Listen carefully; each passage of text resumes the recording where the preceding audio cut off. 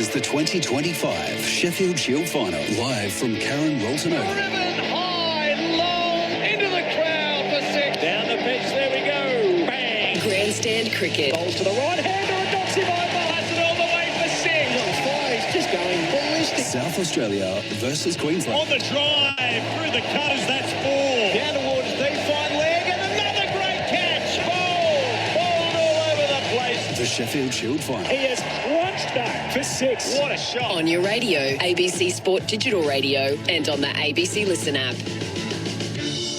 It is the conclusion to a tremendous summer of cricket. Welcome to Karen Rolton Oval for the 44th Sheffield Shield Final, as South Australia look to snap a 29-year drought when they host the competition's fairy tale Queensland, who are hoping to rise from last to first in the space of a calendar year. It is glorious conditions at the Adelaide Oval. Currently 22 and a top of 30 expected. Great crowd in attendance, and there's an excellent build-up to this as well, with extra screens and marquees and stands ready to go for what's set to be a fun 5 days of cricket. Aaron Bryans calling the action for you on ABC Sport. I'll be alongside Robin Chipperfield for the call, and a star-studded lineup of guests. We've got Jason Gillespie, the Australian great, South Australian Hall of Famer. Tim Nielsen, who had his fingerprints all over the South Australian cricket team, former Australian coach and a Sheffield Shield winning keeper as well. And it's great to be alongside to kickstart the day. West Indian spinner Carl Hooper. Hoops, good to see you again. Yeah, good to see you again, and can't wait for this contest to start. I mean, we're going to have 5 days of good cricket. We've got fantastic weather. And, here's hoping that if it can be a bit biased, that, South Australia can go one better and win this game, in the next 5 days. It has felt like a massive story for South Australia in the build-up, but Queensland in their right have their own narrative of coming from last to first, a season where they were pretty poor off 2 wins and rise their way up towards the top. The only side in the history of the game that's actually had more losses than wins and have managed to squeeze their way into the final on bonus points. That's going to play a big factor as well. But just tell us about what it means for South Australia if they get the job done this week. Well, it's been a while. A lot has been said. When it's the last time they won a Shield? I think it's been quite a few years. Could be, 20 or 30 odd years if I'm correct. But look, this year they've been fantastic. We've had a lot of changes up at the Saka. A new coach in Ryan Harris, who's obviously brought a different coaching style to her previous coach, Jason Gillespie. Having said that, let me just take the time to say don't let's be lost to the work that Jason did in his previous stint there. Ryan has obviously picked up the baton, and the boys have bought into it. And the energy, not only in the Shield side, but even when you go through the ranks into the boys that are on the outside playing second team cricket, trying to push through. I've been privileged to do some work even with the under-19s. The energy in the whole group has been good. We've been optimistic. I think there's a lot riding on this Shield game. The good thing about it, though, is that we've had a little bit of taste of some champagne. We've won the One Day Cup, which is good. So hopefully today now they can relax and, as I say, just get into this game and make sure come Sunday, they can lift another trophy. Would be the first time in South Australia's history that they've won the domestic double if they can pull off the One Day Cup victory and the Sheffield Shield here at Karen Rolton Oval. And for Queensland, a very star-studded lineup. There are numerous players who have been here before, they've done it before, and also a bit of controversy surrounding their build-up with the war of words between Usman Khawaja and Queensland cricket. He will be playing today, we expect, but let's find out exactly who the playing 11 is going to be. Let's head out to the middle, the toss of the coin with Robin Chipperfield. Chippers. We've got the two captains with us, Nathan McSweeney and Marnus Labuschagne. Nathan, you've won the toss. What are you going to do and why? Yeah, we elected to bowl. I think, we haven't played selected Lloyd this game, and our quicks, we've backed him in to hopefully do some early damage. What about the pitch? You've had a good look at it. What are you expecting from it? I think it's a good wicket. I think here we've noticed if it does anything, it's normally early on day one, and hopefully, as I said, we can make some early inroads and make it hard work for the Queenslanders. And how's your build-up been coming into the match? There's a lot of excitement around Adelaide. Yeah, there is. It happens when we haven't been here for some time, and everyone's really excited. Hopefully, we can put on a really good performance and finish off a really good summer for us. And you two are good mates as well, obviously from down the years. How's that going to be this week? Like always, he's a great competitor, and as am I, so we won't be mates this week, but we'll enjoy catching up afterwards. Thanks for your time, go well. Thank you. That's Nathan McSweeney. Marnus, what would you have done? We're going to have bat. Why is that? We we think it's a nice wicket. We think, getting on top of the game early and having Mitch Swepson for a day 5 when these, dry footholes on the side here can dry up a little bit of traffic on them. If we can put ourselves in a really good position, I think it leaves us in a nice position to win the game late on day 5. And this ground, this wicket has a reputation for lots of runs, but over 5 days, do you expect it to deteriorate? I think even last week, it was a very flat wicket, flatter than this wicket, I suspect, and there was certainly opportunities there to have a result in that game. So I think nothing changes this game. I think it's just about starting well with the bats. You've got lots of players in your side who've been there and done it in international cricket and in Shield cricket. Could that be an advantage for you this week? I think just knowing, the pressure that comes with being in a final and knowing the position we're in, I think we've got heaps of senior guys to rely on that have won 2 Shields. It's a really exciting moment, but, none of that really matters. It's about making sure we're invested and we're switched on in this game. Thanks for your time. Go well, Marnus. Thank you very much. Marnus Labuschagne, the captain of Queensland. The news from out here, Aaron, South Australia has won the toss and they're going to bowl first. Big call in a massive final. In terms of history, and we'll talk about the bonus point system in a while, but all 5 winners since it's been introduced have been the home team. All 5 have won the first innings. So today is going to be crucial in the landscape, and some big selection news. So for South Australia, Lloyd Pope out after a 21-wicket season, and also Liam Scott and Brendan Doggett in. It does mean that Henry Thornton is the other who will depart for South Australia. And for Queensland, Usman Khawaja into the 11, and Matt Renshaw, a big out for them. Was a little bit expected. The birth of his second child with his wife, Josie, was floated around this week, and I think they've decided to not run the risk, and in the end, he is out of the playing 11. So a big omission there. Carl, what do you think about bowling first on this wicket? Well, I'm surprised that South Australia decided to field first after having won the toss. In previous games gone by here, it's normally a good surface to bat on. Having said that, we've never played, I think this is the first 5-day game here. I suppose when you look at their selection, leaving Pope out, they're justified in making that decision. On the other hand, Queensland have decided to go with Swepson. So obviously, they'd want to bat first and see if Swepson can come into the game on the 4th or the 5th day. But no, interesting team selections. We just got to wait and see how it pans out.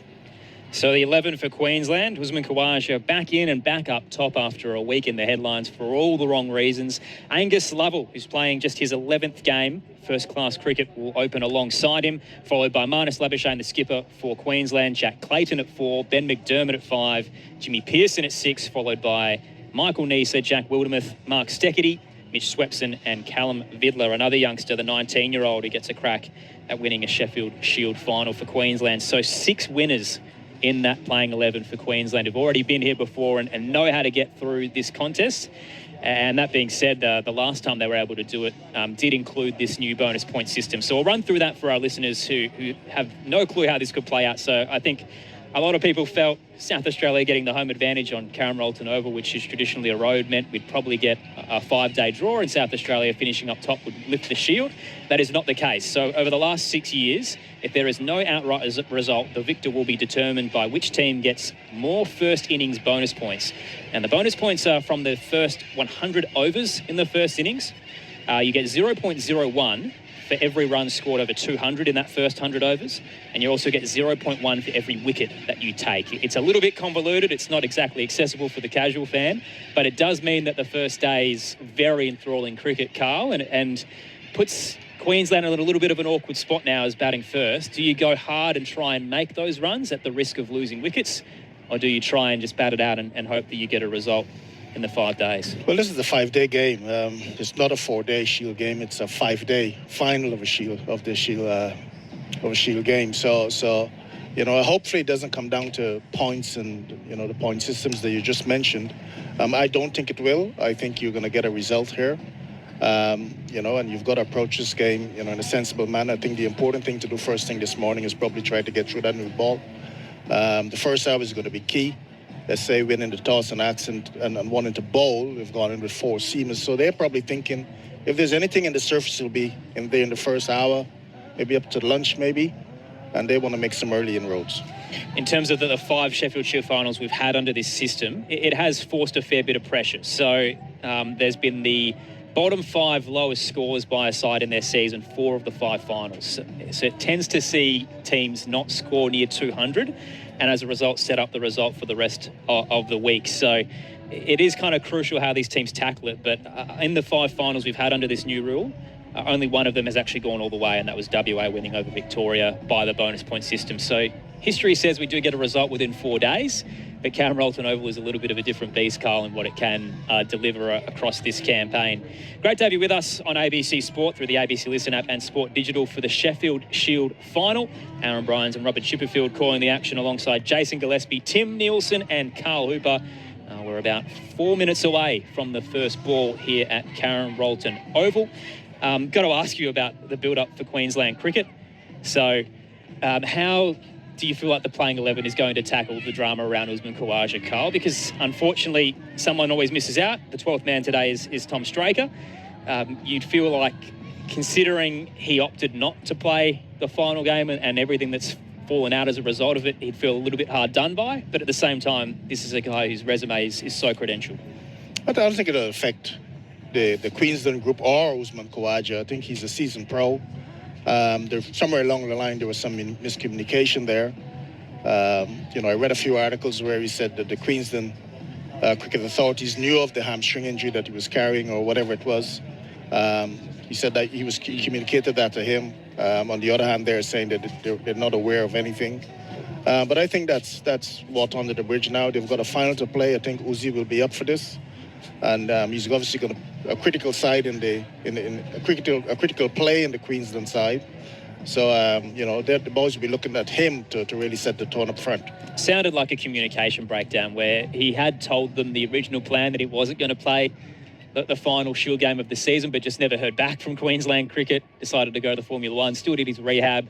Obviously wasn't great optics, but he felt like he'd ticked all the boxes and told everyone that needed to know. And Queensland cricket never really responded, and I think it just required either side to just say, yes, we're okay with this happening, and it didn't. And we've kind of got to this point now where Joe Dawes, the head of Queensland cricket, and Usman Khawaja are both disappointed in the other's actions. But at the end of the day, he is playing this afternoon, and we'll just wait and see, I guess, how that impacts him. But his history is great, and what he's delivered through the season. And that is the other factor, Carl, is I know he didn't play the last game, which was a crucial one to get to this point. But if you add on the tests that he's played through the summer, he's played more red ball cricket than anybody who's playing out there today. Yeah, and I suppose it's such a fine line. I mean, he's played a lot of cricket, and I was sitting watching the Grand Prix, and I did see him on the grid. Would have loved to be at the Grand Prix, but I understand these guys need some time to have a little bit of downtime to themselves. I do understand the last game was a critical game for Queensland, as actually was against South Australia. But look, let's forget about that. He's here today. He's all padded up, waiting to go. I wish him well. Let's head out to the middle for the pre-match festivities here at Karen Rolton Oval, the Sheffield Shield final on ABC Sport. Labuschagne and South Australia, led by captain Nathan McSweeney.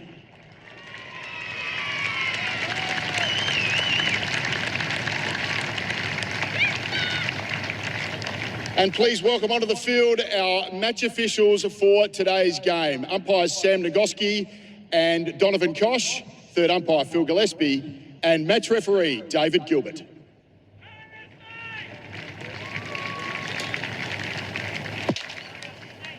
Cricket is a sport for all, and we welcome all fans and participants regardless of their background, identity, beliefs or choices.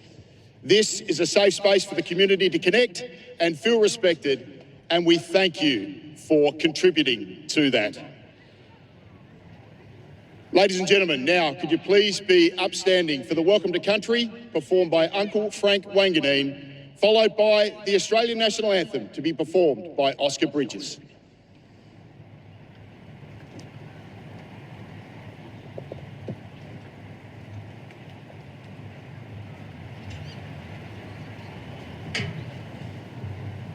It's already getting a bit hot, eh? Thank you. It's a real pleasure, honoured to be today to the Welcome to Country, representing the Kaurna community. So I'll just do the welcome in the Kaurna language. Nai Tampati Tuwila Berkiana, Nai Tampati Bamba Balurendi, Ghana Yurtiana, Maratu Younger Ghana Miona, Nai Wangadi Mani Nai Budni, Ghana Yurtiana, Tarndan Younger Wadliana. So what I just said in the Ghana language, I just want to acknowledge the ancestors and also recognise where we all in this event is on Ghana country, and on behalf of the Ghana people, I welcome you all to what we call Tarndan Younger, the place of the red kangaroo. So I hope you enjoy your game today, and welcome to the winners. Thank you.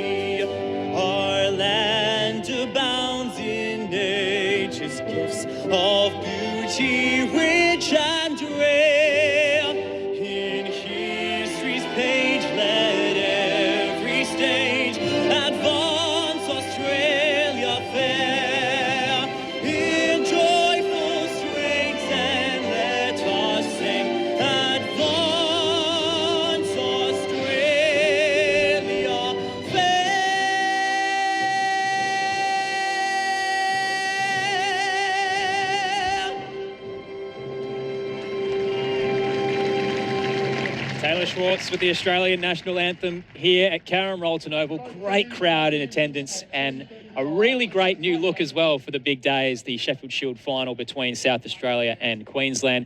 The eastern side, which is normally the banky hill that's quite steep and usually tricky to get down, has been filled with temporary stands, plenty of punters in those. The hospital end, which is usually underneath the trees, plenty of deck chairs out there as well, and the pavilion jam-packed on this Wednesday here in Adelaide. Aaron Bryans, Robin Chipperfield calling the action for you on the ABC Listen app alongside Carl Hooper, Tim Nielsen, and it's great to welcome in for the first time this afternoon former Australian quick and South Australian Hall of Famer Jason Gillespie. Dizzy, how you doing? I'm great, Aaron. How are you? I'm just buzzing, mate. This is so exciting, isn't it? Well, you would be, because your fingerprints are all over this. This is the culmination of a lot of hard work from you over the past few years. Look, that's very kind of you to say, but look, it's just a wonderful occasion here.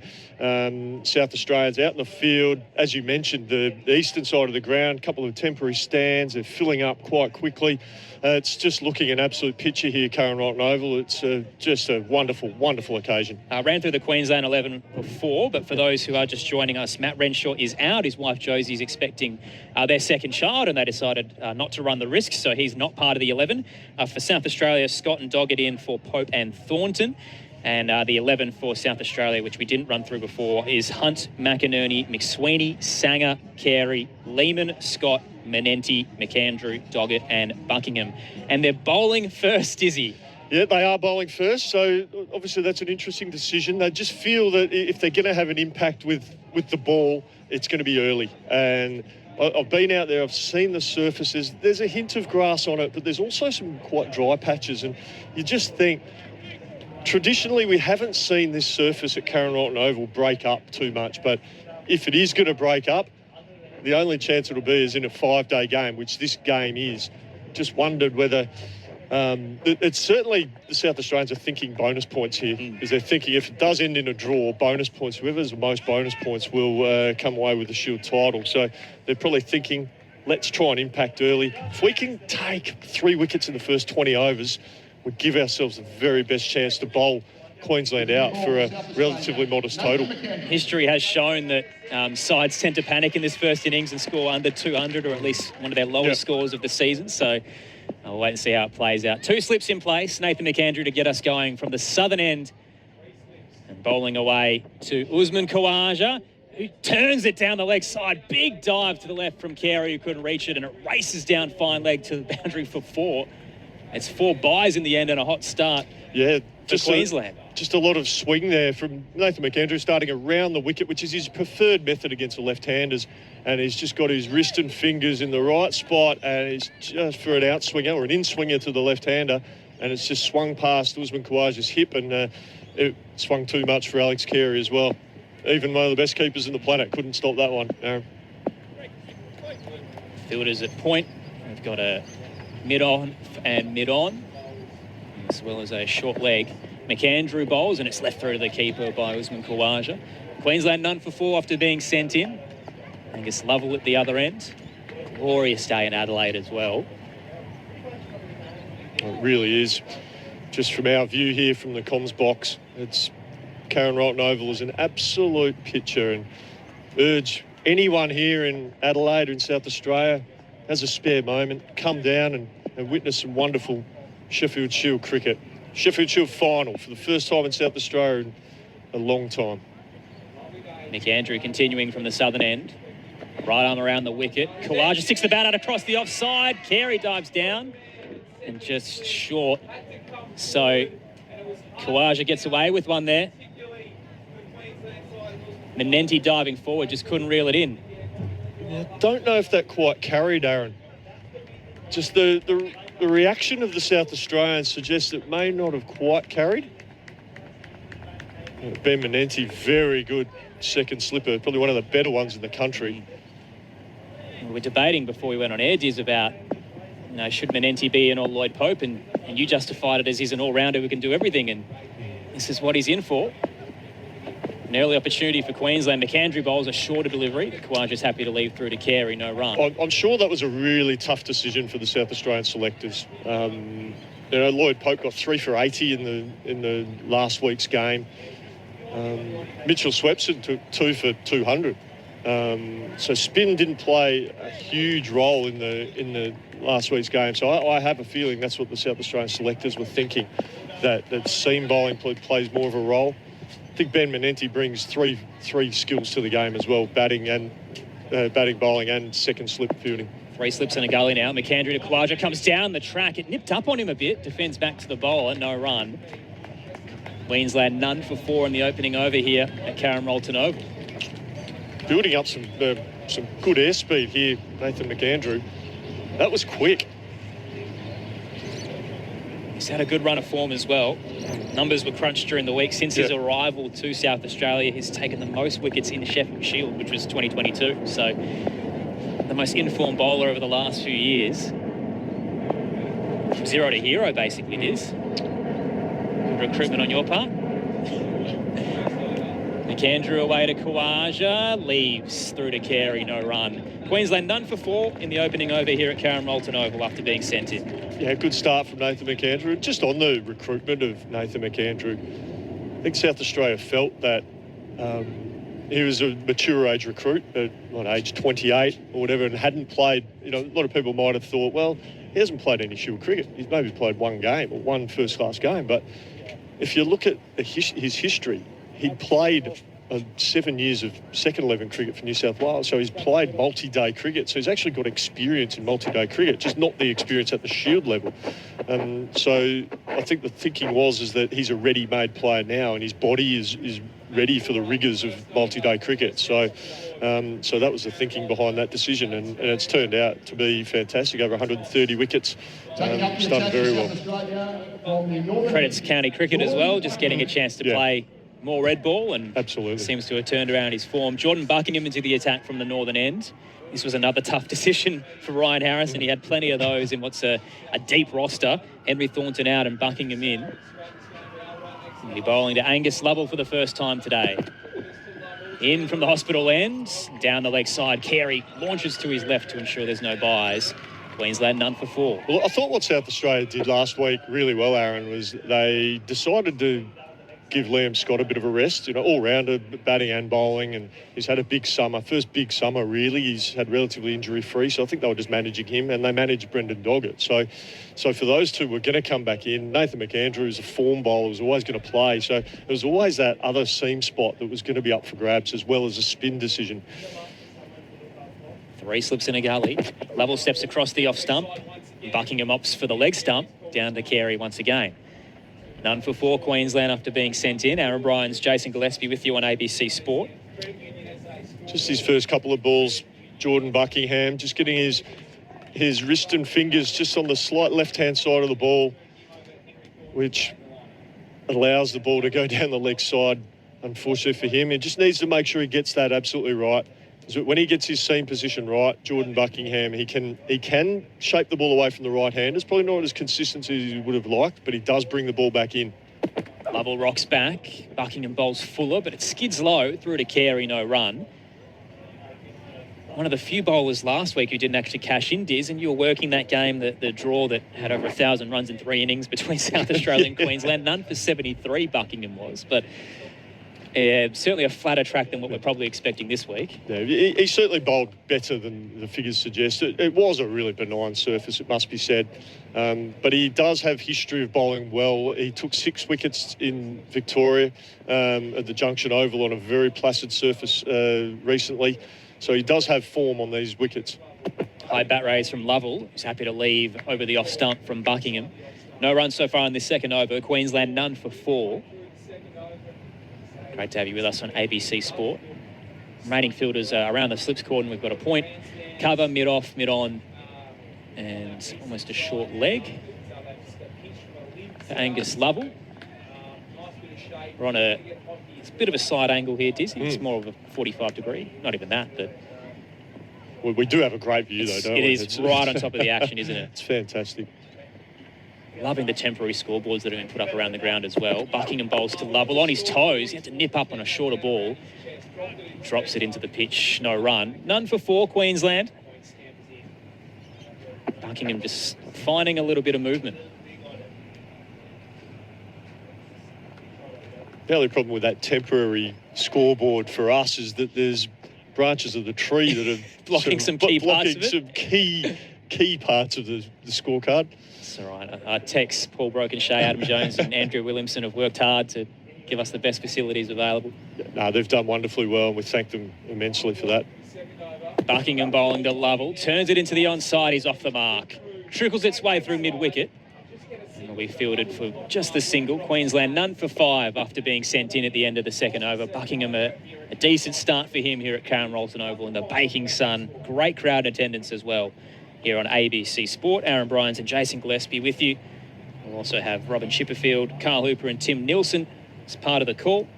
If you do want to get in touch across the day as well, the ABC Sport text line in action 0467 920 222 is the text line, 0467 920 222. How does the loss of Renshaw hurt Queensland, Dizzy? That's a really good question. His form has been okay without being outstanding. I think he's averaged 29 this season. So I think personally he's chronically underachieved, Matt Renshaw. He's a very, very good player, but the numbers don't quite back that up with him. He shows a lot of talent, but at times he just hasn't. The numbers just haven't quite backed that. McAndrew continuing from the southern end. It's full, just bounces down the leg side. Carey can't get there. More byes to come. Will be fielded close to the rope. Lovell will run for 2. Queensland will move to none for 7 in the third over after being sent in. Just the radar's just a little bit off early doors here for the South Australian seamers. Could it be a little bit of nerves, just a little bit of expectation? We'll get into it across the 5 days, Diz, but the whole debate around Adelaide Oval and Karen Rolton Oval, the 29-year drought, there's been so much expectation that South Australia would just win this, but they've actually got to go out there and do it. McAndrew to Lovell, who steps across the off stump, catches it nicely on the half volley, turns it down fine leg, takes a single.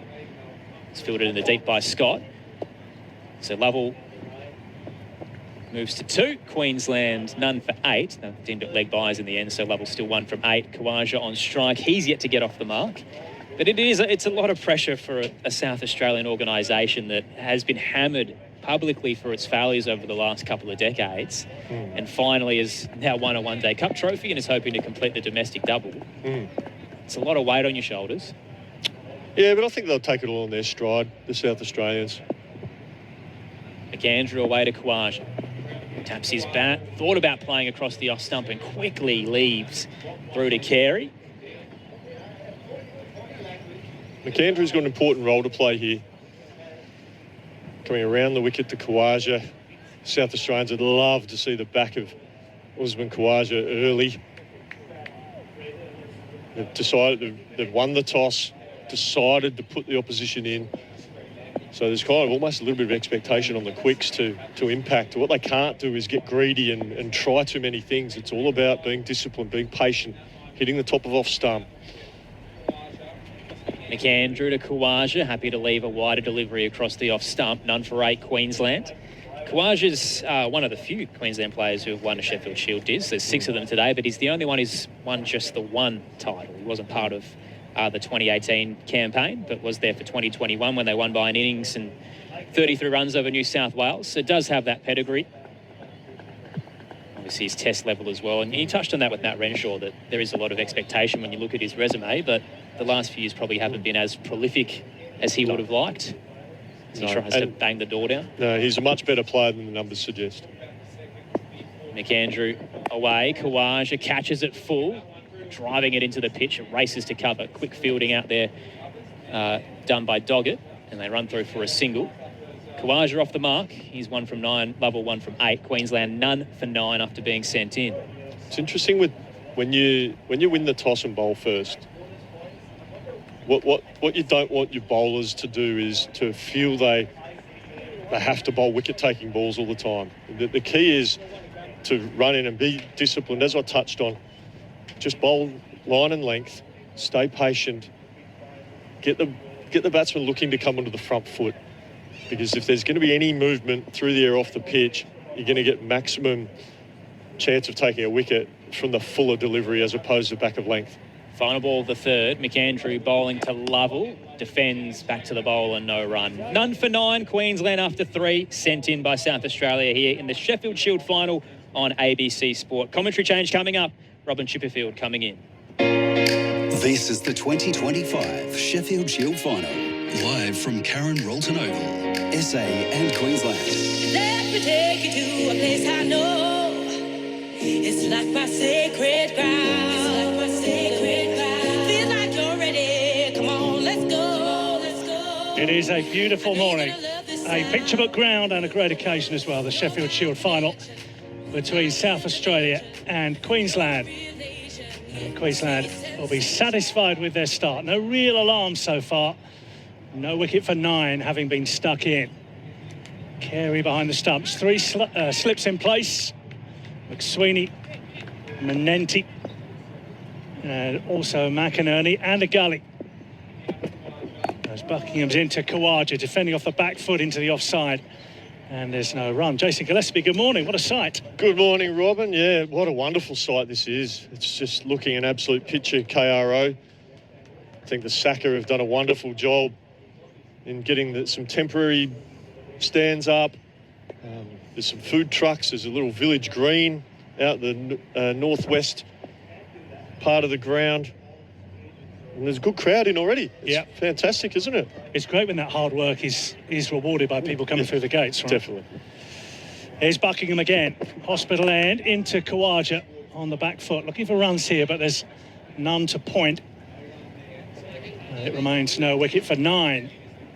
But it feels like I arrived in Adelaide yesterday, and it feels like a big occasion for the city, obviously for the state as well. Yeah, it definitely is. But it feels like a big occasion.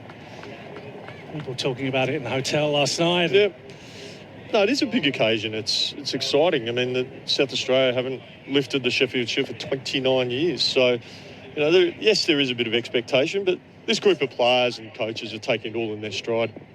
Buckingham in again, right arm over the wicket, claims the pad of Khawaja. There's an appeal from behind the wicket and from Buckingham, but the umpire says not out. Felt a bit high on first view. Maybe a bit high, and maybe just pitching outside leg stump. We'll have the benefit of a replay soon, I would have thought. Donovan Koch is the umpire. Definitely pitching outside. Just a little bit of angle, but also a little bit of seam movement for Jordan Buckingham. Which will come in handy when he bowls to Angus Lovell, the right-hander.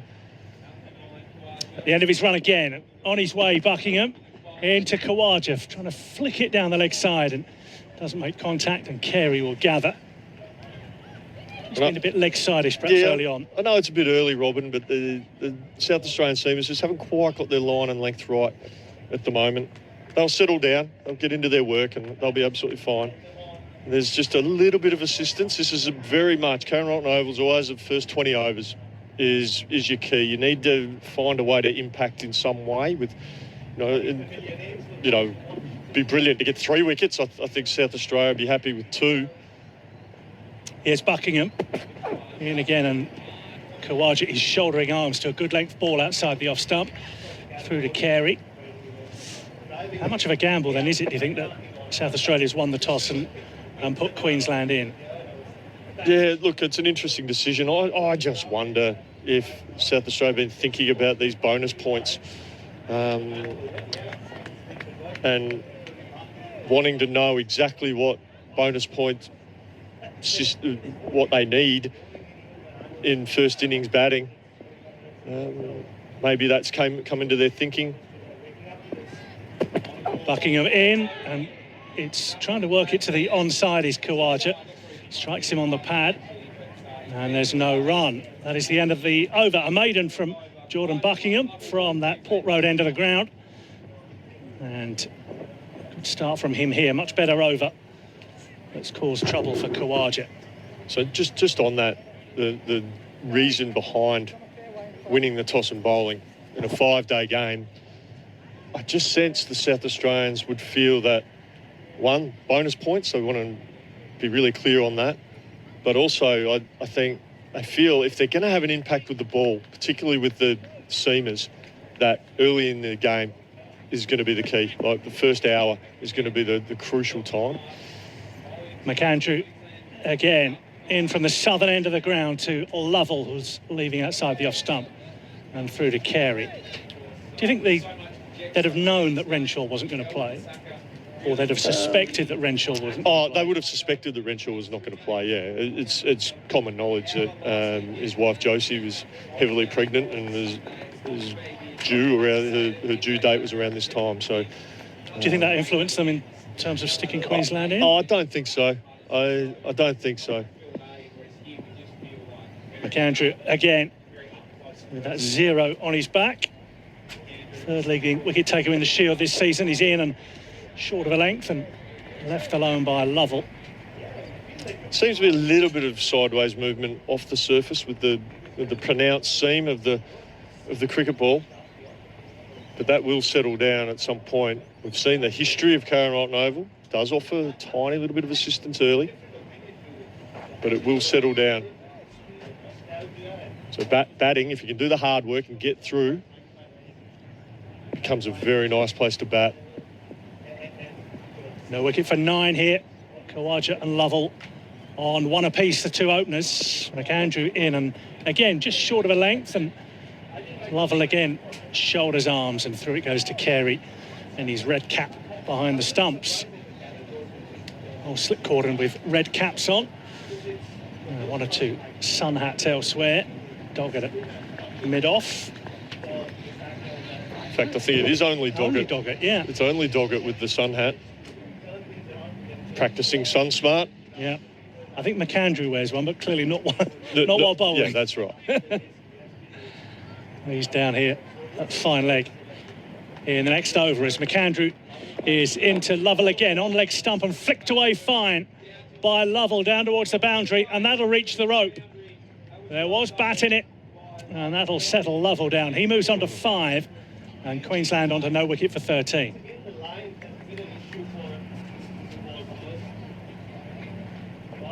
Just missed his lines and his lengths there, Nathan McAndrew.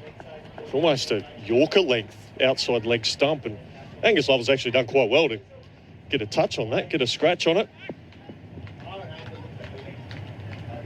Nicely played.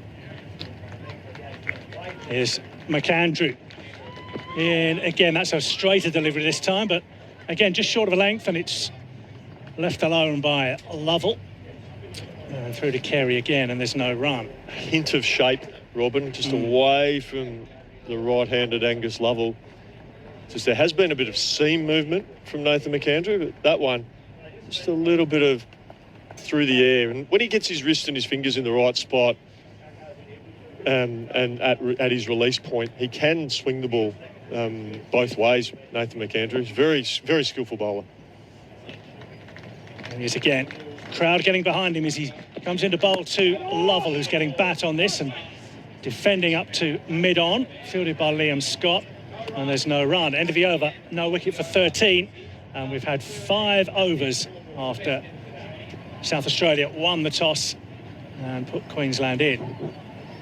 It's interesting in the build-up, Nathan McAndrew was talking about his time in England playing county cricket and how he learnt to maybe pitch the ball up a little bit more over there, and that's helped him get wickets over here. It's just felt he's a bit short so far. Just been a fraction short. Yeah, not much. No, not by much. The ideal length you want to bowl with the new ball is you want to bowl as short as you can with the batter still coming forward, feeling they have to come forward. Buckingham into Khawaja, who's leaving this alone outside the off stump. So what I mean by that, it's a type of length that the batter will come forward to defend, and then with, I suppose, over time and patience, with a bit of scoreboard pressure, that length they'll look to start to score off, and that's when they start throwing their hands at length that's full but not full enough to drive. That can invite the opportunities for either edges behind the wicket, or if they miss it and nips back, LBWs, bowls. So that's the length you want to hit as a seamer. 3 slips in the gully for Buckingham. His short delivery, which he drops his hands on in the end, Usman Khawaja, and allows it to go through to Carey again. And there's no run. It's a real tussle, a test of patience for the 2 batters so far. Well, it is. I think Jordan Buckingham has not quite got his radar 100% right at the moment. He's been a bit leg side to Usman Khawaja on a couple of occasions. He's been a bit outside off stump. And needs a look to hit that off stump, 4th stump line at about the height of the bail. Because that would get Usman Khawaja thinking he needs to get forward. Here's Buckingham in again. It's down the leg side again. And he tries to flick it down to fine leg. Does Khawaja, where he'd probably pick up a boundary, but doesn't make contact. Through to Carey, and there's no run. It must be said, it's very early days in this game, and probably everyone's just settling the nerves the first half an hour. Everyone's just getting into their work.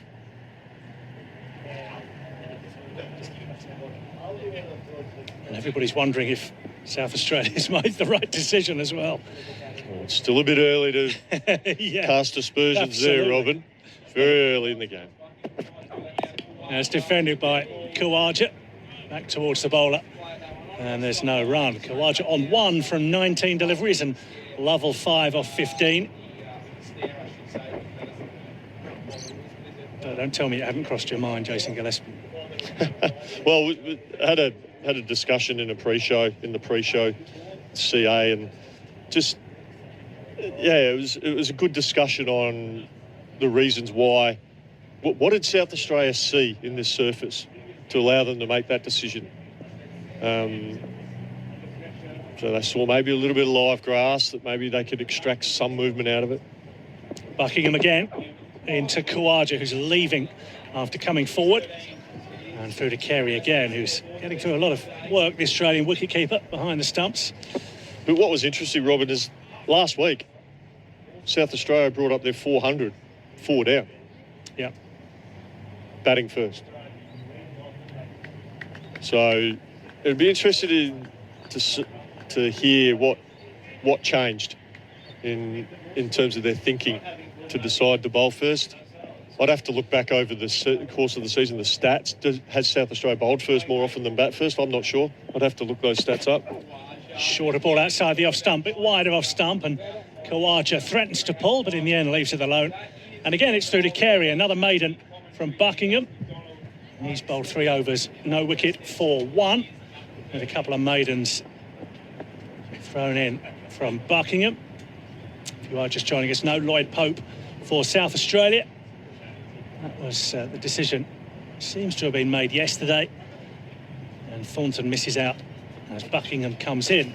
Change here. Jason Gillespie has stepped out from the West Indian captain, Carl Hooper. He's alongside me. Carl, good morning. Good morning to you, Robin. What are you made of what you've seen so far? Oh, interesting little half an hour. McAndrew at the end of his run into Lovell, who is leaving the ball outside the off stump. Strikes me you'd have liked to bat on this. I would have thought so. It's normally a very good surface here to bat on. Don't know the reason why South Australia chose to bowl first. They've left Pope out. Maybe that came into the equation. They've gone in with 4 seamers. If there's anything there in the deck, it'll probably be there in the first session. But normally the surface here is very good to bat on. McAndrew again. Just collects himself at the end of his run. The southern end of the ground into Lovell, who again is leaving outside the off stump and through to Carey. It just looks like generally both McAndrew and Buckingham have struggled with their lines and lengths. Just sitting watching from the side just now, probably would have counted about 10 or 15 balls that the batters actually had to play at. I think what you want to do is make sure that especially Khawaja, you want to force him to play. They've got the protection at square leg, so they can bowl a bit straighter. It's very important to ask them to play. 3 slips in the gully for Lovell. He's working this end of the onside and calling Khawaja through for a single as he finds a gap at mid-on. Liam Scott is the fielder. And Lovell moves on to 6. Queensland having been put in here. Karen Rolton Oval on no wicket for 14.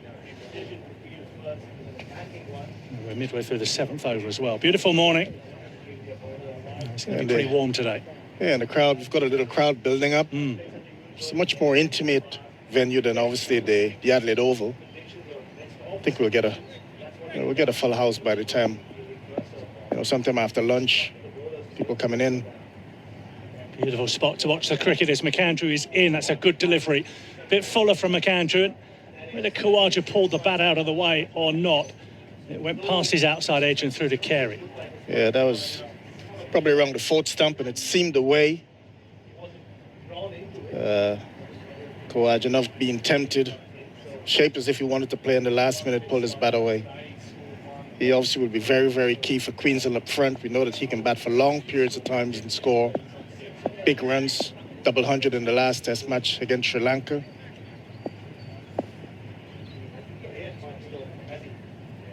And he just pauses. The bat tapping down as he edges to first slip and it's dropped. McSweeney is the man that puts it down. It was regulation at about waist height. It went in and then fell to the ground. And Khawaja gets a life with the score on 14. You've got to take those. You've got to take those. There was one earlier that went to Ben Menenti, but I wasn't sure where it carried. But this one was straight in the belly. You've got to take those. They're never easy. You still got to catch them, but you would expect your first slip to catch that. Well, McSweeney won't need to be told, but if your first slip, they actually don't get much more straightforward than that. Disappointment for South Australia. Here's McAndrew in again. And Khawaja defends out in the offside. And there's no run. End of the over, no wicket for 14. Crucially, Khawaja dropped with just a single to his name. We've had that was definitely obviously a chance. And then, as I mentioned before, the first one to Menenti. So you probably can say there are 2 chances this morning that have gone a begging. When you win the toss and ask the opposition to bat, you want to make sure that you hold this, because this surface will flatten out. As I mentioned, it's a very good surface to bat on, so you just want to make sure that when chances are created, you grab them. You've got to hold on to them. Here's Buckingham into Lovell. Port Road end, and Lovell is rather theatrically allowing the ball to go past his off stump, shouldering arms, and through it goes to Carey. Yeah, an interesting field placing. You've got, looks like Lehman at a leg gully position. Labuschagne. Number 33. Oh, Labuschagne. Oh, beg your pardon, Lehman, Yeah, yes. Lehman. Yeah, wrong side. Yeah, we were in the field, using a sort of like gully position. Yeah. You know, obviously South Australia would have gone through some good tactical planning with their analysts. That is defended by Lovell with some discomfort. Back out on the offside and there's no run. Yeah, every so often there's a little bit of seam movement. When you get the ball in the right area, there's a little bit there. There's enough. But you've got to make it count. You've got to make them play. And most importantly, you've got to hold on to those chances that we've seen. One definitely, maybe two going down this morning. There's still 3 slips and a gully. And as Carl Hooper says, that leg gully as well. As Buckingham is in shorter and dropped down at his toes by Lovell. Lehman converges on the ball with Liam Scott. It's the all-rounder who in the end picks it up and there's no run. Yeah, that's that chance from McSweeney of all the... I mean, such a reliable fielder, generally. Yeah, he's very safe. And South Australia have caught well in the Carlton this summer. Maybe a little bit of nerves. Got to try and get those settled as quickly as possible and get into the game. Straightforward a slip chance, as you will see. No wicket for 14, Queensland. It's Buckingham is in a slightly slower ball, perhaps, from Lovell and from Buckingham, rather. Lovell is forward and defending it out into the onside. Scott fields and there's no run out to mid-wicket. Yeah, I heard Jason Gillespie speaking about the length that you need to bowl. Generally, as quick bowlers, you obviously want to bring the batters forward. I mean, that last delivery, whether it was a pace-off delivery or a pace-on delivery, was a better length. Lovell looked a bit stuck on the crease. Here's Buckingham again as the traffic trundles by behind him. Down the leg side, is there a little bat on that? There was half an appeal from 1 or 2 out in the field, but not really from Buckingham, as Carey gathered, and there's no run. Yeah, and I mentioned earlier about Lehman being at leg step. You definitely can see the plan here. When the ball has been pitched up, Lovell doesn't really get a big stride forward, so probably looks like an LBW bowled candidate. But whenever they've tried to bowl straight, I think Buckingham has been guilty, maybe bowling, when trying to bowl straight, maybe too straight and the ball is sliding down the leg side. But definitely you can see the plans. And again down the leg side, and Carey has to dive away to his left-hand side to gather the ball. That is the end of the over. No wicket for 14, Queensland, after 8 overs. And it's another maiden over for Jordan Buckingham. No wicket for 1 for him from 4 overs. So Lovell coming into the side in place of Renshaw. And he's done pretty well so far. 25-year-old. Scored 332 runs this season in the Shield at 33. Made 146 not out against New South Wales. Good on that occasion. Here's McAndrew around the wicket to Khawaja outside the off stump. A few messages on the SMS. Pam in Dubbo got in touch on 0467 920 222. Says, hi Robin, I'm a Bulls fan, but I won't be disappointed if South Australia win. Love Jake and Darren Lehman to be Shield winners. Thank you for your message, Pam. And Megs in Melbourne says, Matt Renshaw, a sisterhood will disown me, but if my husband missed a Sheffield Shield final for childbirth, I would consider default. He's a cricketer, not a midwife. McAndrew into Khawaja, left alone outside the off stump. I think that would be a tough one. Obviously childbirth, I'm sure it's probably his firstborn fall, It's a very special moment. I mean, you're not going to have it again. Well, not the firstborn anyway. But then how often do you play a Shield final? Maybe he has before. Maybe he thinks that he's young enough, he'll have many more opportunities to play in Shield finals. But obviously this is a big occasion. But your firstborn, if it's his first, No, it's his second. It's his second. Okay. Well, every childbirth is he's special. He's played 2 Shield finals. So Well, there you go. Children and Shield finals are the same. Okay. McAndrew into Khawaja, who's going to get his second run here, rather circumspectly coming forward off a thick inside edge out to square leg. And Khawaja onto 2. I genuinely think it's one of those individual decisions. Well, not it's a family decision. Yeah. So we've had Khawaja at the Grand Prix in the last game. I think that was a critical game for Queensland. Yeah. Maybe that's his argument, Carl. If he can go and watch an F1, I'm staying at home. I might have been at the Grand Prix myself, being an F1 lover. What do we feel? I mean, doesn't he's proven everything in the game, but a bit of extra pressure perhaps on Khawaja. Maybe a bit of extra pressure he puts on himself as McAndrew is in, and that's left alone outside the off stump by Lovell, who's on 6. Yeah, and both chances that were created today was balls to probably have a fuller length. I think the South Australian, both McAndrew and Buchanan, probably just a tad on the short side. And you can see both Khawaja and Lovell. I mean, the intent here is to get through this new ball, and they know it's going to flatten out. You know, they just played a Shield game here, a high-scoring Shield game here, so they know it's a good surface. It's just to get through whatever preparation moisture there is in this surface in the first hour or 2. McAndrew in again. That strikes him on the pad. Big appeal from everybody behind the wicket. And the umpire says no, Sam Nagayski. Few hands on head around the ground, including McAndrew, who certainly looked keen on that. Lovell survives. Yeah, again, a better length now, fuller. And no foot movement whatsoever from Lovell. He just sort of been trapped in the crease, poking at it, hands in front of the body. The ball nipped back, just a bit too high. But on that occasion, McAndrew certainly in the right areas. That's a better length, I think. Good bit of seam movement from McAndrew. There's a little bit of movement, that's right.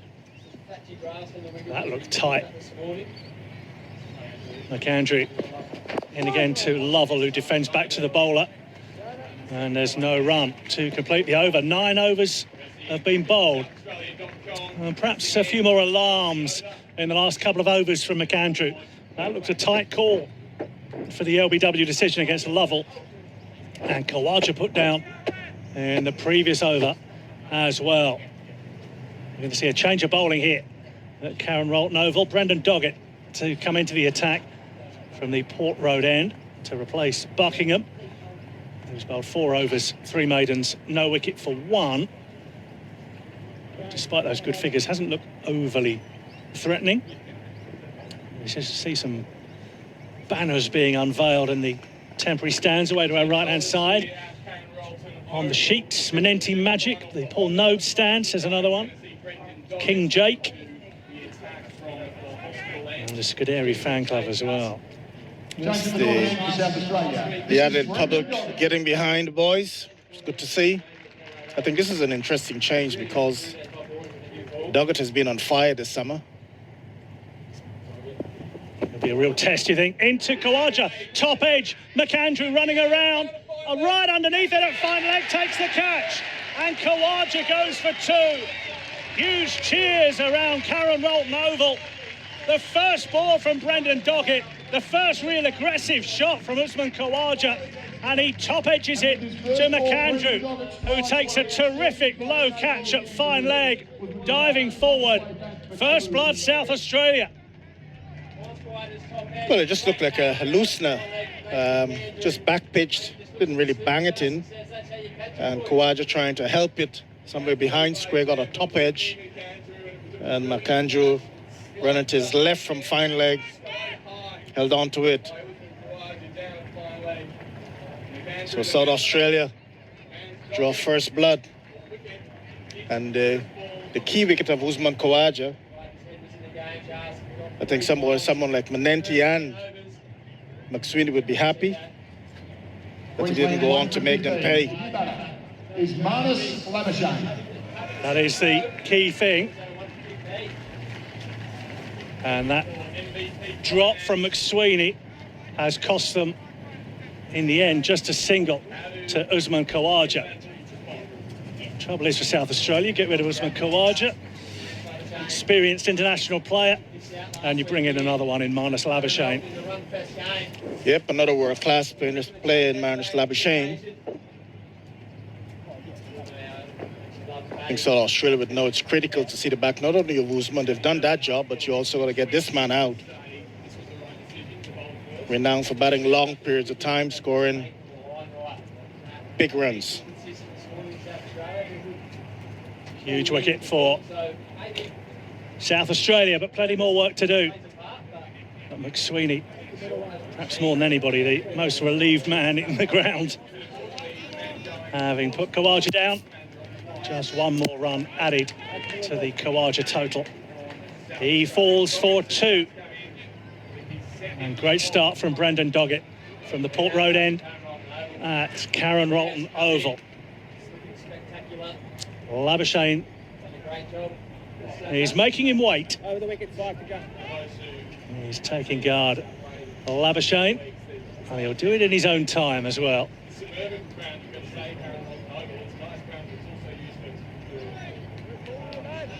Good crowd in, gathering on the hill in the shade beneath the trees. And Labuschagne about to face his first ball from Doggett. Ooh, and he plays and misses outside the off stump, or at least he's tempted to play. And in the end, just pulls the bat away at the last moment. And through it goes to Carey. Good impact from Doggett here. And the interesting thing, there's a little bit of shape there. Doggett is primarily a swing bowler, so he will naturally bowl a fuller length. But what was encouraging just now, there's a little bit of shape. It actually went. So if he gets it right, he can be a handful this morning, and he needs to be. Doggett in again to Labuschagne, drops this down on the leg side, and there's no run on the SMS. Smithy's been in touch. Hey guys, I had my own Renshaw moment a few years back. B-grade indoor cricket grand final in Darwin. Mrs. was due any day. I asked if she gave birth that day, could I go and play? A firm no was the reply. Luckily, she held on till a couple of days later. We won and I got man of the match, so all's well that ends well. He said, had to keep the celebrations a bit tame. Actually, my firstborn, I was away.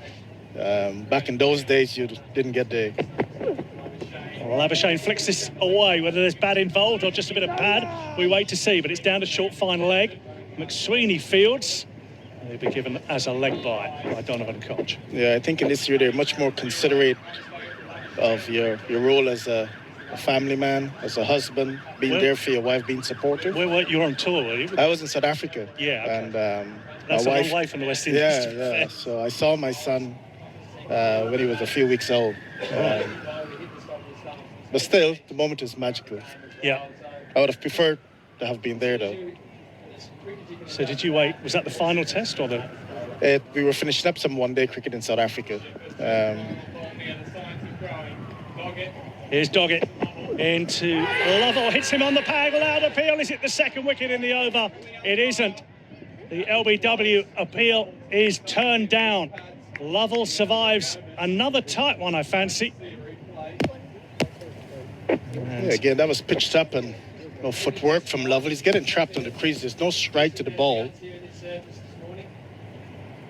And this one again, is it for height? It certainly looks straight enough. Again, just over the top of the pad. But the ball hasn't got a long way to travel because he's trapped on the crease. Here's Doggett into Lovell, who again leaves alone outside the off stump. Through to Carey it goes. End of the over. A wicket maiden for Brendan Doggett. And we'll have a change of commentary here. Tim Nielsen and Aaron Bryans will join you next. The 2025 Sheffield Shield Final, SA and Queensland, on ABC Sport Digital and the ABC Listener.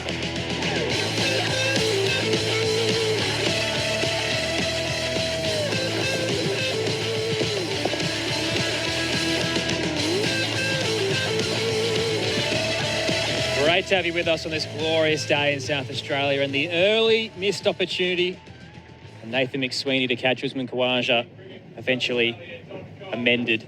Khawaja out for 2, Queensland 1 for 15 at that point, and they've added 1 run since. Nathan McAndrew continuing from the southern end. The man who picked up the wicket of Usman Khawaja will be bowling to Marnus Labuschagne. Aaron Bryans and former Australian coach Tim Nielsen with you. Another man as part of our commentary team who's got his fingerprints all over this South Australian side. Tim, good to see you. Thank you, Aaron. Good morning, all. How are you feeling on this day? A few butterflies this morning, I must admit. Yeah, I think the build-up has been great. The oval looks tremendous. I think anyone involved in South Australian cricket has been looking forward to the day the week that we could host a Shield final. The team has played really well all year, and yeah, I was just hopeful that we can get off to a good start. I was a bit surprised they bowl, I must admit. McAndrew to Labuschagne, 3 slips and a gully in, edge, dive across. Not taken. Bounce. I reckon it's bounced, yeah, yes. Just short of him, I think, yeah. Yeah, so everything added up to just a real hope and a will for the group to start today positively, whichever way they went, whether they batted or bowled. And to be fair, at 1 for 16, whilst they might have liked to have held on to a couple of other catches, Khawaja's now out, and they're in a pretty good spot, I think. They seem to be settling into their work, and I'm pleased to see Doggett on. I like the idea that someone with real airspeed can attack when the ball's still hard and new. She was a great stop by McInerney, diving to his left. McAndrew to Labuschagne, squared up. I think it rolled. Big shout as it hit the pad. Yes, it nearly hit the stumps as well. Labuschagne panicking as he looked for the ball to see where it went. And in the end, Queensland get away with one. She's looking a little bit troubled though, Marnus Labuschagne here. Yet to get off the mark, and Nathan McAndrew's got him here, there and everywhere. Yeah, great length, wasn't it? You bowl that length, that knee roll length, and Marnus can get caught on the crease, and that was certainly the situation here.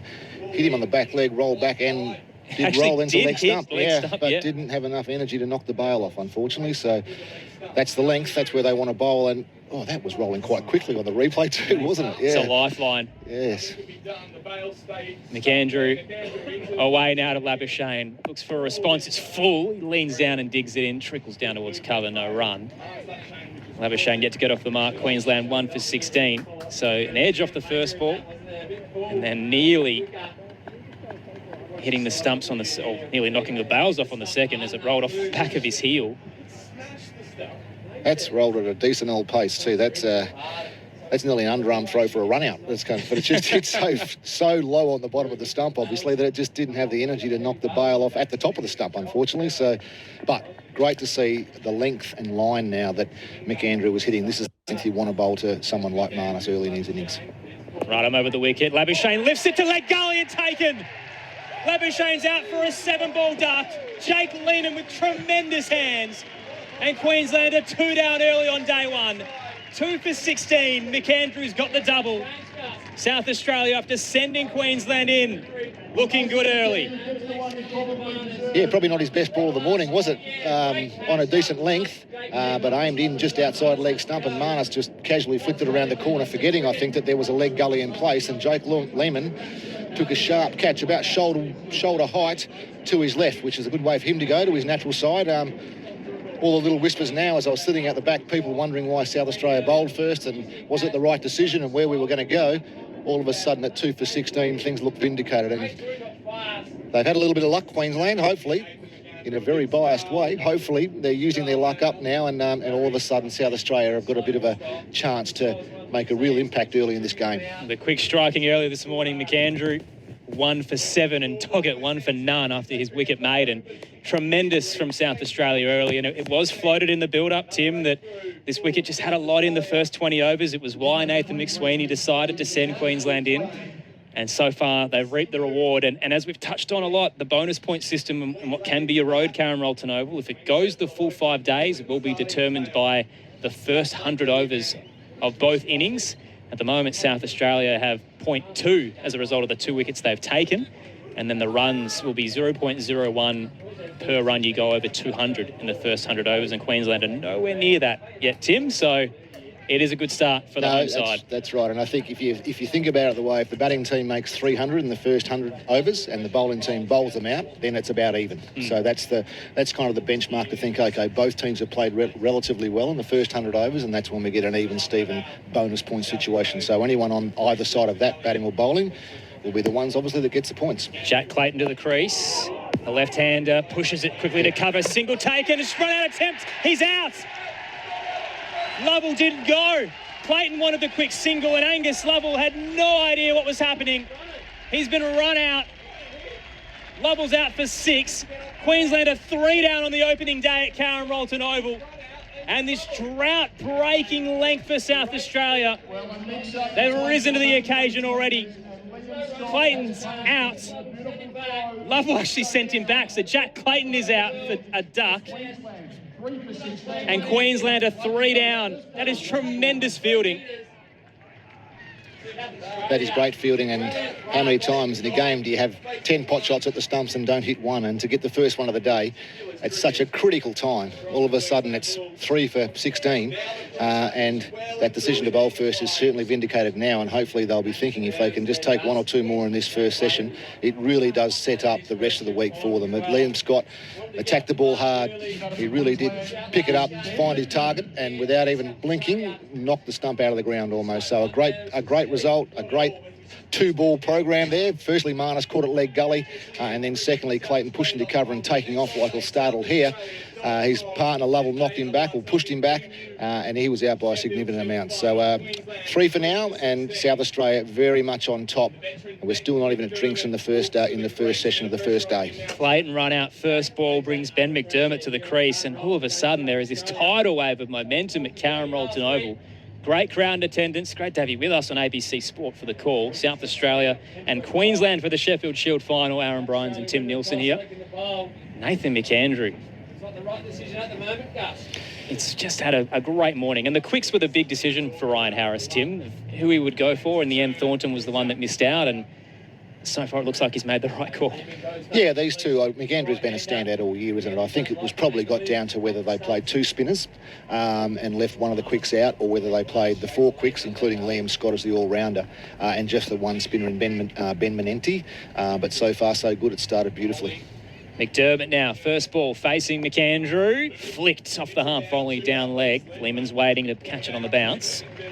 And no run to wrap up the 11th. 2 wickets falling. Nathan McAndrew behind one of those in that wicket maiden, and the other a run out of Jack Clayton. So Marnus Labuschagne out, Jack Clayton out, and all of a sudden Queensland 3 for 16 after being sent in on the opening day of the Shield final. We were just talking out the back, and there was some concern early on about the lack of balls that the Queensland top order were having to play, and they'd got away with a couple.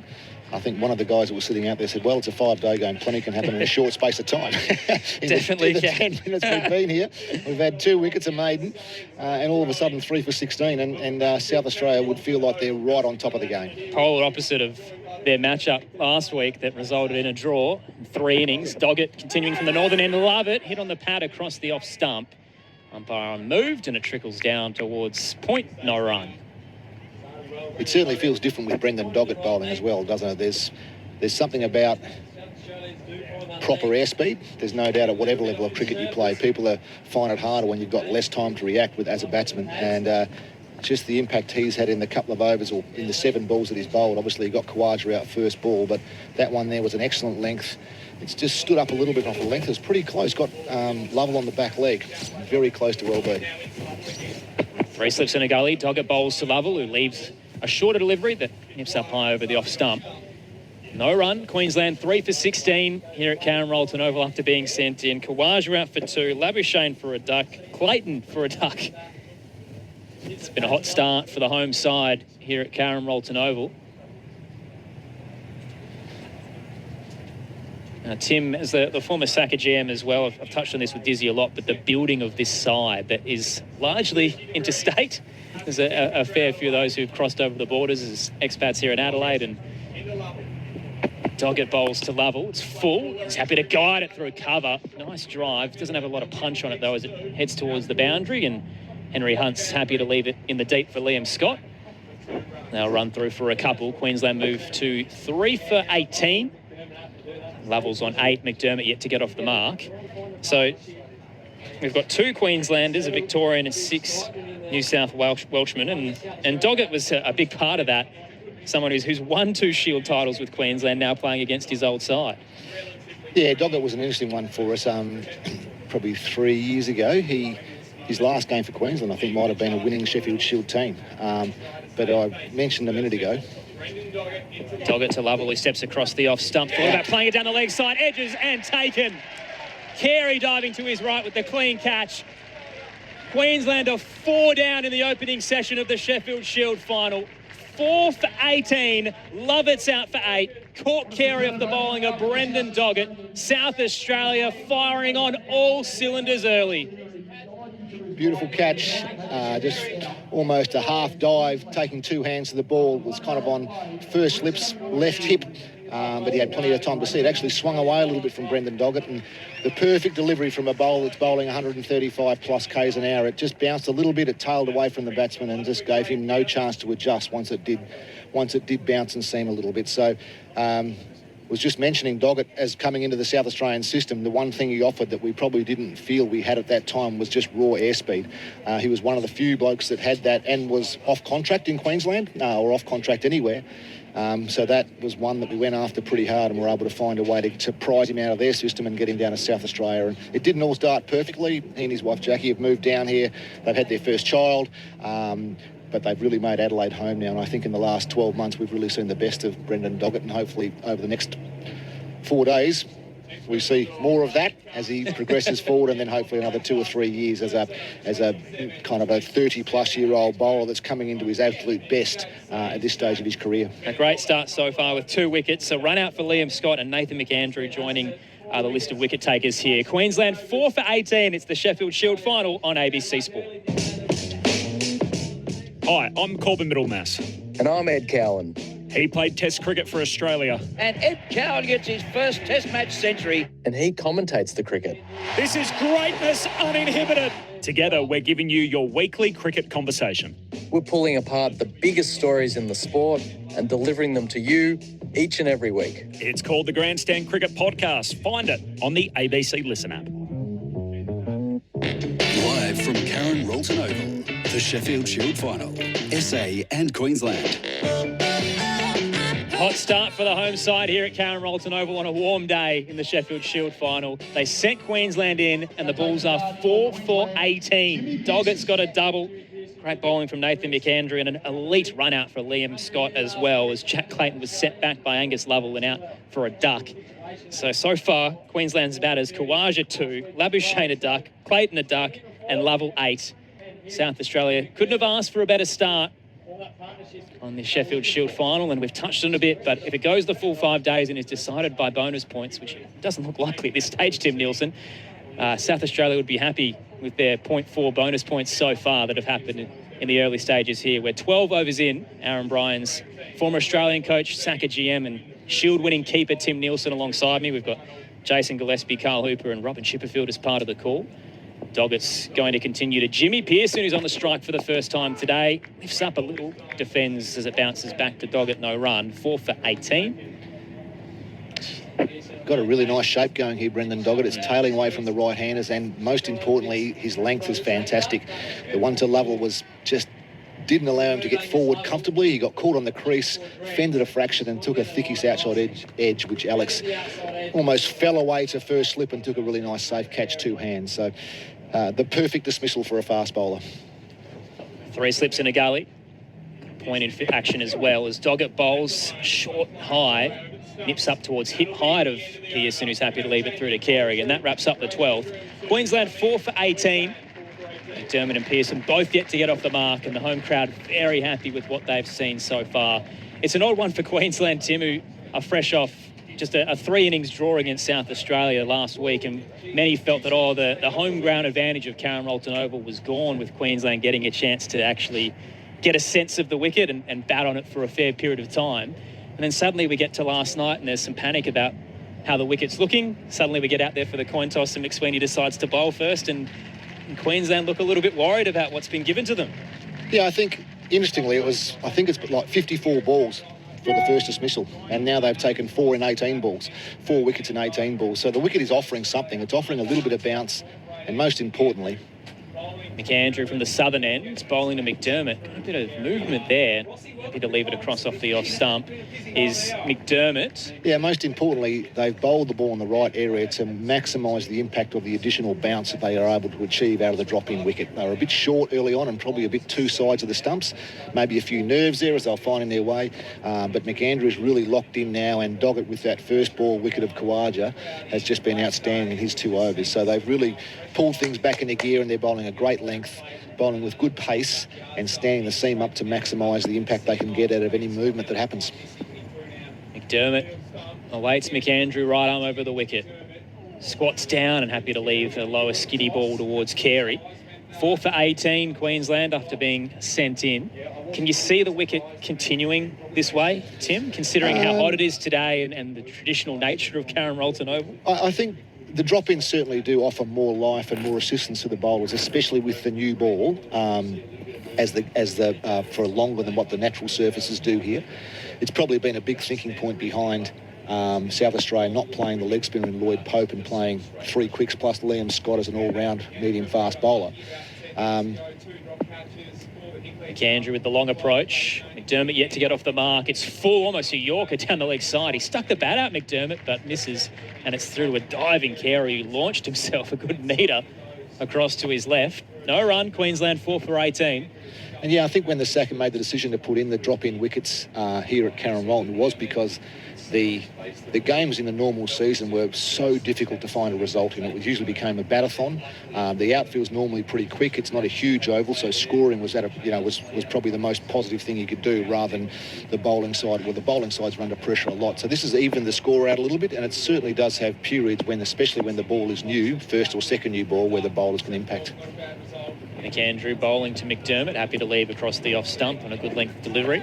Perfect length, and that's probably what South Australia and what the best bowling teams will do here is the same as Adelaide Oval. When Australia play well at Adelaide Oval, they're able to lock into a great length. They know they don't have to force the issue too hard.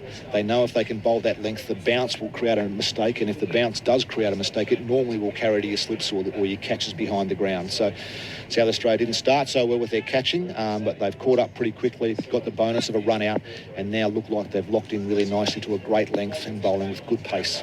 3 slips in a gully, cover mid-off, mid-on, short backwards square leg and a deep backwards square leg, and finally McDermott pulls the trigger. Fuller delivery, he lifts it up, backward a point, down to the rope for 4. McDermott's off the mark with his 6th delivery. Queensland moved to 4 for 22. First boundary for the day, if I remember correctly. So there was a leg by that nearly went for 4 that went down a fine leg, but that's certainly the first boundary that I remember off the bat. And this is where both McDermott and Pearson can be dangerous. So you would expect now that they would mount a counter-attack. There's not much to be gained by trying to block things out and hope you get through. They need to score some runs. So these two can be quite devastating if they get in and get going. And I expect to see them play some shots. 550 this season so far for McDermott. McAndrew bowls to him. Straight a delivery that he's happy to leave and step away from across the top of middle stump. Through to Carey. That wraps up the 13th over. Queensland 4 for 22 after being sent in. McDermott's on 4. Pearson's yet to get off the mark after just 2 deliveries.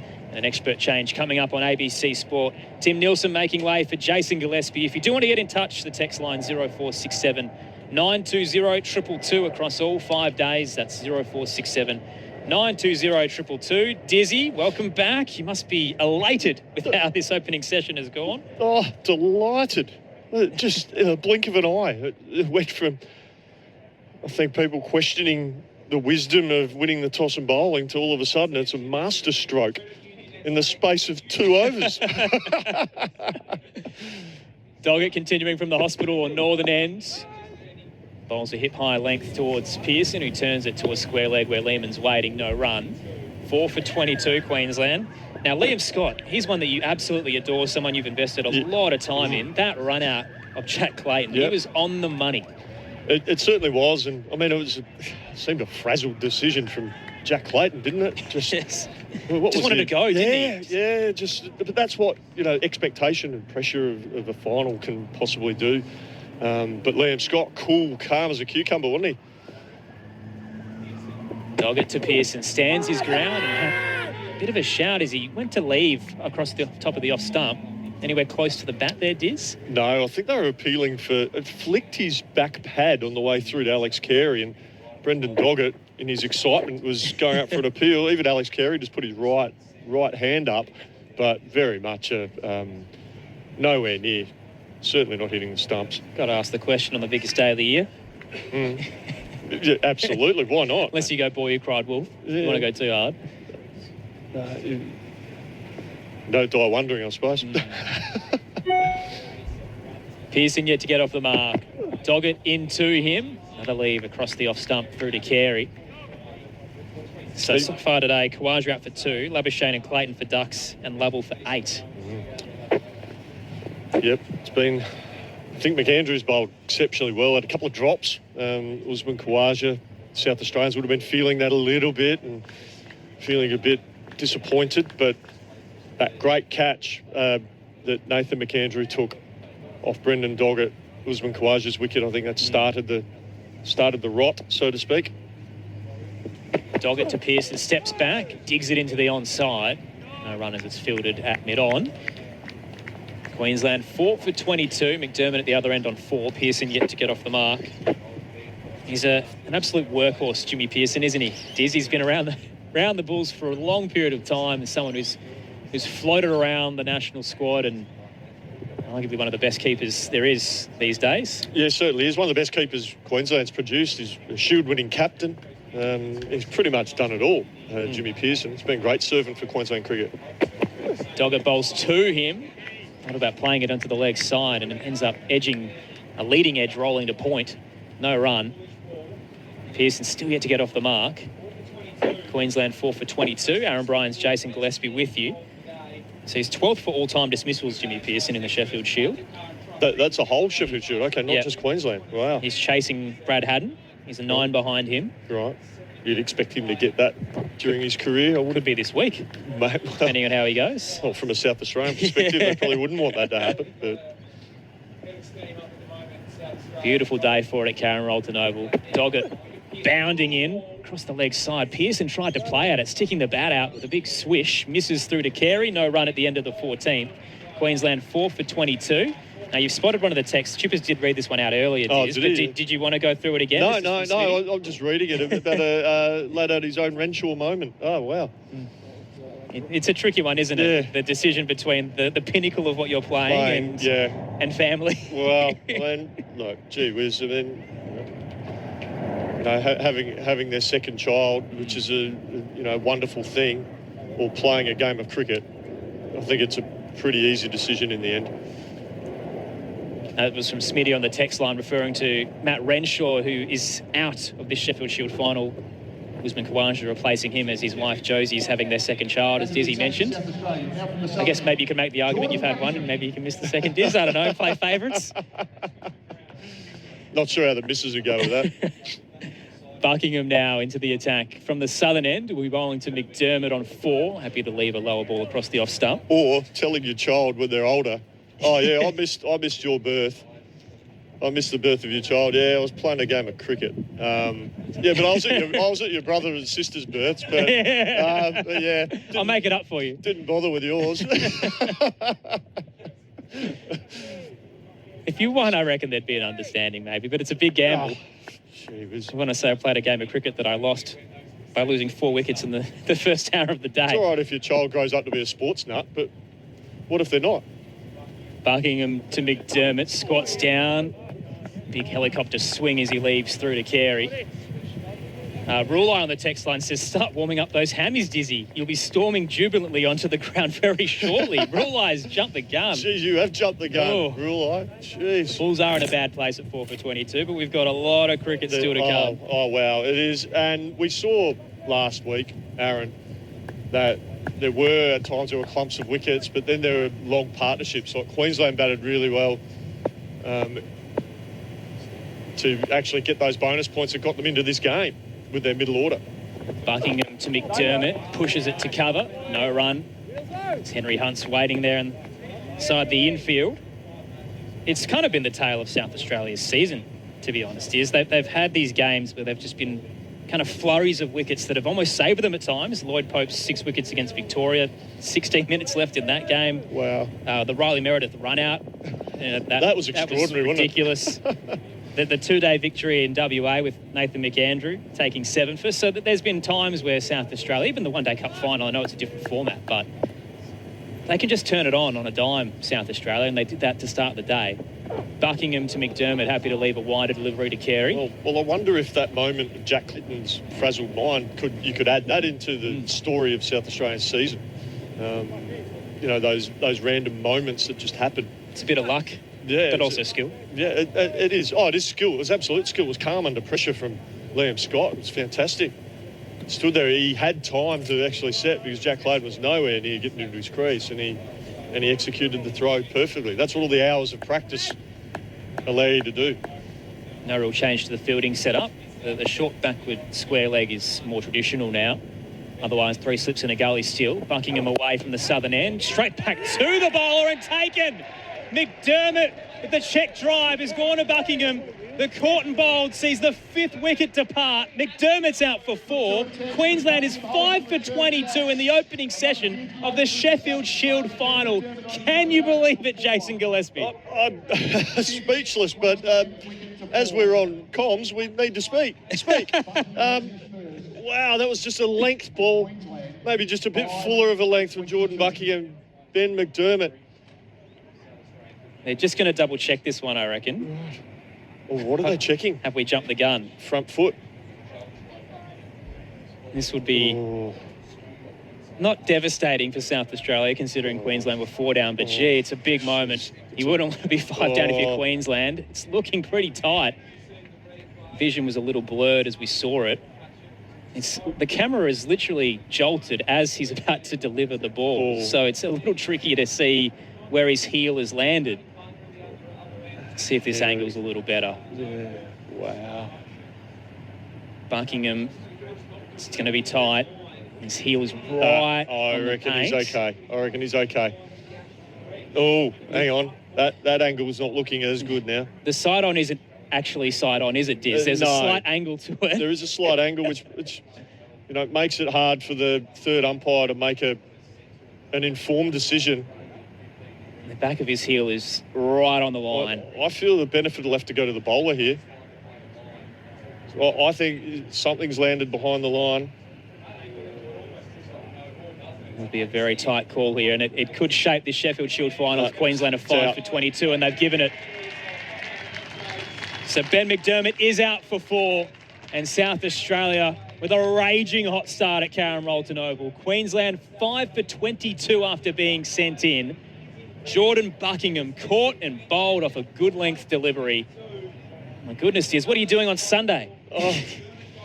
Well, it actually is my son's playing an NBL 1 basketball game, and it's my grandson's 2nd birthday party, so I may be able to get to either one or both. Give him a call at the end of your set. Let's see.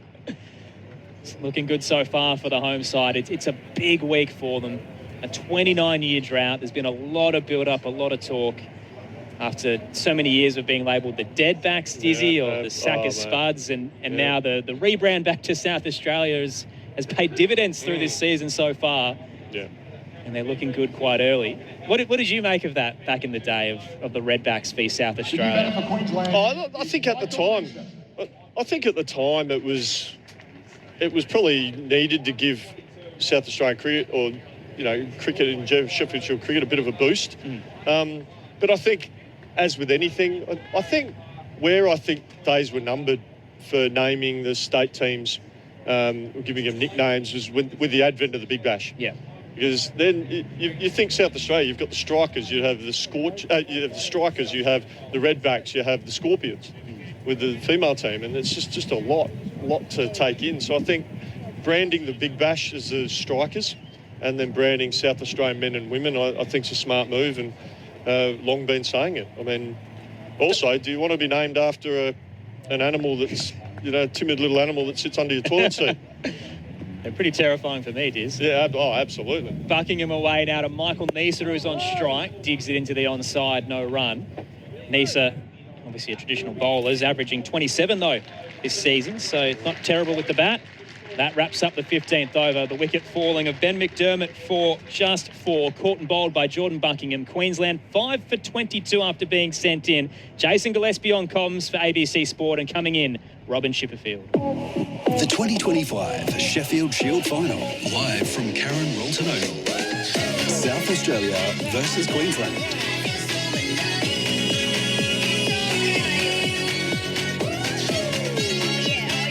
What a first 75 minutes it has been for South Australia in the Sheffield Shield Final. Queensland 5 for 22. Michael Neser and Jimmy Peirson at the wicket. As this is defended by Peirson. Off Doggett out into the offside. And Jason Gillespie, if you wanted two cricketers anywhere in Australia to fight from this kind of position, you might look towards the likes of Jimmy Peirson and Michael Neser. Well, Robin, we saw it last week, didn't we? Yep. And to an extent, Jack Wildermuth with his wonderful 100 that got Queensland the necessary bonus points to be able to participate in this Shield final. But they certainly need Jimmy Peirson and Michael Neser now to get the job done here. They were 5 for 86 then in reply to 614. As Doggett is into Peirson, who flicks away and gets off the mark with a couple into mid-wicket. And Peirson on to 2. Queensland 5 for 24. The other thing that's occurred to me as you were chatting with Aaron, so it's your son's basketball final. No, he's playing. It's a season opener of the NBL One basketball season. So on Sunday down at Morpeth Vale Stadium. And your grandchild's birthday. Yes. And a bit like Matt Renshaw, you were going to miss all of that for the Sheffield Shield final. Yes. I thought so. Here's Doggett into Peirson, played out into the offside on the drive, and there's no run. Scott Fields.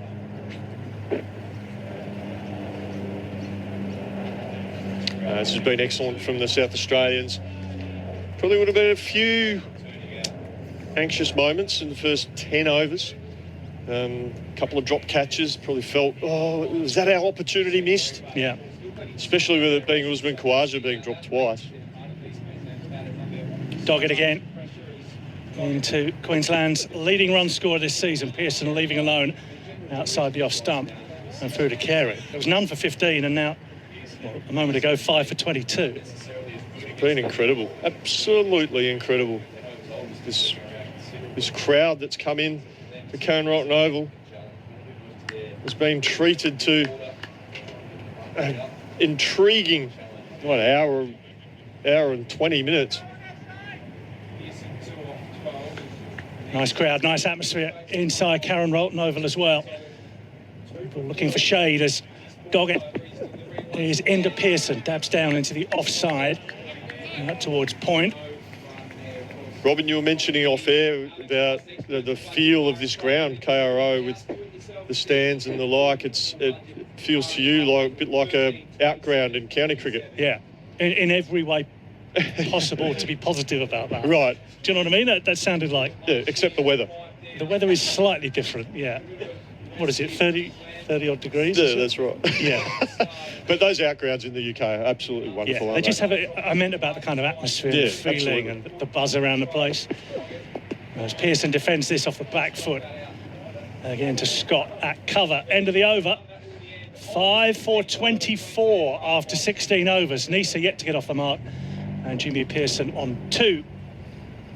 But yeah, there's a nice feeling around the place. And as I mentioned when we were on earlier about the game being the talk of the city and everybody getting involved, it has that feeling that this is kind of the centre of South Australia at the moment. Many eyes focused here in the way that it does when you go to a festival ground in the UK. You coach Yorkshire at Scarborough, I'm sure. And yeah, there are a few wonderful outgrounds. Scarborough certainly comes to mind. Chesterfield, Derbyshire's outground. Arundel Castle, which is Sussex. Gloucestershire's outground, Cheltenham College. Here's Buckingham from the southern end to bowl to Neser, who's leaving this alone outside the off stump. And through to Carey. A few more SMSs to get in touch. Roger says, thanks to the ABC for covering the Shield final, one of the most important games of the year. Go Queensland. That came in a while ago, actually. Things have changed a bit, Roger, I'm afraid, from a Queensland perspective. I've just been in touch about Usman Khawaja and his hamstring. Here's Buckingham, left alone outside the off stump by Nisa and through to Carey. And Meg says he said he had a hamstring injury and couldn't play, fine, but being at the ground and supporting your teammates who are playing for a place in the Shield final is what he should have been doing instead of going to the F1. What have you made of the whole? My kind of view is I don't know how it came to be so public. Yeah, that surprised me a little bit as well. Buckingham again into Nisa, who's having nothing to do with this one outside the off stump. But it was clear that Formula One Grand Prix attendance was done well in advance. That doesn't just happen on the whim. I wouldn't. You've got to get VIP tickets. You've got to flights, accommodation, the like. That doesn't happen at the blink of an eye, does it? We don't wake up on the morning and think. No, that's right.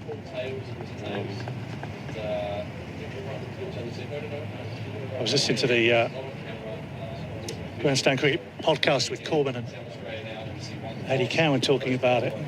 What did they have to say? I missed the latest podcast. Oh, okay. It's very interesting. I'm about halfway through it. As Buckingham comes in and it's hit away into the offside. That's a nice shot. One of the best of the morning, actually, from Michael Nisa. Lovely cover drive. That reaches the rope. Boundary. And perhaps the most convincing shot that we've seen all morning. Yeah, a bit too full from Jordan Buckingham. And Michael Nisa, he's not going to miss an opportunity like that. That's for sure. Just lent on that. Found the gap between Henry Hunt at cover and Liam Scott at wide mid-off. That was pretty much 4 off the bat. Nice shot from Nisa to get off the mark. I bring you good news, Dizzy, because you'll be able to hear the podcast at lunch. Oh, here. Look forward to it. Over-pitched again, a repeat of the shot. Straight through cover again from Michael Nisa. And a half volley gets what it deserves from Michael Nisa. 4 more added to his total, 5 for 32. Carbon copy, really, of the previous delivery. Probably just hit it a little bit squarer. But Jordan Buckingham just missing full. Just absolutely wrecking his figures here. He had 5 overs, 4 maidens, 1 for 1. He's blown out to 5.5 overs, 4 maidens, 1 for 9. Better to over-pitch on this wicket, though, than drop it a bit short. Yes, agreed. Buckingham is in again to Nisa, who gets right behind this one and defends it down the pitch, straight back to the bowler. That is the end of the over. 17 have been bowled, and it's 5 for 32. If you are just joining us here on Grandstand Cricket, the men out: Usman Khawaja for 2, Angus Lovell 8, Marnus Labuschagne no score, Jack Clayton run out, first ball no score, and Ben McDermott for 4. 2 wickets for Doggett, 1 for McAndrew, 1 for Buckingham, plus the run out as well. Queensland is 5 for 32. I thought the South Australians were a bit slow to get going today with the ball in hand. Just didn't quite have their lines right, didn't quite have their lengths right. Radar a little bit off, but regrouped incredibly well here. Doggett again to continue from the Port Road end into Pearson, who looks to tuck this off his hips out to Lehman at mid-wicket. There's no run. Pearson and Nisa looking to mount something of a rear guard. I won't give you too many spoilers then if the podcast is coming up at lunch. But all I'd say is it's well worth listening to. Let me guess. Eddie's got a pretty strong opinion on things. Yes. He has. I enjoy listening to the podcast. Pearson defends out in the offside. But the point that they made, I can't remember if it was Corbin or Ed, was about communication. Communication. Always, yep. I've always said it's better to over-communicate than under-communicate. Yeah. Because everyone just wants clarity, don't they? Yeah. And it just seems that there was very little clarity. I think General Manager of Cricket for Queensland, Joe Dawes, from the way he spoke to the media, he was very clear. There was no issue with there was no hamstring issue. That's worked into the onside. Nice shot. Pearson will probably pick up 4 here. McAndrew gives up the chase. Over pitch from Doggett. And Pearson latched onto it quickly and flicked it away through mid-wicket, all along the ground for 4. All I will say before I step out the end of the over, just on that, is that I just find it baffling that Queensland cricket are really clear in their thinking that they've had no communication about an injury, and yet the player has said it's on the AMS, which is everyone has access to. So I find that absolutely baffling. Doggett in again, shouldering arms is Pearson. Shorter delivery. And through it goes to Carey. So I just wonder whether it was the timing of when that information was entered into the athlete management system that has caused the confusion or communication issue. So just to be clear, anybody can access that, or anybody in Queensland and Australia? Well, I think it's Australian medical and Queensland medical. That's my understanding. And yeah, so I just find that. Could Uzi access it? As far as I'm aware, yeah. Right. So yeah, I find it very strange. It's a interesting issue. Overpitched, and Pearson tries to drive it into the offside. Straight to cover, doesn't get hold of it, and there's no run. It remains 5 for 36. It's just unusual for these. I'm sure these sort of things go on all the time. It's just unusual for it to, particularly with an international player as well, for it to blow out. I found it interesting that a player called his own press conference. Yeah. But I guess from his point of view, if he feels he's been slurred. Yep, no, absolutely. Inside the off stump, and again Pearson is shouldering arms. Through it goes to Carey, and there's no run. Nisa has 8, Pearson has 6. Queensland just recovering a little bit here. They're 5 for 36. They did fall to 5 for 22 at one stage. Buckingham 1 for 9 and Doggett 2 for 8. And we're going to have a change here. Carl Hooper has stepped in, former West Indies captain, to replace Jason Gillespie.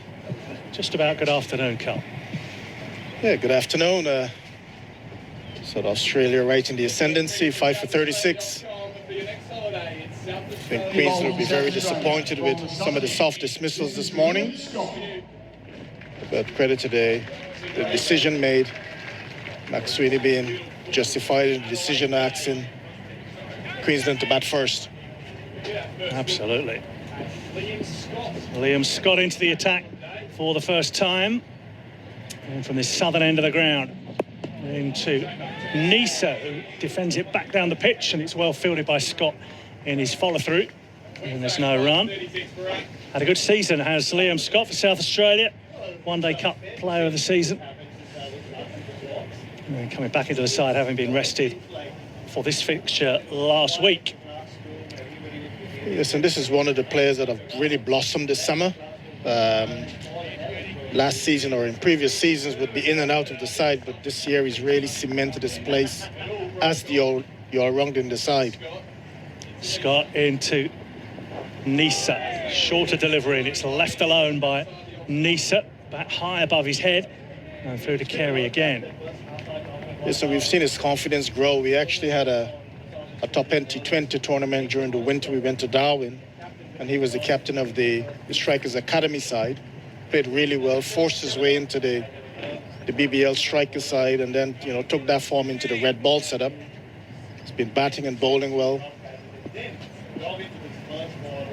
A good season for South Australia is Liam Scott. He's bowling here, running away from us to bowl to Nisa, short outside the off stump and cut away with some power by Nisa through point for 4.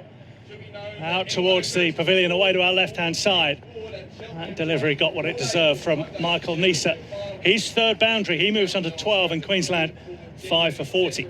Yeah, even though the score is 5 for 40 still, you know, short and wide, asking for the treatment and got it. So got to look to score, so got to look to put the ball under pressure. Just keep that scoreboard ticking, try and build a partnership. Scott again, he's got 21 wickets in the Shield so far this season. Into Nisa, flicked uppishly and just wide of Lehman at mid-wicket. And that's heading out towards the boundary as well. That'll go for 4 more. Queensland have upped the pace and they're dealing in boundaries. Nisa on to 16.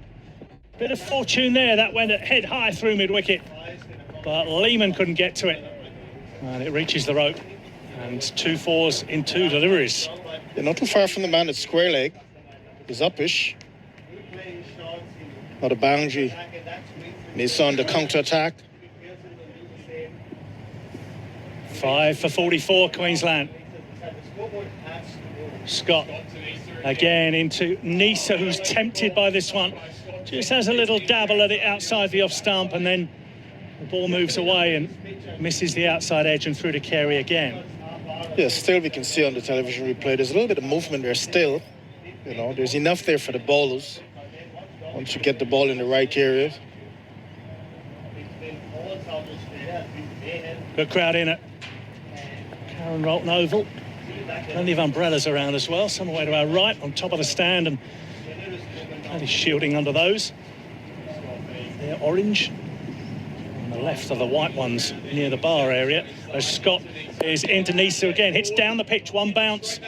And Scott fields it. And then tries to throw down the stumps at Nisa's end. Doesn't make contact. And through it goes to Carey. And at the end of all that, there's no run. 19 overs have been bowled here. And Queensland is 5 for 44, having been put in. And we're seeing a bit of fight here from Nisa and Pearson, which I think is what we expected. Well, Queensland desperately need a partnership, and a big one at that. These two will be trying to get to lunch. You've got another, some 24 minutes to lunch. These two will be trying to get to lunch, settle the nerves a little bit, come back out after lunch and try and put some sort of a partnership together, because at this stage, 5 for 44, don't want to call it just yet, but a lot of times in these games when you roll for low scores in the first innings, it's hard to get back into the game. Here's Brendan Doggett into Pearson, who defends out into the offside. And there's no run.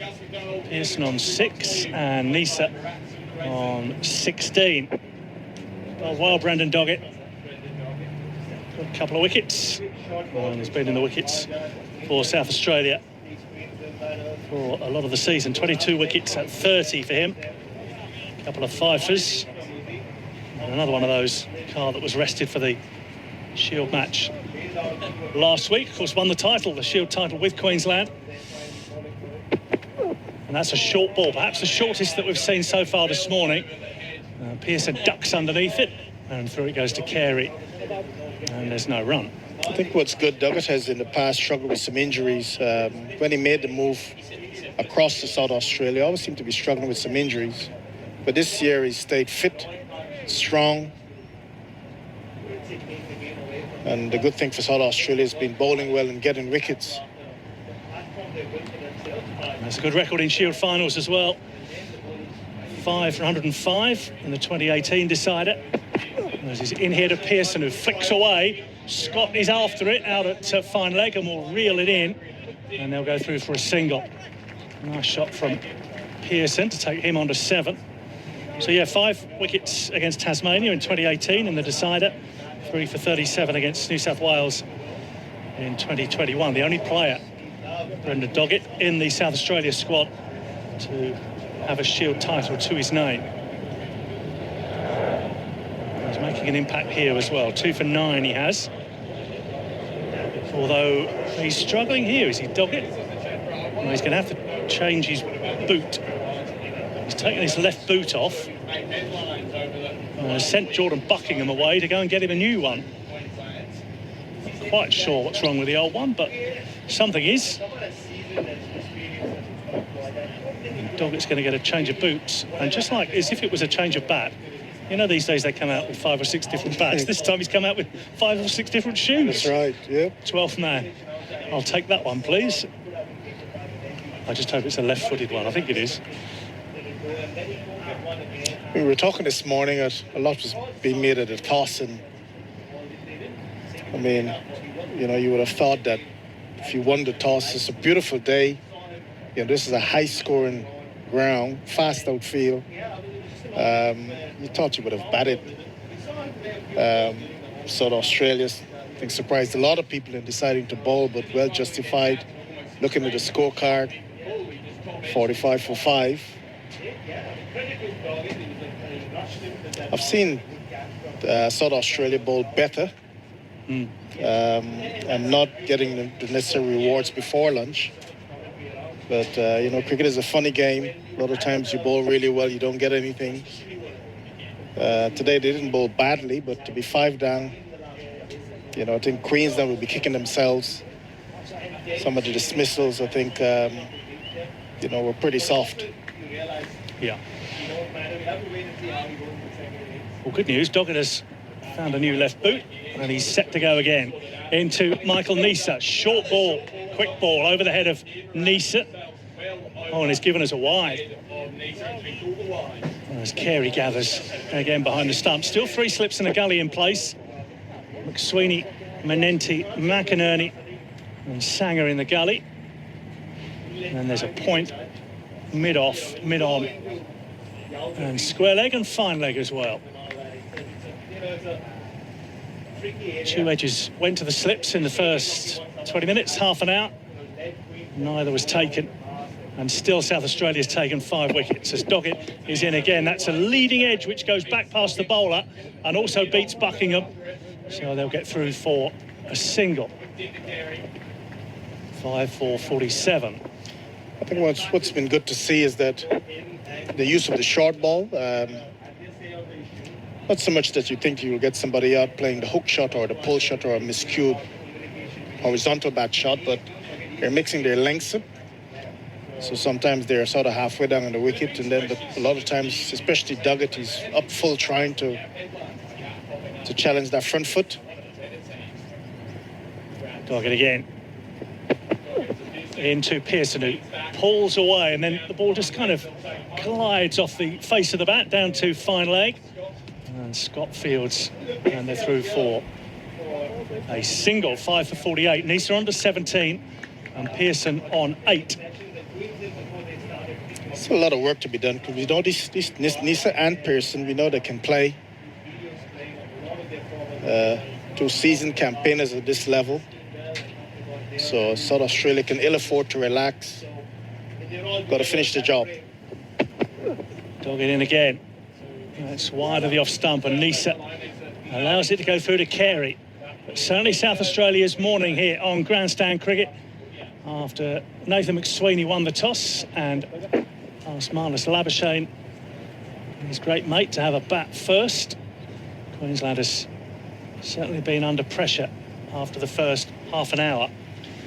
5 for 48. Nisa on 17, Pearson on 8. Oh, we're going to have a change up here. Aaron Bryans stepping in. The 2025 Sheffield Shield Final, live from Karen Rolton Oval. South Australia versus Queensland.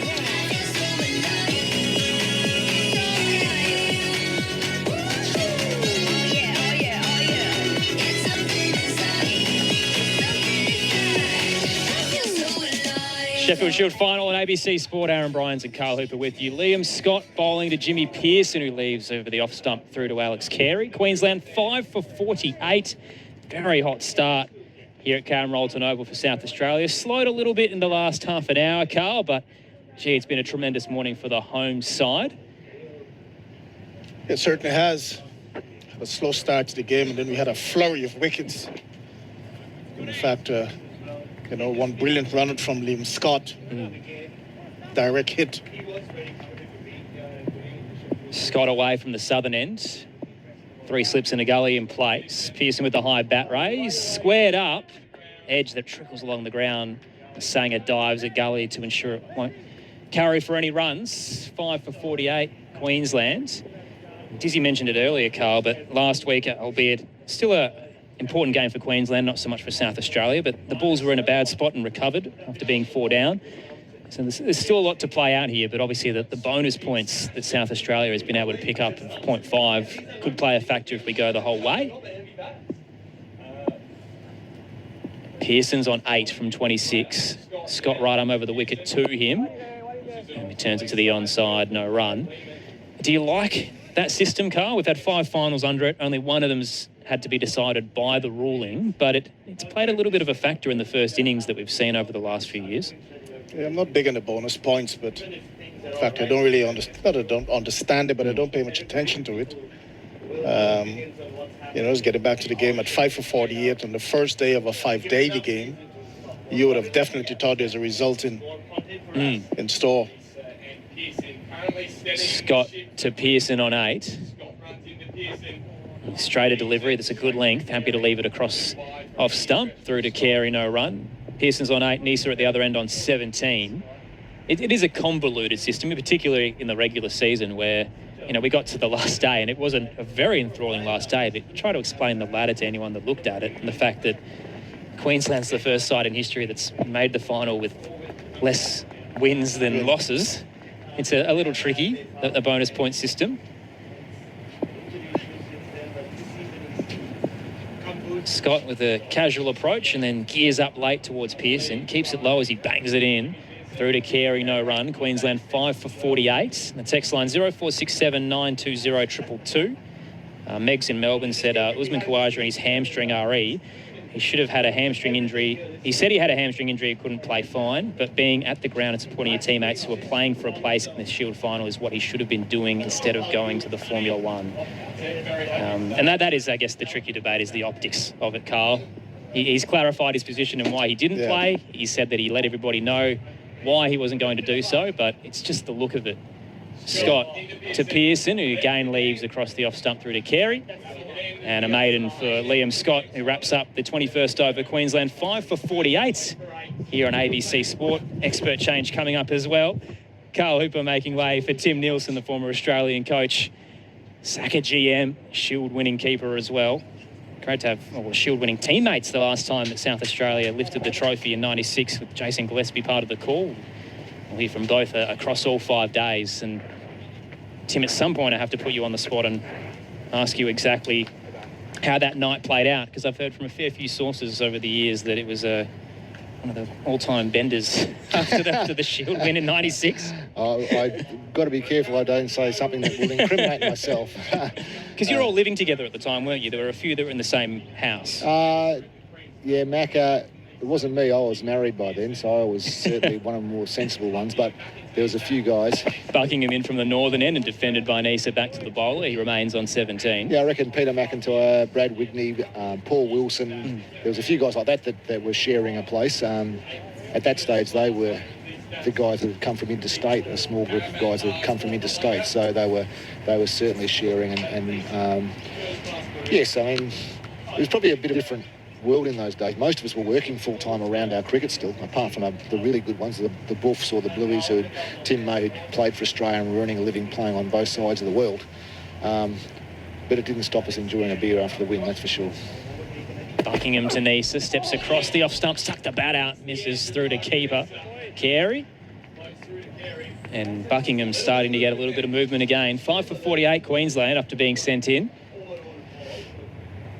These two have just put a little bit of a counter-attack in place, haven't they? There's been 4 or 5 boundaries. They've attacked really full. That length there from Buckingham, we just saw past the batsman, knee roll high. That's the absolute perfect length on a wicket like this. You feel like you have to play, and then it bounces a fraction or does deviate, and you're committed to the shot. He played and missed that time, but if he can bowl there'll be opportunity, I'm sure. Buckingham to Nisa, it's full off his pads, rattling down leg. Carey goes up, nobody else does. McSweeney on the chase, leaves it for Scott close to the rope, and they'll get through for a single. Queensland 5 for 49, Nisa moves to 18, Pearson on 8. The Sheffield Shield final on ABC Sport. No, and then was a legitimate half volley on leg stump. Michael missed out on that one, didn't he? But it's probably been a bit of a tale today about Jordan Buckingham's bowling as well. The prior ball was a ripper. It was a great length. As I said or mentioned, it was coming through knee roll, and Nisa was committed to playing a defensive shot. That one allowed them to get a leg by. Probably lucky not to go for 4 and let the pressure off a little bit. Buckingham now to Pearson on 8. Squared up and turned it to the onside. No run. Queensland 5 for 49. He's a great tale for Buckingham as well, a player who at times found himself outside of the rotation and has started to play a really pivotal part in South Australian cricket now. Yeah, he has. He's still only young. He's 25 years old. He moved over here 2 or 3 years ago, so came over as a kid that was playing for Footscray.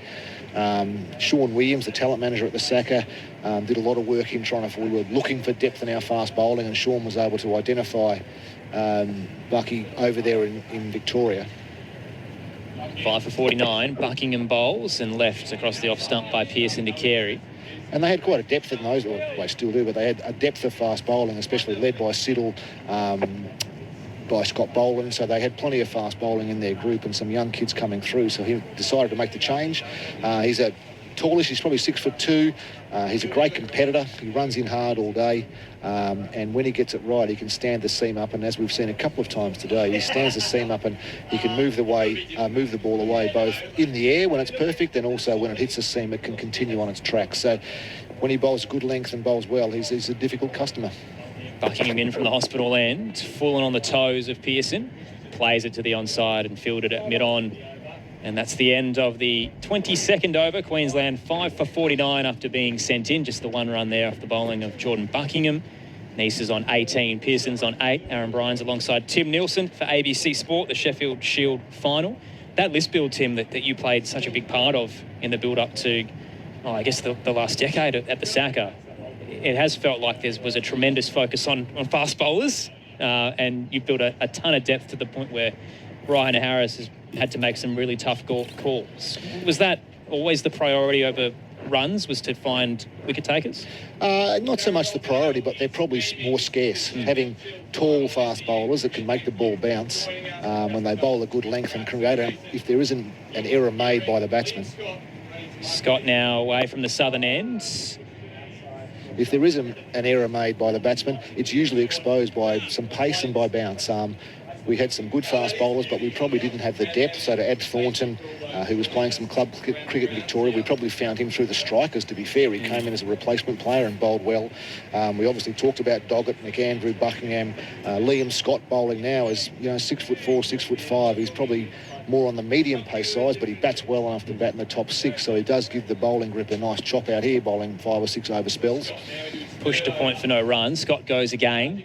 Away from the southern end, and Nisa's happy to leave it through to Carey. A bit of movement though off the seam there as it bounces more central and then across the top of off stump. Nisa's on 18, Queensland 5 for 49.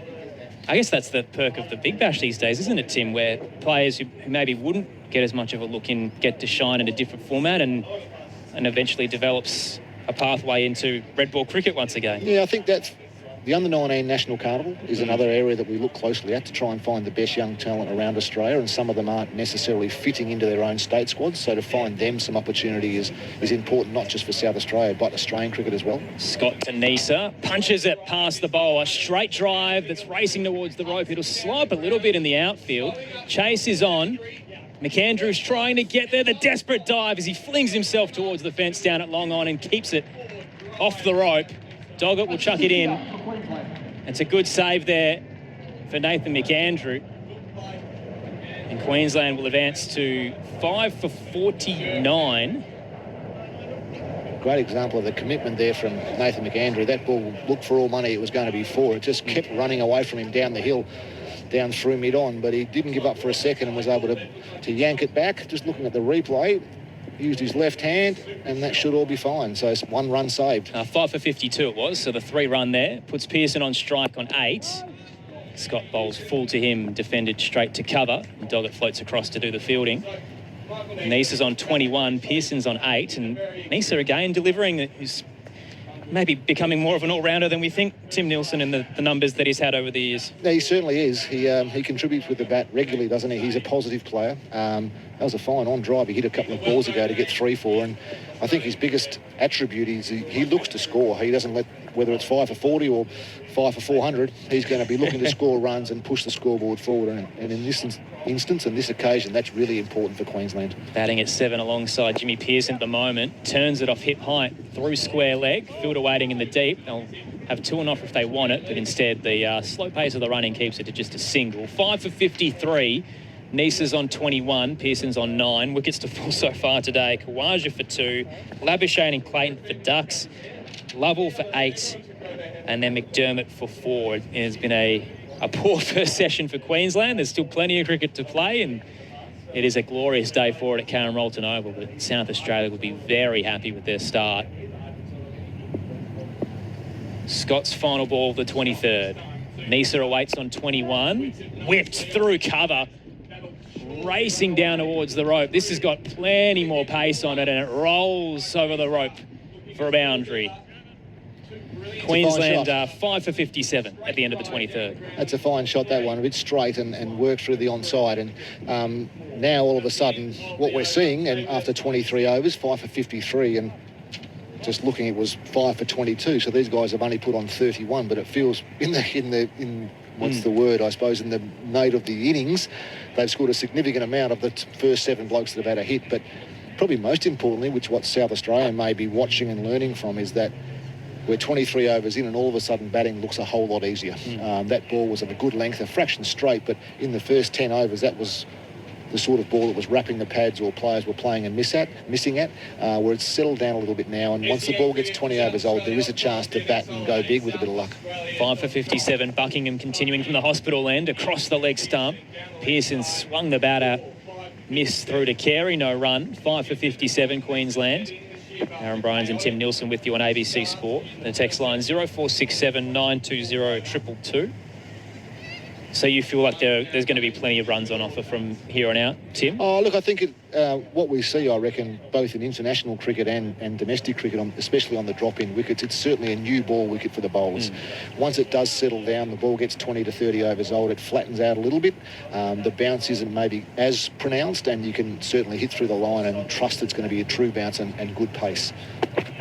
Buckingham bowls, left by Pearson across the off stump through to Carey. And this is probably the stage of the game from now until, I suppose, the 80th over. If they weren't 5 for 57, if they were maybe 2 or 3 for, they'd be looking to score well. They'd be looking to play not conservatively, but positively, without taking any undue risk, because they know with the boundaries here at Karen Rolton Oval and the fast nature of the outfield that we've seen the last 3 or 4 that have gone through the field, they usually go for 4 runs. So you get good reward for good shots. And now it's time for South Australia just to lock in and play the patience game and bowl a good length and attack those stumps on a good length. They're dangling the bait on the offside. Buckingham bowls. It's a bouncer well too high for Pearson. And a head high wide it will be through to Carey. Queensland moved to 5 for 58. So that onside at the moment, we've got a deep square leg and almost a long leg for Jimmy Pearson. So it is relatively open in the infield if he wants to have a crack, but there is 3 slips and a gully waiting if he does try, Tim. Yep, almost defending a little bit as far as the deep backward square, but that allows him to bowl his bouncer like he just did then and see if they can coax an error, a top edge, like Khawaja's dismissal earlier on. And sometimes by having that field too, all of a sudden batsmen start to try and work it square and may play across one and get LBW as well. Pearson on 9, Buckingham bowls, quick and low, turns to the onside, fielded by Scott. So Queensland 5 for 58. And the crowd's been excellent as well, Tim, for a Wednesday. The ground looks great, doesn't it? The outer side, they've got the 2 or 3 temporary stands. Some of them have got cover. I think those people that are sitting there at kind of deep extra cover as we look now are going to get pretty hot during the day, because just sitting at the back there, I've got a nice little lather up. I must admit it's pretty warm, but yeah, the ground looks sensational. They've done a great job, and it's got that English outground feel to it, which is lovely. Buckingham to Pearson, plays it towards mid-wicket. McAndrew floats across to do the fielding. So there's 6 temporary stands. One of them's almost a deck that's right next to the pavilion. That looks like luxury. Yep. There's the 4 shaded areas on the hill on the eastern side, which is a great use of that area considering the contaminated soil and how tricky it's been for punters to navigate that over the years. Yeah. And the stand you're talking about that's straight in the sun in front of the hospital is just this open temporary stand that you'd kind of see at the supercars. That's it. There's no protection. No, you can see the seats. There's more and more seats available in there. I think as people are probably crawling underneath it for a bit of a spell. Buckingham bowls to Pearson, very wide across the off stump and happy to leave through to Carey. They have actually strategically placed the West End tent, I notice, or West End caravan right next to that stand there, so they'll get the guys and the people in there that have got the thirst built up pretty quickly, and I reckon the first one will go down pretty simply at lunchtime. Long day in the sun. Look after yourself. That's right. Plenty of food trucks around as well, though, so it's great if you're wondering if you should come on down. It's been a flurry of highlights to start the morning. A little slower since. Queensland have wrestled back some of the momentum at 5 for 58. They were 5 for 22 at one point. Buckingham to wrap up the 24th. Bowls to Pearson, squared up and slides its way to point. Quickly fielded. Queensland 5 for 58 at the end of the 24th after being sent in. Aaron Bryans and former Australian coach Tim Nielsen with you for grandstand cricket on ABC Sport. Still to come for the Bulls. They've got Wildermuth, Steketee, Swepson and Vidler. And the big news today, if you're just joining us, no Matt Renshaw out for personal reasons as Makwaja comes in as his wife Josie is preparing to deliver their second child. There's always a great debate, as we touched on this morning, Tim, of family or glory.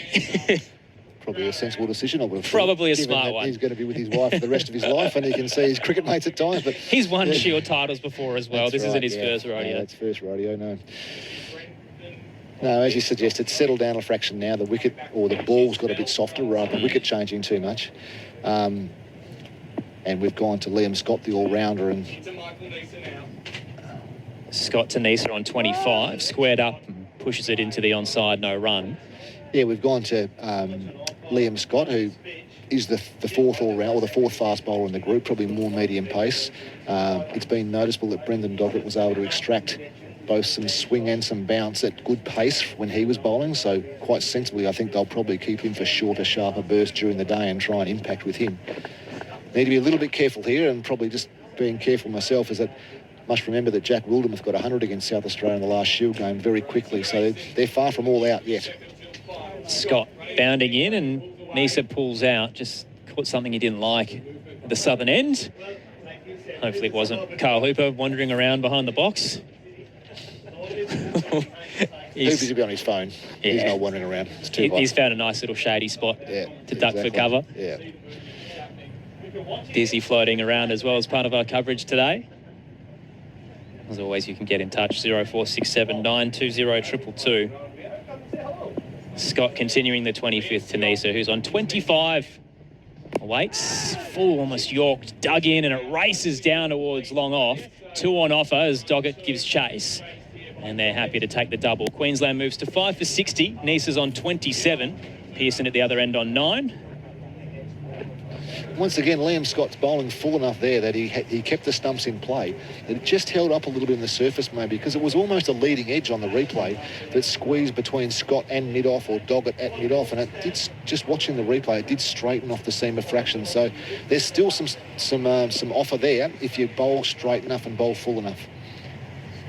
Scott to Nisa, flat-footed and happy to leave across the off-stump to Carey. He remains on 27. Queensland 5 for 60.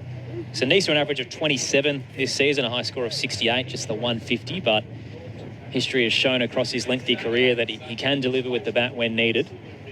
Jimmy Pearson, as prolific as they come for Queensland keepers. There haven't been many of them, Tim. I think since the last time these two sides played in a final, there's been 4. Who would they have had? Healy. Scott comes in from the southern end to Nisa on 27. Whip down towards mid-on. Good dive across to be cut off by McAndrew, who's been very lively, as he would be after taking a wicket to start the day. That is a good question. I'll find out for you. We'll try and work it out. Healy, second, obviously. Pearson. Who am I missing after Heels in between? He and Wade second. Bulls keepers, let us know. Actually, I know exactly who would know. The great man Zane Bojack, part of our ABC Sport team. I'll pull it up for you. Scott, 2 to come in the 25th. Nisa's on 27. Cover drive, very well struck. Doggett dives across and can't reel it in. And it bounds to the rope for 4. Boundary for Michael Nisa, who moves to 31. Queensland 5 for 64 after being sent in. Lovely shot. Probably not Liam Scott's best ball. It was a bit wide and pretty full, and it allowed Nessa, as we talked about, he's always aggressive. He's always looking to score, and he jumped all over that one and was able to get it to Brendan Doggett's left-hand side.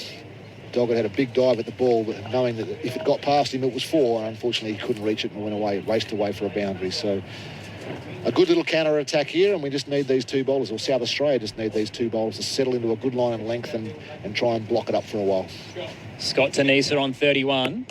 Defends into the offside, no run. Queensland 5 for 64. Partnership's just ticked over 10 overs, so they're starting to, I expect, feel like they're getting in. They're starting to feel like they're, well, partnership's ticked over as we go to lunch. So they would be feeling now that they've got a good little platform. These 2 especially. Obviously, the team wouldn't be feeling that 5 for 64 is a great platform, but these 2 would feel as though they've put some hard work in. Nessa's faced 28 balls, Pearson 41 balls. And their partnership has gone from 5 for 22 to 5 for 64. So it's been up to a 42-run partnership. So a handy little reply, I suppose, or fight back from Queensland and gets them to a stage where, at least for them, they're only 5 down, which they were probably an hour ago. Thoughts of Tim Nielsen on ABC Sport.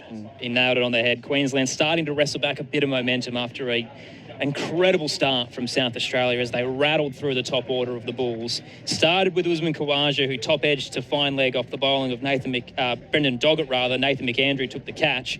He departed for 2. Queensland 1 for 15 at that stage, and there were a couple of chances before where one was a little short and edge to Minenti, and then he was dropped by Nathan McSweeney on 1. Usman Khawaja finally out for 2. Marnus Labuschagne came to the crease, shortly departed for a 7-ball duck. Tried to whip it off a half volley towards leg gully, but waiting for him was Jake Lehman, who took a clean catch off the bowling of Nathan McAndrew. For that 7-ball duck, Marnus Labuschagne in Queensland 2 for 16. Jack Clayton came to the crease and quickly departed as he tried to run for a quick single off his first ball and was sent back by Angus Lovell and out for a duck. 3 for 16 Queensland, and Lovell shortly joined him in the rooms after the bowling of Brendan Doggett. Got him caught behind a big swing and a miss, and he was out for 8. 4 for 18 Queensland at that point, and Ben McDermott caught and bowled from Jordan Buckingham as he check-drived it back to the bowler, out for 4 of 12 deliveries. Queensland 5 for 22 and have since settled with Jimmy Pearson 9 from 41, Michael Nisa 31 from 28. The bowling figures for South Australia: Nathan McAndrew 1 for 11 off his 7, Jordan Buckingham 1 for 4 of his 8, and Brendan Doggett 2 for 12 off his 6, and Liam Scott wicketless, 22 runs off his 4 overs. Shout out to the great man Zane Bojack. So the other 3, or he's got 3 of the keepers since 95 for Queensland. Seacombe, Chris Hartley, and Hartley, yes, and then he had Pearson as well. So they're the other 2 combinations around, these last few years since Queensland knocked off South Australia in a Shield final. And it's looking good early for the hosts. Plenty still to play out, and you can get in touch with us across the day, 0467 920 222. I'll run through what's happening around the world of sport, and we're going to hear the latest episode from the Grandstand Cricket Podcast with Corbin Middlemass and Ed Cowan as they dissect all the drama around Usman Khawaja in the build-up to this Shield final, which has so far resulted in 2-run wicket for Uzi. We'll see if he can bounce back in the second innings, but it has been a week of drama surrounding what is a big final here at Karen Rolton Oval. But before all of that, we can take the latest from the ABC newsroom.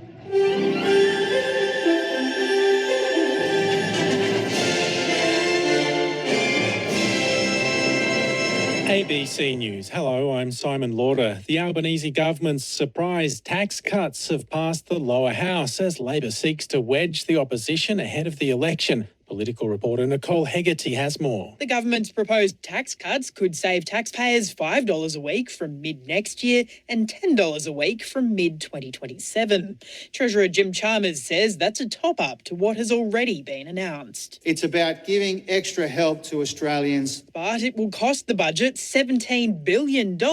The the same time as the government's finances are back in the red.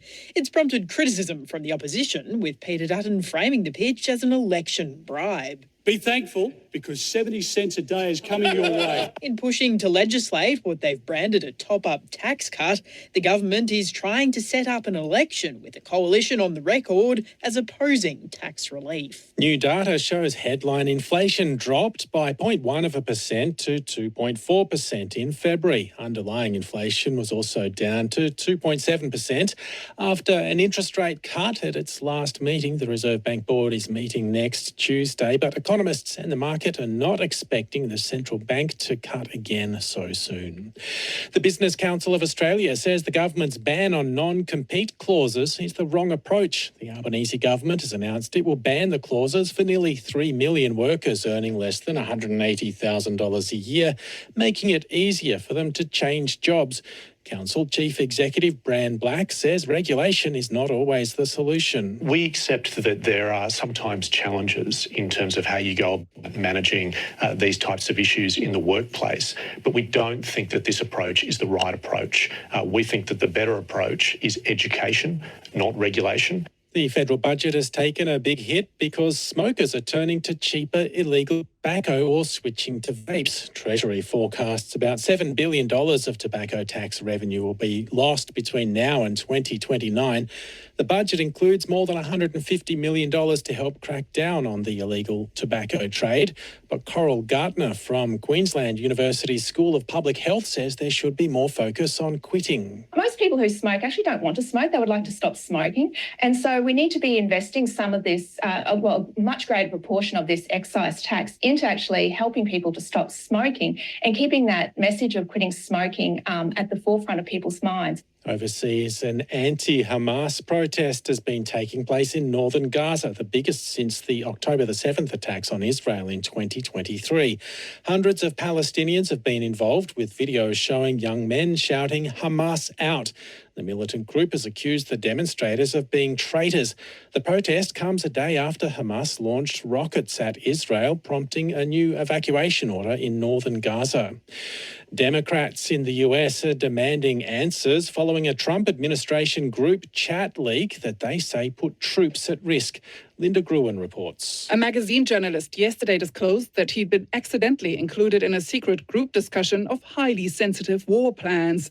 Today, CIA Director John Ratcliffe has testified before the Senate Intelligence Committee. My communications, to be clear, in a signal message group were entirely permissible and lawful and did not include classified information. But the top Democrat on the committee, Mark Warner, disagrees. This was not only sloppy, it not only violated all procedures, but if this information had gotten out, American lives could have been lost. President Donald Trump says they probably won't use the commercial messaging app again. After years of uncertainty for athletes, the Queensland government's new Olympic infrastructure plan is being celebrated by sporting groups. Molly Slattery reports. Most sporting groups across the country have celebrated the announcement of a new 63,000-seat stadium and a world-class aquatic centre in Brisbane. The ambitious plans have been praised as not only an investment in the 2032 Olympic Games, but an investment in young Australian athletes.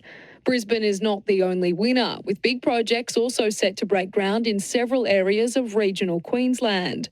Upgrades to Rockhampton's rowing course, new equestrian arenas in Toowoomba, and a major public transport development on the Golden Sunshine Coasts are all part of the plan. Defending Soccer World Cup champions Argentina have qualified for the 2026 tournament. Outside of co-hosts USA, Canada and Mexico, Argentina is the fourth team to earn qualification after Japan, New Zealand and Iran. ABC News. The World Test Championship is coming. He gets connection here, lifts it over the keeper, one bounce for four. Australia versus South Africa. And he nicks it, he's got him again. Catch every ball on the ABC Listen app. The 2025 Sheffield Shield Final, live from Karen Rolton Oval. South Australia versus Queensland. The Bulls 5 for 64 after being sent in. It was a hot opening hour at Karen Rolton Oval. South Australia sending the visitors in to a big surprise from the home crowd and the experts in attendance purely after a wicket that had thrown everyone around over the last 24 hours. Not quite the road we've seen through the year. They decided that it would be deadly with the new ball to strike, and gee, did it pay dividends. Khawaja out for 2, Labuschagne for a duck, Clayton for a duck, double for 8, and McDermott for 4. The Bulls were 5 for 22 and have since settled at 5 for 64 at lunch. Aaron Bryans and Robert Chipperfield calling the action for you across the day with Jason Gillespie, Carl Hooper and Tim Nielsen, an all-star trifecta. And you can get in touch on the text line 0467. The change room, think about it. Mm-hmm. Because he now has to reintegrate himself. Where does the relationship with Queensland cricket go from here? I'm sure it doesn't just get healed by him turning up to play. And so it's a week to watch, I think, before really getting to the bottom of where to from here. So I'm kind of interested. But, I mean, in the end, a draw was enough. And it might be time to kind of segue to the actual game for Queensland to go through. So we recorded last week on a Monday. I might just jump in there, Ed, just before you do. Just last word on the Khawaja thing from my point of view. I also 100% agree. Great that he did the press conference and everything else. It's not his fault that all those questions that you just outlined and plenty of questions that I have weren't put to him at the presser. Like, I would love to sit down with Uzi and ask a bunch of these questions to him as well, and maybe we'll get the opportunity going forward when he's not preparing for a Shield game. But I sort of felt like he didn't get the right questions either as part of the presser to be able to answer the things that he needed to answer, which, as you said, it sort of left a whole lot of things sort of open-ended. There's an idea. Maybe our friends at Cricket Australia can take us from the bottom of the queue for interview requests to stick them at the top. Yep. We'll see how we go. We might be able to get to the bottom of it.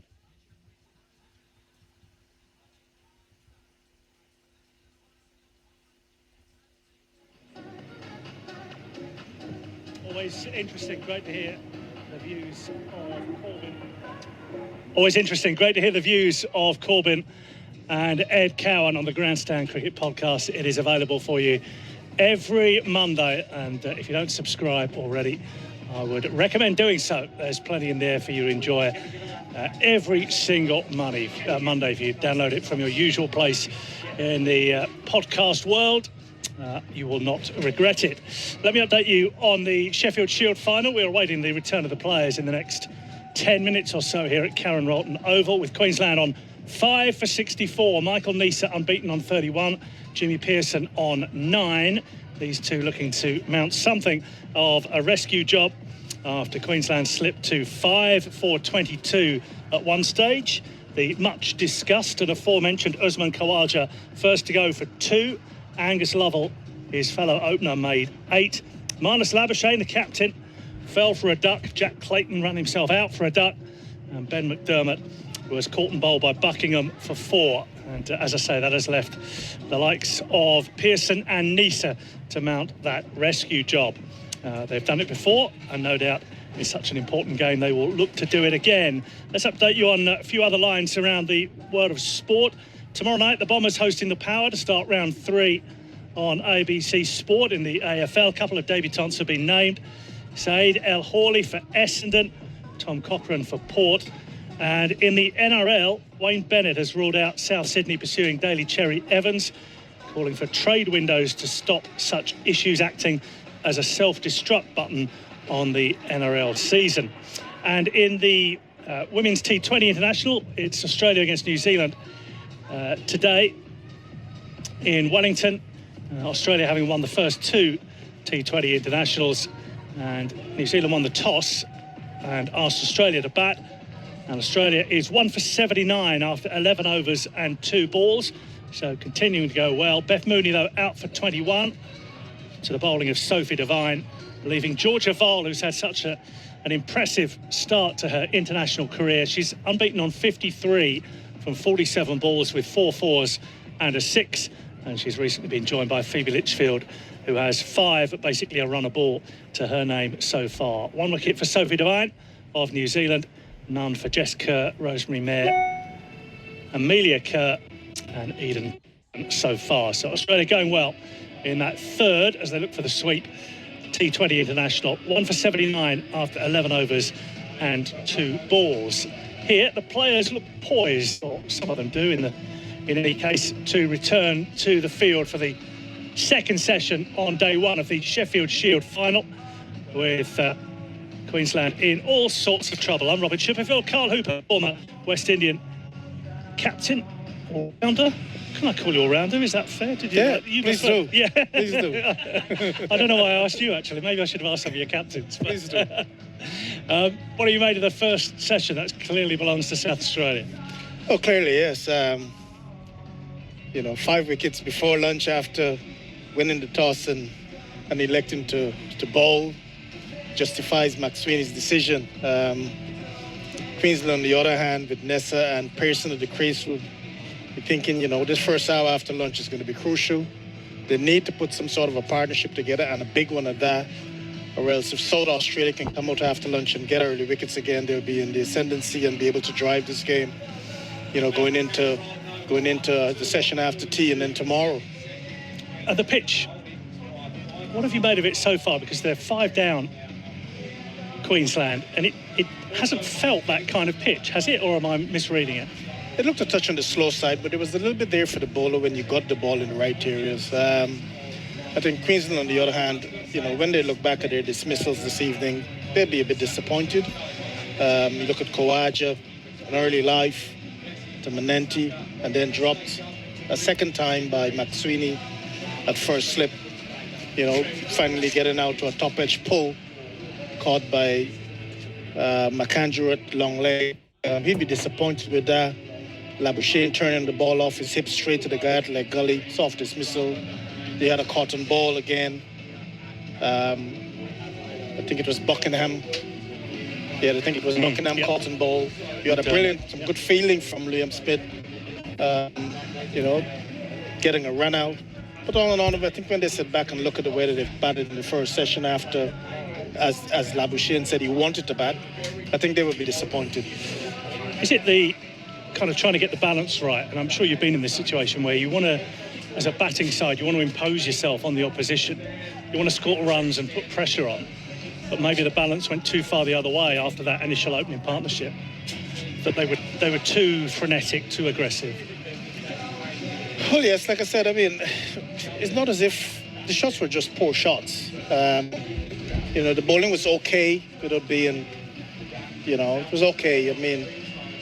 I think in the first sort of half an hour, I was sitting at the back watching, and you probably could count the number of balls that they actually had to play at.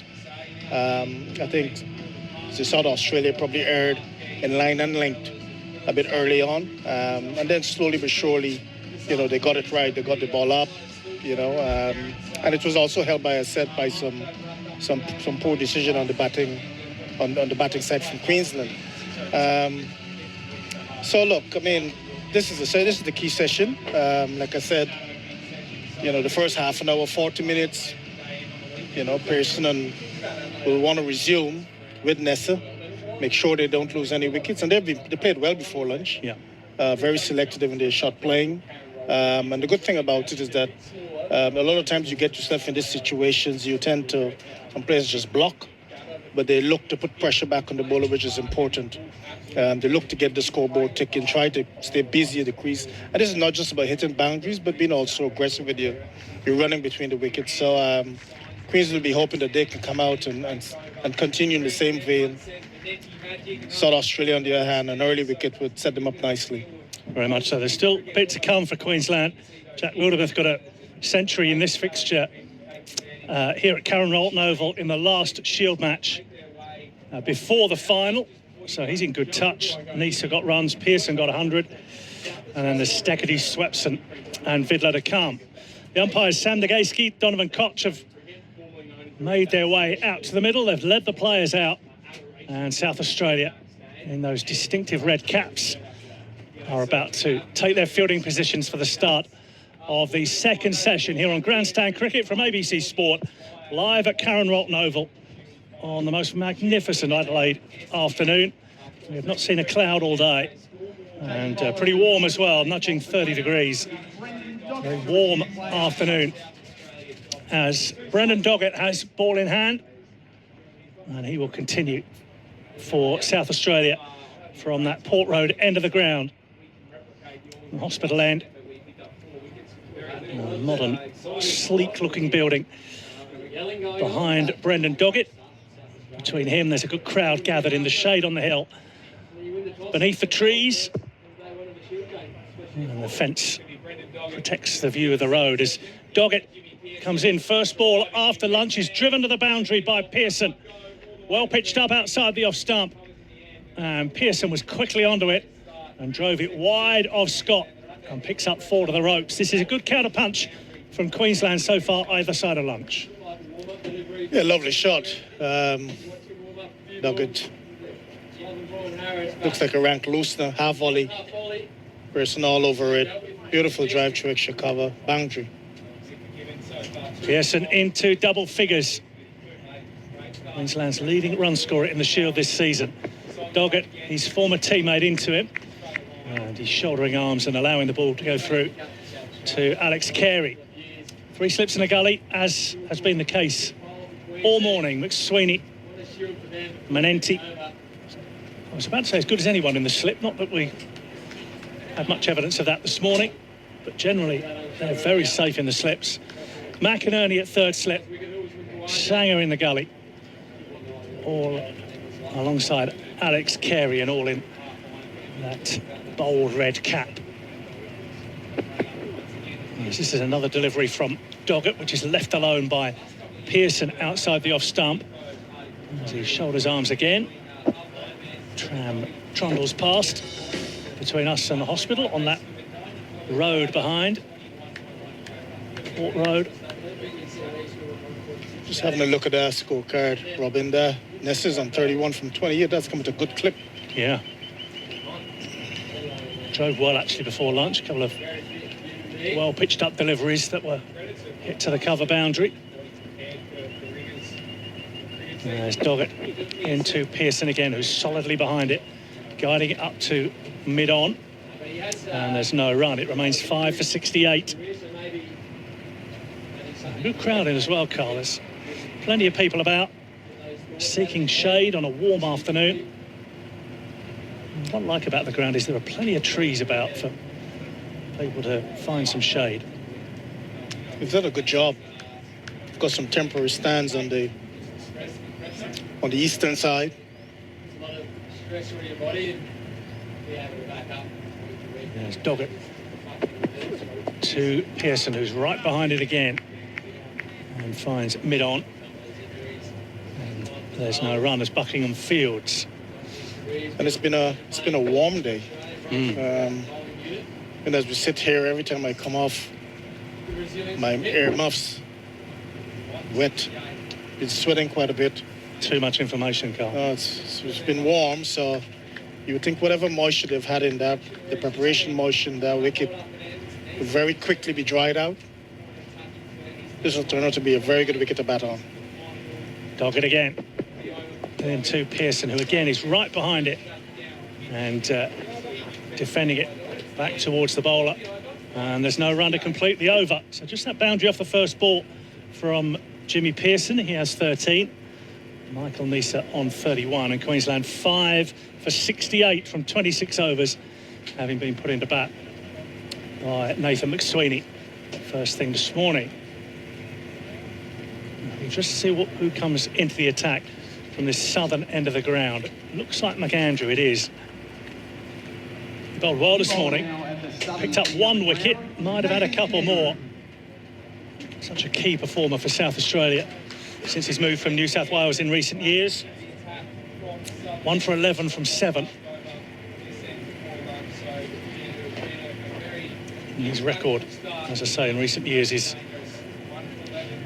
outstanding. Nathan McAndrew,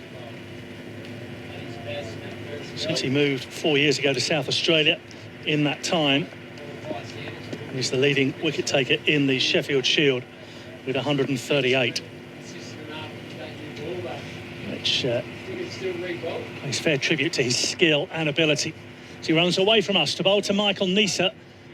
And Nisa is leaving this alone outside the off stump. Through to Carey, and there's no run. 5 for 68. It's an appreciation of how difficult it would be as a batter to face someone like McAndrew who can get that movement, particularly off the seam either way. Yeah, he's not he's not a swing bowler, he's more a seam bowler. So bowls a nice hard length, top of the off stump. Gets the ball to nip away, nip back in. And as you just said, he's had a strong season for South Australia this year.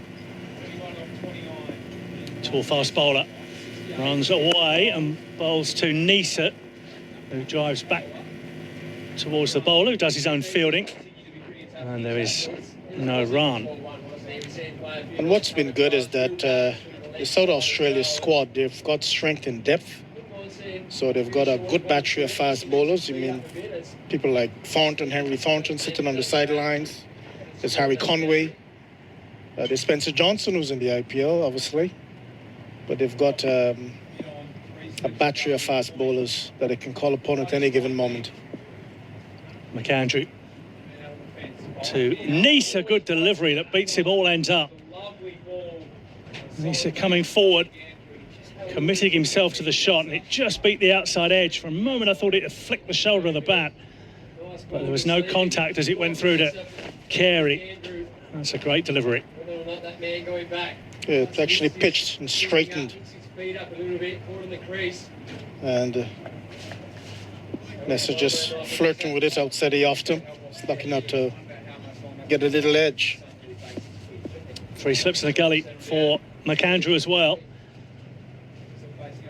He comes into bowl, and Lisa's having nothing to do with this one outside the off stump. Shoulders, arms wide of the off stump. Again through to Alex Carey. You get the feeling, even though Queensland are 5 for 68, the South Australian boys would know that this wicket quickly can flatten out. So they understand that. They understand they still need to be patient, bowl balls in good areas, and build pressure. Yeah, I think patience is going to be the key from here on in. The South Australian bowlers. McAndrew started well after lunch. Oh, that's a good delivery, full length. And Nielsen has played all around it. And somehow it's missed the stumps and gone through to Carey. And that cannot have missed the stumps by a lot. Nielsen survives. Yeah, lucky. I don't know if he lost it in the background. Wasn't too far from the off stump. It's a good start from McAndrew after the break. Putting Nielsen under a lot of pressure here. And Nielsen on 31. As McAndrew comes in again, and he's forward, bat and pad close together, and defending out into the offside. Good searching over, a maiden from Nathan McAndrew. It's just the start you'd have wanted after lunch, putting pressure on South Australia and beating the batters on a couple of occasions.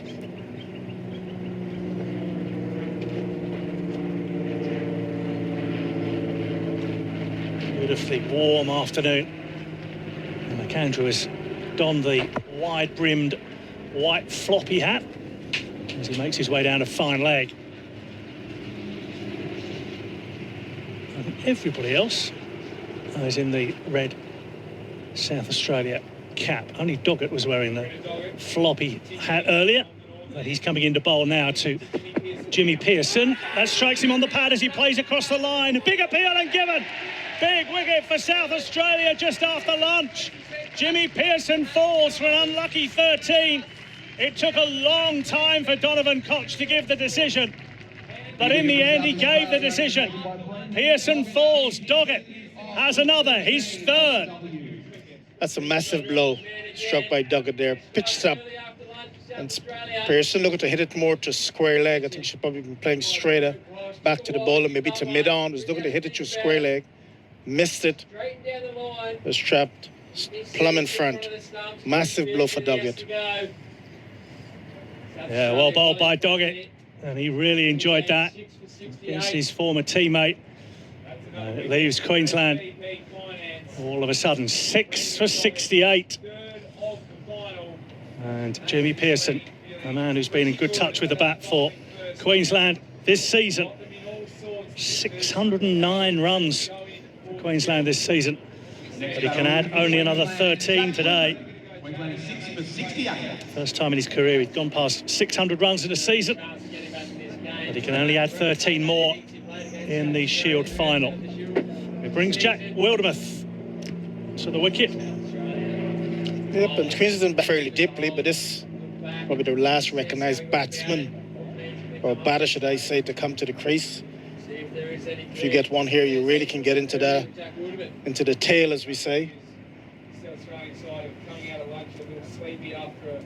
Wildermuth made a century against South Australia here in that last Shield game, as Queensland recovered from being 5 for 80 odd, with 614 having been put on the board by South Australia. And he'll need to do something pretty similar here to get his side back in the match. This has been terrific from South Australia immediately after lunch. Not just the wicket, but the way McAndrew bowled in that previous over has put pressure on from the other end as well, no doubt helping Doggett, who's into bowl to Wildermuth, turns it to square leg. Lehman fields that square leg and there's no run. You can't help but notice at 6 for 68, the dismissals, you're probably yet to see a legitimate, a good ball or something like that against a wicket. I mean, the last dismissal, I think he was looking to hit that to square. Completely missed it and was trapped LBW in front. The only surprise was how long it took to give, actually, as Doggett comes in, and that's hit nicely by Wildermuth down the ground. Back past the bowler, bisects mid-off and mid-on. After it, towards the boundary, he's Buckingham, who just about reels it in and keeps him down to 3 rather than an all-run 4. But Wildermuth is off and running with 3 to his name. Yeah, nice-looking shot. Maybe that's what the last batsman should have done. Pitched up and Wildermuth presented the full face of the bat and pushing it through mid-on, beating Buckingham to his left and picking up 3 runs. It's one of those LBW decisions that as soon as it hit the pad, you kind of instinctively thought that's out. That's defended into the onside by Wildermuth, wide of Lehman, which will enable them to get through for a single. 6 for 72. But it looked good from here. Yeah. It's always a telltale sign when there's an appeal and the ball goes in front of the wicket. You know it's fairly straight. When it sort of goes behind square, you think is it going down or something like that. But when it goes in front of square or back towards the bowler, you know it's fairly straight. It certainly wasn't going over. It was a full pitch delivery. As Doggett is in again. This one's a bit shorter, and Wildermuth edges wide of Sanger in the gully, who just gets a hand to it as he dives away to his right-hand side, which means they won't get through for the single. Sanger in the floppy hat now as well. I think apart from the toe drop chances that we had early in the game, the fielding has been on point. They've been sharp. They've backed up the bowlers.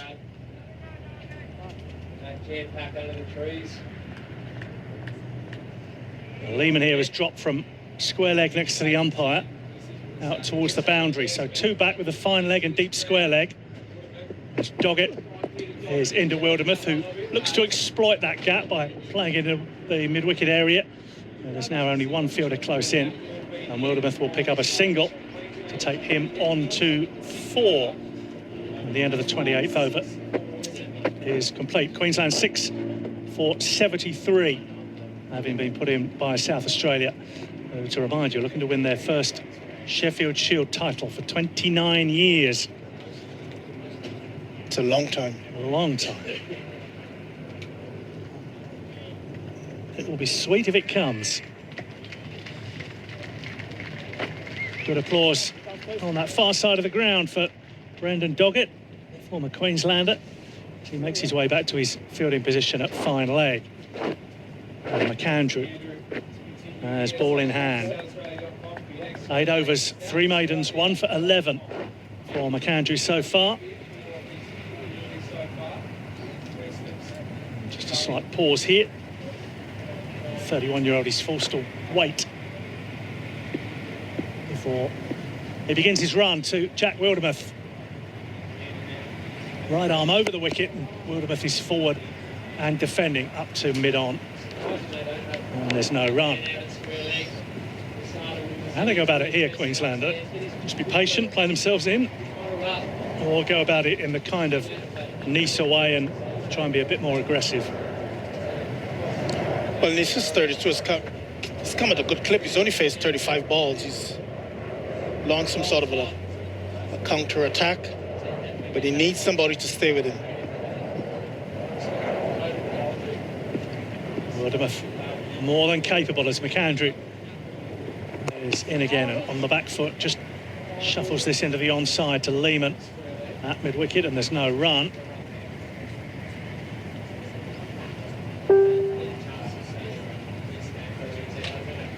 Yes, Nisa and Wildermuth are getting a bit of an idea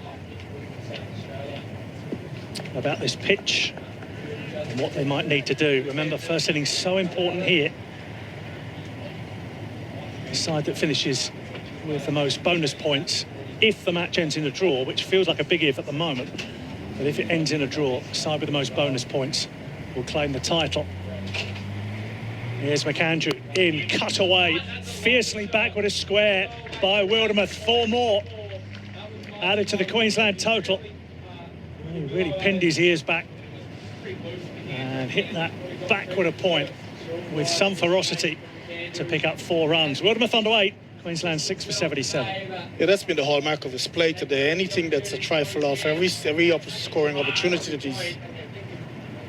that he's had, he's taken it with full hands. He's just, you know, he's gone on the attack. The minute it's off, slightly off, he's all over it. A rare loose delivery from Nathan McAndrew. In again to Wildermuth, hits him on the pad, playing across the line. There's a big appeal, and this time Sam Nagaiski says not out. Pretty quick shake of the head from the former maths teacher.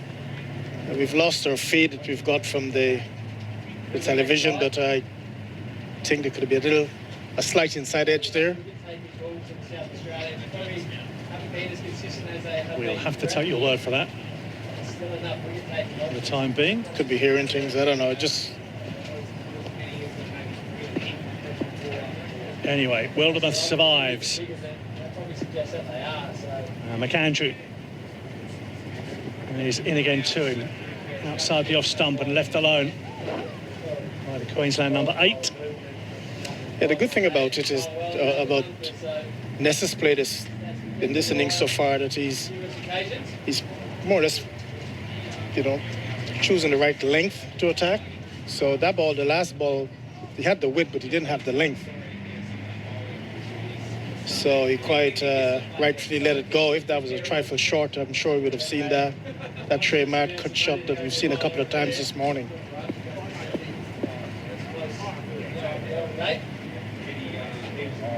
McAndrew in again, and with some difficulty, he plays it into the onside and then calls... Nisa calls through for a single, which wasn't there. Nisa had to go back, a shy at the stumps, missed the stumps, and also evaded the fielder behind, and they're able, at the end of that, to get through for a bonus 2 off the final delivery of the over. Queensland on to 6 for 79, and Wildermuth into double figures. And it would have been short there. Yeah. Wildermuth sent back by Nessa. It looked like McAndrew came in quickly and had a shy at the non-strikers in. Oh, he would have been short, well short. The last thing Queensland need here is another run out. Nisa would have been out by a couple of metres. So 6 for 79. And Doggett to continue to Michael Nisa. Jake Lehman just off the field at the moment. And there's Doggett. He's into Nisa, flicked away, slightly uppish, but wide of square leg. McAndrew chases round a gather. And they'll come back for a second to Michael Nisa. 6 for 81.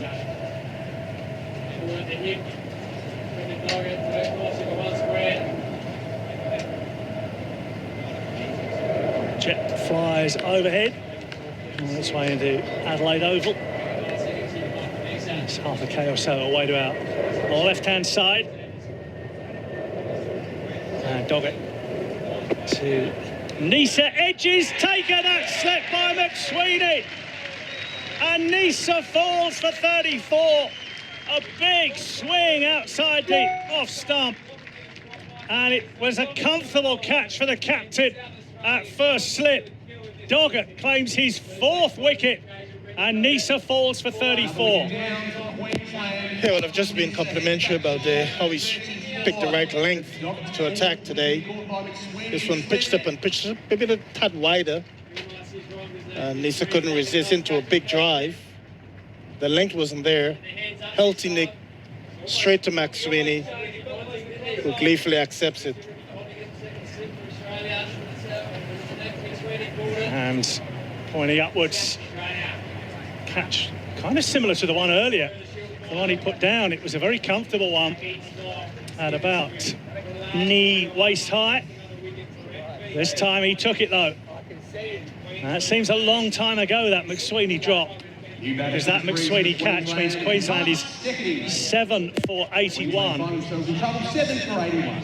Again, Robin, I can't help but to emphasize, when you look at the dismissals, when they do sit back this evening and have their debrief in the sheds or back at the hotel, they would have known that they've let themselves down terribly today. It's a beautiful day to bat. Yes, there's a little bit in the wicket, but we know this is going to drought. It's a warm day. You know, they just played a Shield game here. They know it can flatten out very quickly. And even the last dismissal, again, a tad too wide, and he didn't have the length. Not a poor shot. Yeah. It's not a half volley.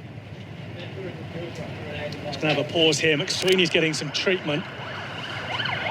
Having taken that catch, looks like the little finger on his right hand for the South Australian captain. And he's okay to continue though.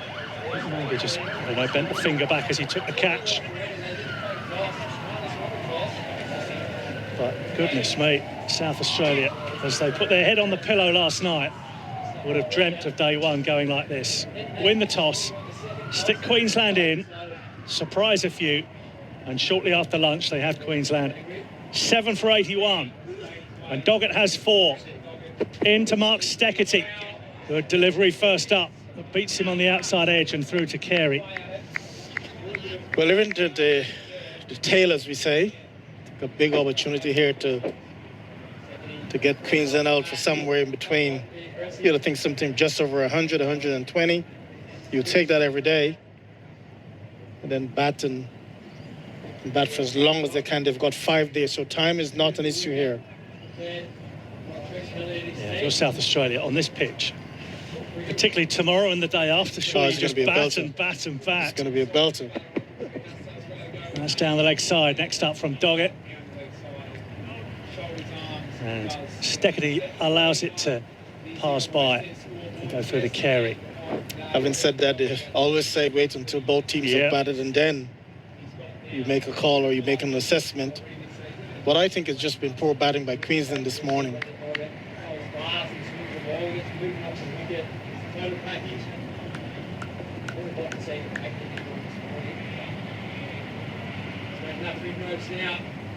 Doggett again.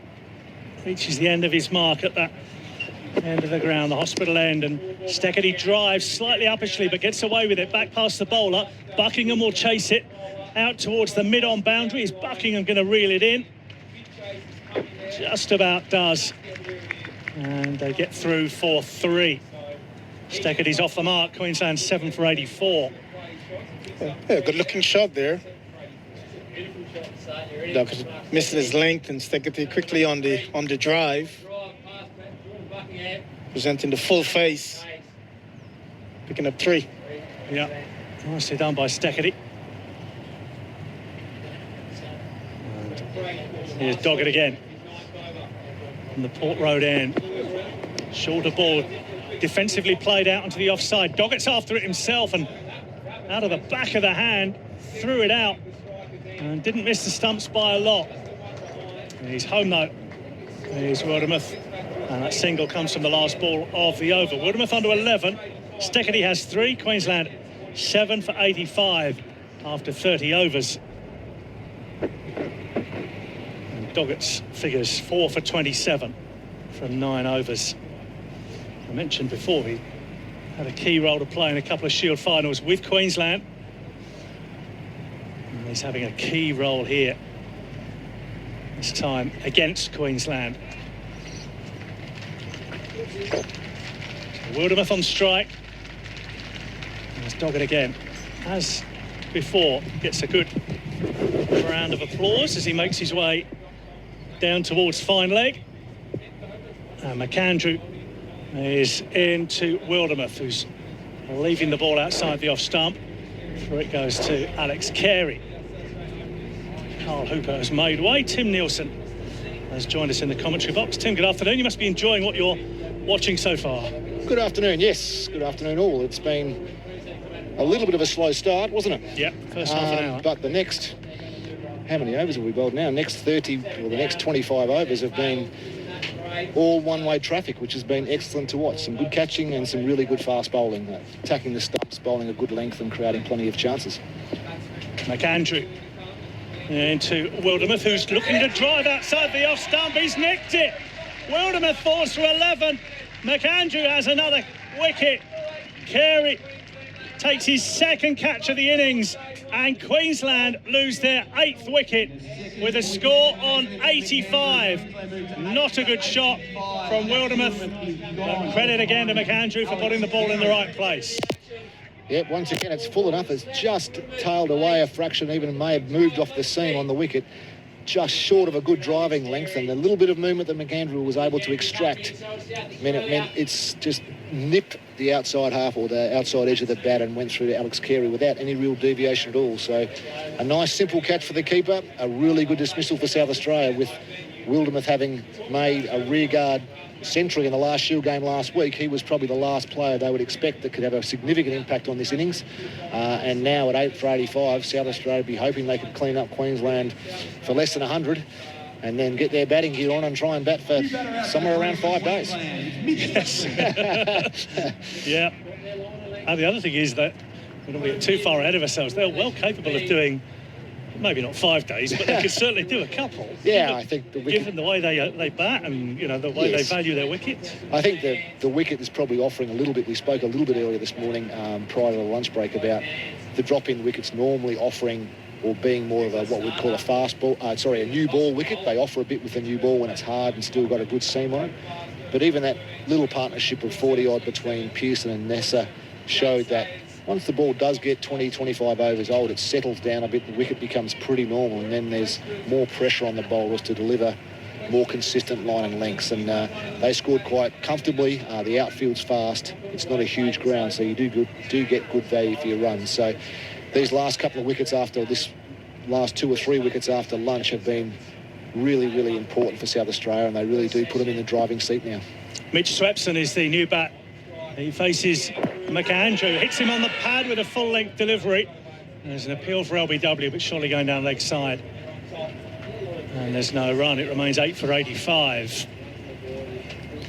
I like the idea. It was almost a half volley, almost a Yorker, wasn't it? And he tried to zone right in on the stumps. It may well have been, haven't seen a replay, but it may well have been just angling down the leg side. Yes, as we see the replay, it was missing leg stump, but it was a bit of a tracer missile trying to hit that middle stump if he could and get the lower order batter before he had his eye in and he was ready to go. Beautiful afternoon in Adelaide, and South Australia are enjoying themselves in the sunshine. Here's McAndrew into Swepson, who with some discomfort finds Buckingham at mid-on, and there's no run.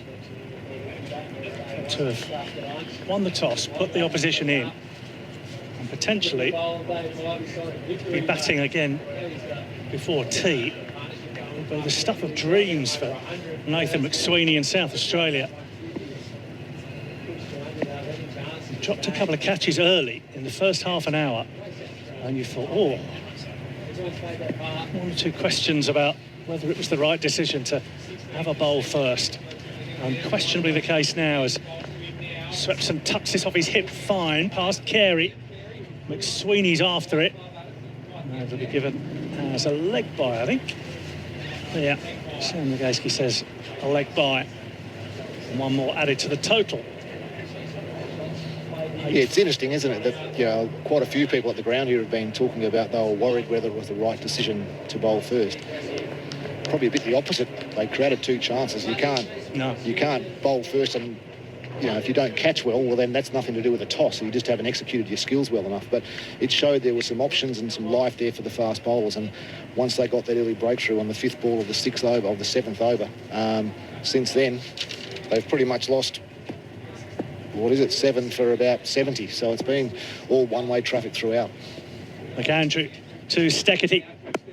Steketee drives pretty straight, but well fielded by Buckingham, sliding away to his left-hand side to gather the ball.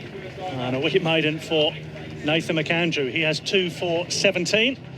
We're going to have a change here in the commentary box. I'll leave you with Tim Nielsen and Aaron Bryans stepping in. The 2025 Sheffield Shield Final. South Australia versus Queensland. Live from Karen Rolton Oval. On your radio. ABC Sport Digital. And on the ABC Listen app.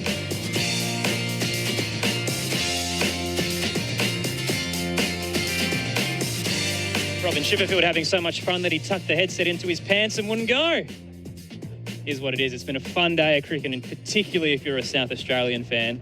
Great to have you with us for the Sheffield Shield Final. Brendan Doggett continuing from the northern end, bowling to Swepson, who totally lost it, stuck the bat out, looped it into the air, up and down, and landed his feet. Queensland 8 for 86 after being sent in. It's been a tidal wave for South Australia. They've had a tremendous morning/afternoon. Tim Nielsen alongside me, former Australian coach and Saka GM. Be loving every moment of it. Certainly better than the alternative. And it's following a trend. I touched on it a fair bit in the pre-game, but last 5 Shield finals, the home side's won. It's traditionally as Doggett bowls to Swepson. Bowled! Swepson's out for a 5-ball duck. Brendan Doggett's got 5 in the Sheffield Shield final. Queensland 9 down in the second session. 9 for 86. Remarkable here at Karen Rolton Oval. A landslide first innings for the South Australians. We're headed towards record territory. Queensland's lowest total ever against South Australia, 1937, 93 runs. They're edging closer towards it, Tim Nielsen. They certainly are. Tremendous bowling. Sometimes we can get, when the fast bowlers, when they're bowling to the lower order, start to get a bit anxious or a bit greedy and start bowling shorter and fuller. That was just the perfect out-swinging, good length ball. Swepson played inside the line with the ball swinging away, and it clipped the outside half of the off stump, top of the off stump. So that would have taken a wicket against a lot better players than Mitch Swepson. And Doggett, Tilly, and it's a well-deserved 5 for today. 9.2 overs, 5 for 27. So it's heady stuff for Brendan Doggett, and is probably the first half of a big game that will complete a really breakout year for him as the lead bowler in South Australia, the lead fast bowler in South Australia. Rick Finlay's got in touch as well, our statistician out in Tasmania. The 4 lowest Sheffield Shield innings totals, all held by Queensland. 75, 84, 102 and 103. So you'd think they're probably going to hold the 5 lowest scores by the end of this innings at 9 for 86. An incredible start from South Australia. Doggett marches in, looking for the 10th. Fiddler's on strike. Defends back to the bowl and no run. So what I was saying before, Tim, was since this bonus point system came in, where you have to essentially win the first 100 overs to win the game if it's a draw, we've seen sides post seasonal lows in their first innings. It's been panic stations, and teams have gone too hard, lost too many wickets, and have gone consistently under 200. And it's happening again today, which is probably what CA was hoping for in removing a dead draw. Fiddler awaits Doggett. Tried to turn it to the leg side, catches a leading edge that rolls towards point, no run. Yeah, it doesn't sound like a huge difference, 5 days to 4 days, an extra 90 overs in the game, but it's a significant, it's 540 extra balls. And if you look at how things roll out in most first-class games around Australia, this also is a drop-in wicket, so it does encourage and give some encouragement to the fast bowlers. There's not too many teams that bat for 180 overs or 150 overs. setting. It's a bit, I suppose, a bit like international cricket. It's hard to win a test match on the first morning, but you can certainly lose one. Doggett to Vidler. Squared up, defends into the offside, no run. On the text line, one of our listeners, do leave your name when you message in on 0467 920 222, says, thanks for your excellent coverage. Can you please explain the point system? I don't understand why Queensland got into the final when the next team had more wins. So similar to what we're seeing in the Sheffield Shield final, you get 0.01 for every run you score over 200 in the first 100 overs. It's a mouthful. It's very confusing for casual fans. You also get 0.1 bonus point for every wicket you take in the first 100 overs. And that carries over to the Sheffield Shield ladder. Doggett bowls to Vidler. Plays it straight back to Doggett, diving to his right to ensure it won't go past him for any runs. And that'll wrap up the over. An incredible one from Brendan Doggett. Another wicket maiden. He's got 5 for this afternoon. South Australia looking very, very promising early in this Sheffield Shield final. Queensland 9 for 86 after being sent in. Steketty's on 3. Vidler's yet to get off the mark off 4 deliveries. Do you find it's a little bit inaccessible, Tim, if you're trying to explain to someone how the Sheffield Shield ladder played out when the bonus point system plays such a big factor? A little bit, yeah. Especially, it's quite simple, isn't it? 0.1 per wicket you take inside 100 overs. That part's easy. 0.01 per run over 200 runs inside 100 overs. It's a lot. That takes a little bit of explaining, but I think the idea to promote positive, aggressive cricket, to ensure that teams are probably as much as anything trying to take wickets rather than bowling defensively right from the outset. It's probably even spilt over to the curating and development of the wickets. There's a lot more life. McAndrew away from the southern end to Steketty on 3, goes big pull shot. It's lifting up towards mid-on, back with the flight, unable to be taken. Buckingham just launches himself down and can't reel it in with the Superman dive, but catches it on the half volley and they'll get through for a couple. Queensland moved to 9 for 88, Steketty on 5, but it was an audacious play late in the innings, Tim. It was the Dave Nielsen batting off the baseball, batting off the handle of the bat almost, and forcing it over the infield. He got it right off the splice, I reckon, and Buckingham ran backwards and threw his right arm up as he dove backwards, but was just cleared his head. So 2 more runs. I expect there's going to be some action here in the next little while. I don't think Mark Steketty will be hanging around too long trying to block. 9 for 88. McAndrew to Steketty again, clubs it. This time pulling towards mid-wicket. There's a vacant region between 2 fielders. Cutting across, Buckingham will gather at backward point and ensure it's just 2. Just the single in the end. So, no 2 runs. No, 9 for 90. Steketty moves to 7. So Queensland edging closer towards getting past their historic low. Scores, yes. Still very under par performance so far. Gone into defensive mode a little bit here, South Australia, knowing I think that Steketty isn't going to block too many and they'll happily give him 1 rather than see him hit 3, 4 or 5 boundaries on the way through in the next couple of overs. 3 men out, 4 men out on the leg side and 1 at deep point on the offside. McAndrew to Steketty, tries to turn it through square leg, catches just the bottom of the bat, trickles across where Carey can field. No run, 9 for 90 Queensland. McAndrew's got 2 for the afternoon so far. Brendan Doggett with 5 for after South Australia sent Queensland in. Caught a lot of people by surprise, but there was a general feeling heading into last night. There was some moisture in the wicket. The grass hadn't been cut yet after what was a road in the final game of the season. South Australia took the punt. It's paid dividends. Steketty on 7. McAndrew right arm over the wicket. Away, Steketty pushes it into the onside, cutting across from mid-wicket. It'll be fielded by Doggett. Still 2 to come in this over. Queensland 9 for 91 as they trot through for a single.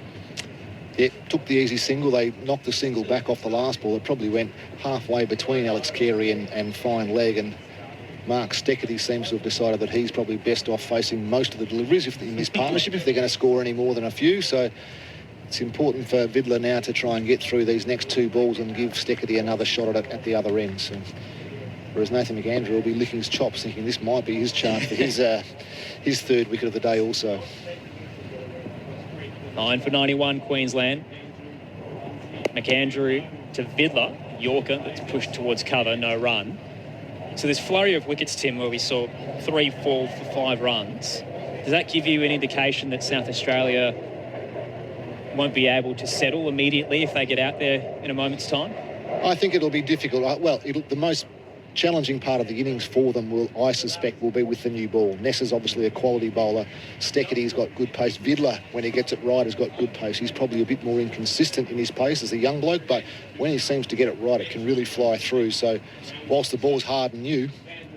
McAndrew, away to Vidler, who's happy to leave through to Carey, no run. It wraps up the 33rd. Queensland 9 for 91 after being sent in.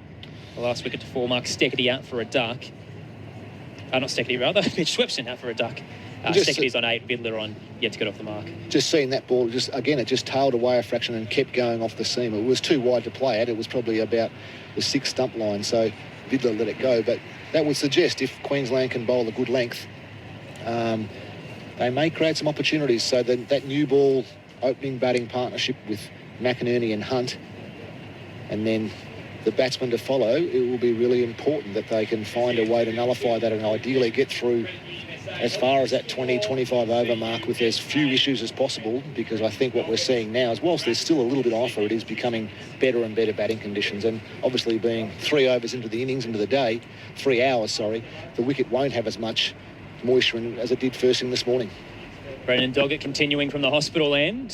Steckety tried to turn it off hip height through square leg, mistimed, and it bobbles off his hip towards point. No run. Queensland 9 for 91. The other concerning part moving forward for South Australia is their top order, Tim. So Henry Hunt and Connor McInerney at times have been solid individually, but together have struggled through the campaign.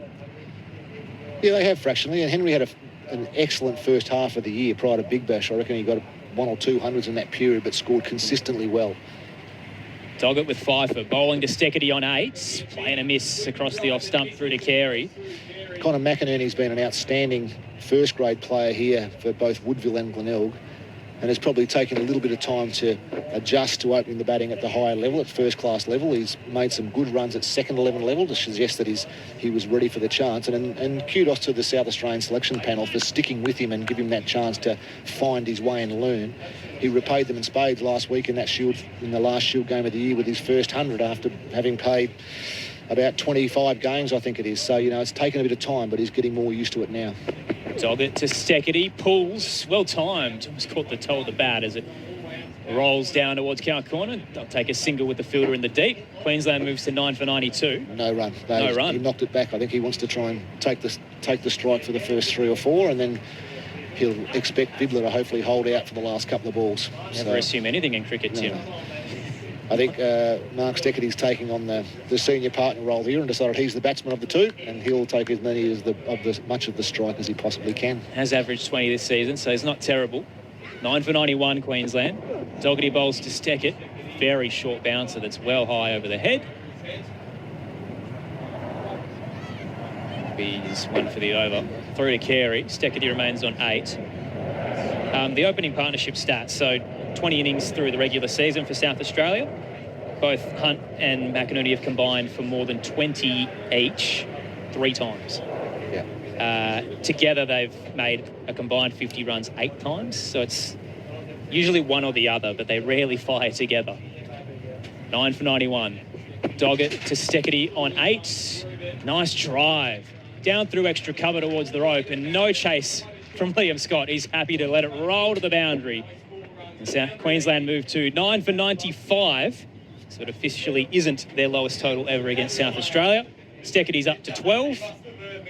Doggett concedes some rare runs in this innings. He does, and now it'll be interesting to see whether Steckety can find the single. They've brought the field back in. They're moving Gully across to a mid-wicket. This is the 3rd slip.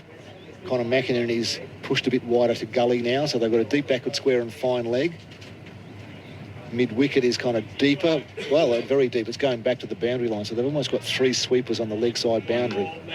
And then a mid-off, a point, deep point. Doggett to Steckety, steps across the leg side. Look for the uppercut. And missed through to Carey.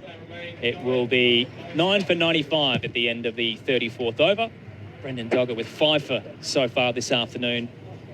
Vidler remains not to get off the mark from 6 deliveries. Mark Steketee on 12, and I've got a very excited Jason Gillespie is bouncing up and down this commentary box. We're in a portable shipment container, Diz, and it's an absolute rave when you enter because you're up and down and bouncing around. Oh, can't help it. It's so exciting, isn't it? Jeez, doing our best to remain neutral. But we are being very it's a neutral. big, absolutely big storyline. But it is a big occasion, isn't it? Let's be honest. And I think the South Australians have come out bowled very well since lunch. And McAndrew continuing from the southern end to Vidler. Squared up defends to the bowler, no run.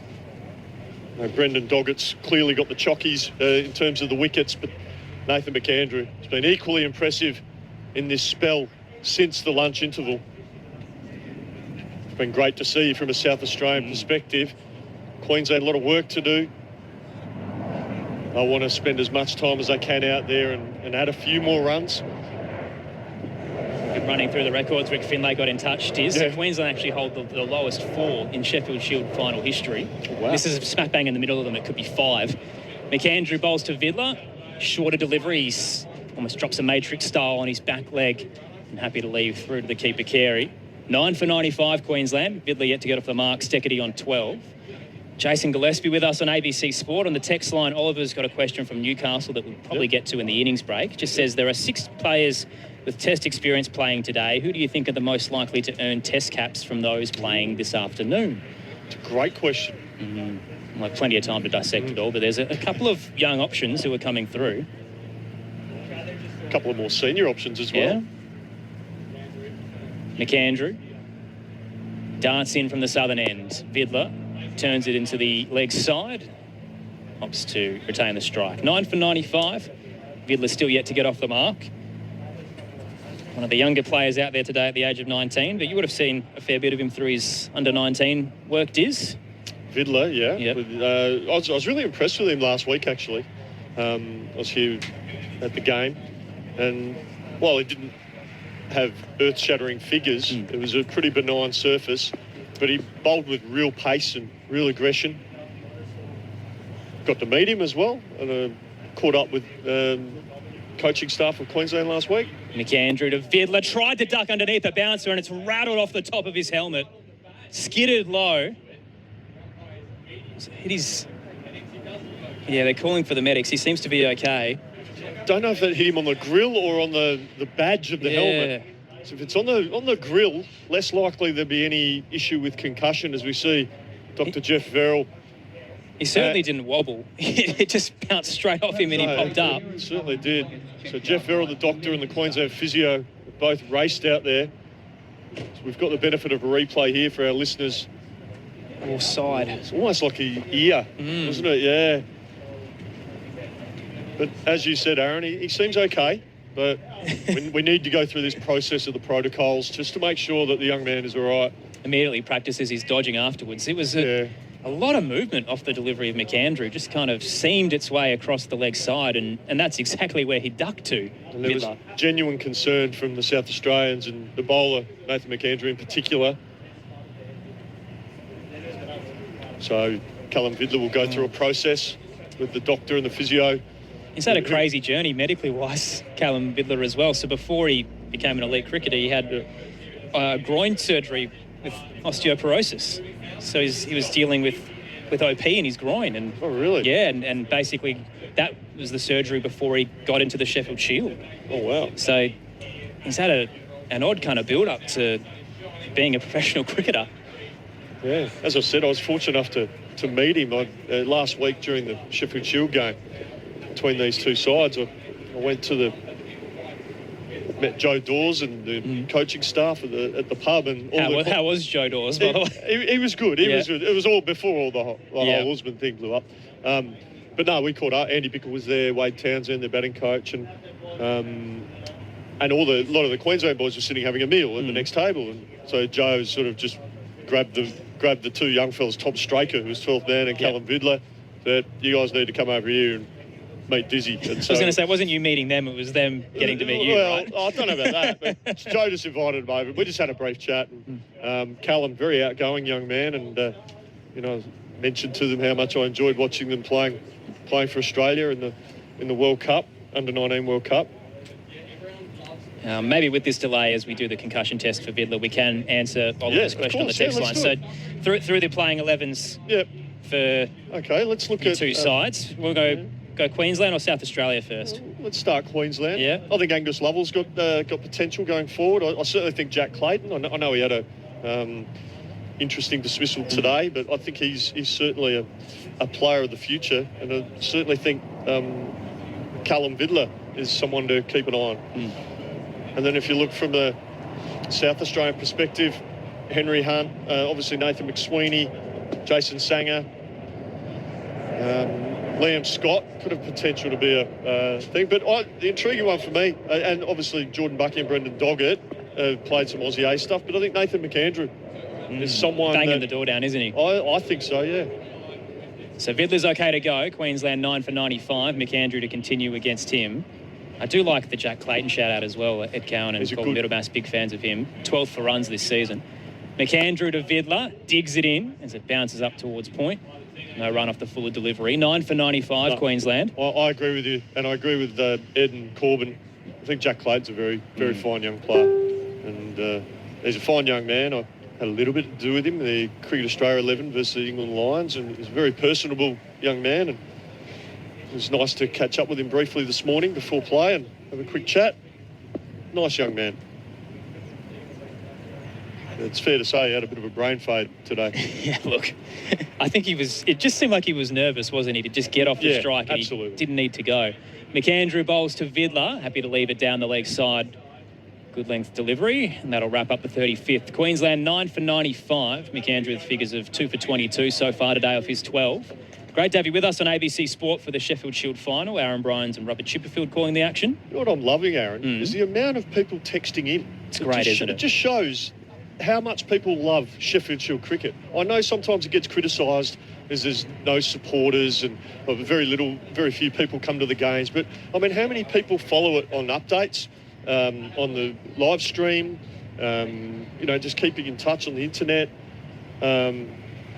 It's a well-supported, well-followed, and, you only see what it means to South Australians.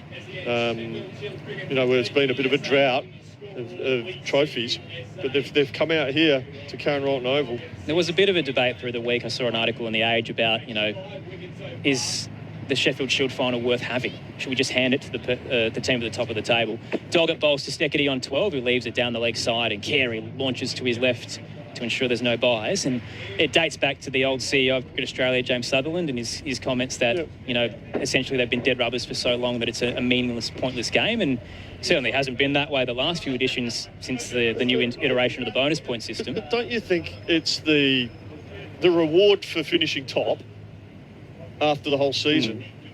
You only need to draw the game to retain the trophy. And I know it's changed the last few years with the point system, but I think the team that finishes top throughout the season deserves to have a little bit of a home advantage. Doggett bowling to Steckity on 12. Tries to whip it off his pads down through his square leg. Didn't quite make the connection he wanted, and is happy to let Carey track it down at long leg. So I hope they answered Oliver's question. Oliver from Newcastle. So I hope we answered that for you, buddy. Yeah. James Sutherland said it's never been a great spectacle, and in the 43 stagings prior to this one, the away team's only won 6 times. That's home advantage. That's home advantage, that's isn't almost the reward. That's a reward for finishing top of the tree. And Doggett into Steckity, pushes it into the onside, and again doesn't want the single. Happy to hold the strike as it rolls down towards mid-wicket where Doggett's waiting. He's bowling right now. That's Jordan Buckingham. That is Jordan Buckingham. That's the curse of the cap, where the wide brim was on Doggett all afternoon and he's handed it over.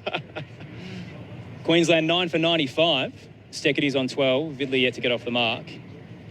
But you're right. I think the turnout today showcases why this is still an event that people care about. And so many people on our ABC Sport text line, there's genuine interest, and that's fantastic. And people are listening in all around the country. 0467 920 222 is the text line if you want to get in touch. Ask a question to Diz. Carl Hooper and Tim Nielsen here as well. Doggett with Pfeiffer. Bowls to Steckity on 12, stepping across. Steckity wanted to go. Big swing as it catches the back of the bat and rolls its way towards the leg side. Menenti was waiting at mid-wicket. very, very confident, Mark Steckety, as he tried to go big towards the hospital and mistimed it. Luke in sunny Waikery says, good afternoon, gentlemen. Enjoying the call heaps. Thanks, Luke. Glad you're enjoying it. Hopefully it's not distracting you from your work day. It'll just be a nice little background addition. Oh, there'll be so many people out there listening in while they're at work. What a better way to spend your workday. Doggett searching for the final wicket. Steckety this time makes the connection. Pulls straight to mid-wicket and it's taken. Excellent catch. That is amazing from Jordan Buckingham. That is a superb catch from Jordan Buckingham. It actually nearly knocked him off his feet. Absolute bullet towards mid-wicket. Buckingham takes it head high and Queensland are all out. Innings over. Steckety departs for 12. And my goodness, South Australia, after sending Queensland in, would be elated with that result. The Bulls are all out for 95 here at Carrum-Rolton Oval, midway through the second session of the opening day, and Doggett has 6 for. What a performance from Brendan Doggett against his old team. 11.5 overs, 3 made, and 6, ladies and gentlemen, 6 for 31. What a performance from the South Australian spearhead. Well supported, Nathan McAndrew, 2 for. 95 all out will be the 3rd lowest total in Sheffield Shield history in an innings, thanks to Rick Finlay with that stat. And it is the 2nd lowest total Queensland have ever posted against South Australia in an innings. So a dismal start for the Sheffield Shield final. Never judge a wicket until both sides have played on it, Diz, but... Oh, I think we can judge this wicket. It's a good surface. I just think that's poor batting. Poor batting from Queensland. Some very good bowling. After, I think, it must be said, I think South Australia took a little while to get into their work, 6 to 8 overs. People were sort of questioning the wisdom of putting the Queensland team in, but it certainly paid off for Nathan McSweeney and the South Australians, and to knock them over for 95. I think there was some indecisive batting, but there was some very good bowling as well. And as we said, led by Brendan Doggett at 6 for 31. All started with Usman Khawaja after a week in turmoil, a controversial and contentious discussion with Queensland cricket. Had an effect on the squad, Look, on the team? I don't know if it has on the team. It might have on us, considering he got dropped twice on one and then eventually was out for 2, top edging to fine leg. And maybe, the loss of Matt Renshaw, who's not playing this afternoon, you lose a senior leader early, that could have played a factor. But Queensland 1 for 15 at that stage off the bowling of Brendan Doggett. Marnus Labuschagne out for a duck of 7 deliveries as he tried to clip it to leg gully. And waiting there was Jake Lehman, 2 for 16 the Bulls, and quickly afterwards 3 for 16 as Jack Clayton tried to run for a quick single off his first delivery and ended up being run out after he was sent back by Angus Lovell. The single probably was on an offer, and Liam Scott thundered it into the striker's end wicket. So he was out for a duck. Lovell then shortly departed for 8, caught behind off the bowling of Brendan Doggett. 4 for 18 the Bulls at that stage. Then McDermott made another 4 before he was caught behind, caught and bowled rather off the bowling of Jordan Buckingham, a check drive that just didn't work out. 5 for 22. The Bulls would settle slightly. They got to lunch 5 for 64 after adding an extra 42 runs. Looked like maybe they'd get towards a respectable total, and it quickly unravelled as the second session got underway. We saw Jimmy Pearson caught LBW, and he departed for 13 from 48 deliveries. Michael Neser made 34, the best of the batters, surprisingly at number 7 for the Bulls, before he edged to Nathan McSweeney at first slip off the bowling of Doggett. 7 for 81 the Bulls at that stage. Quickly 8 for 85 as we saw yet another wicket fall. Jack Wildermuth out for 11, caught behind off the bowling of Nathan McAndrew. Mitch Swepson out for a duck, bowled by Brendan Doggett, and Mark Steckety, the last man who did everything he could to add some runs to the total, out for 12, caught at Jordan Buckingham at mid-wicket off a thunderous pull shot from the bowling of Brendan Doggett. So in the end, Queensland all out for 95. Doggett, I think, tremendous performance with the ball so far. 6 for 31 from his 12 overs, including 3 maidens. Nathan McAndrew 2 for 22 from his 12. Jordan Buckingham 1 for 11 from his 8.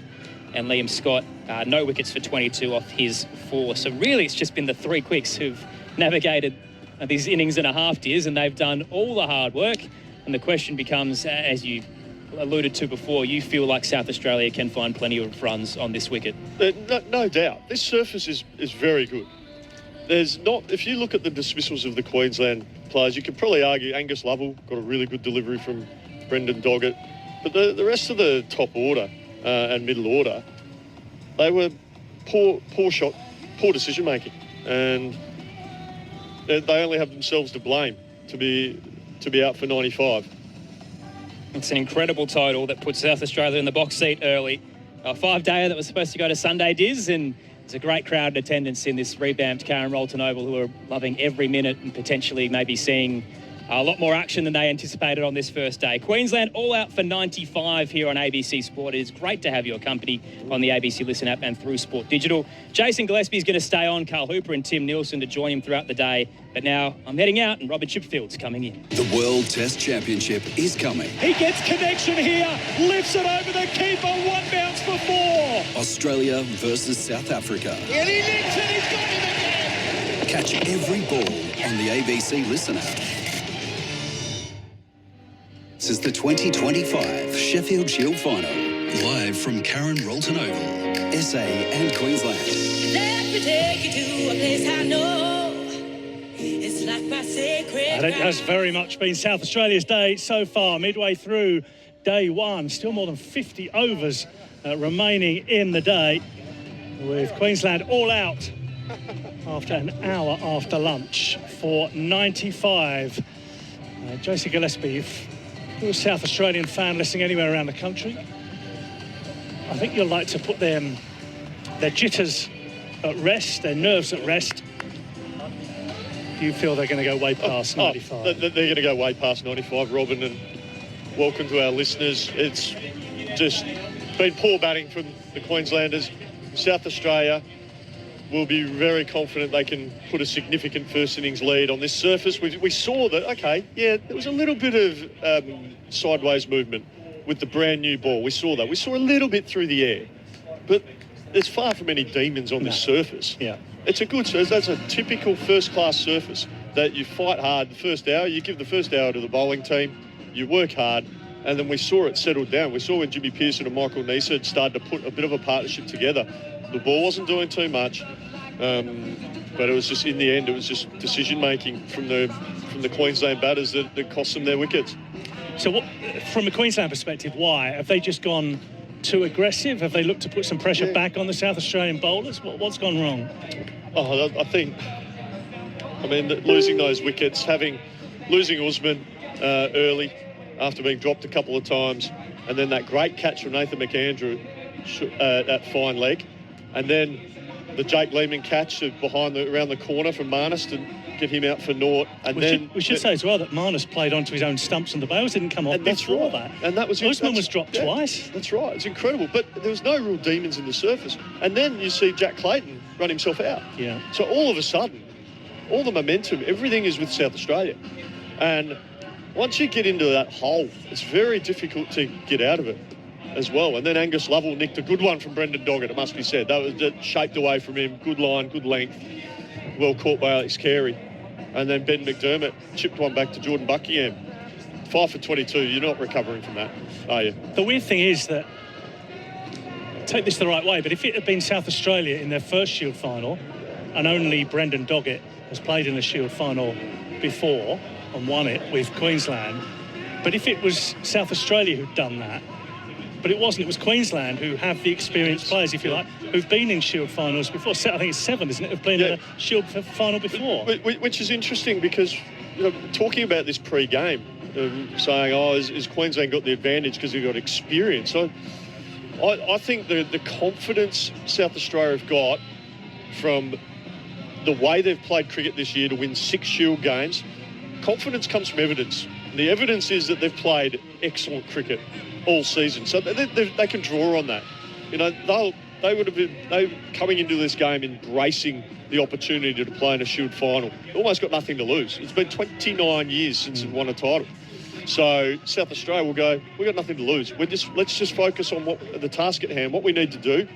This is how we've played our cricket throughout the summer, and we're going to continue that and give ourselves the best chance. And they can draw a lot of confidence from how they've played this year. they've lost one game in the Shield all season. That kind of sums it up. They're 16 points clear virtually of Queensland in second space. They are comfortably the best side in the competition. Without a doubt. And, you know, Ryan Harris, first-year coach, must take a lot of kudos. You know, he's instilled a real sense of belief into this South Australian squad. So, as we see, as the umpires have walked out, we see Henry Hunt and Connor McInerney are really halfway out there already. The Queenslanders, Robin, are still in their huddle, just breaking up their huddle now on the boundary as they make their way out. Henry Hunt and Connor McInerney. And this next hour is so important, isn't it? I mean, we always say that in cricket. The next hour, I know, I realise it's like every morning of a Shield game or a Test match. The first hour, so important. I got 2/3 of the way through that sentence. And I thought, here it comes, just let it go.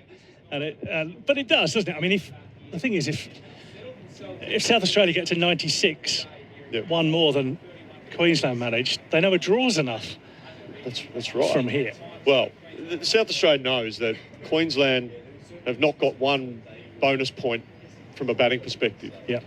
Right. So South Australia have got their bonus points from bowling already.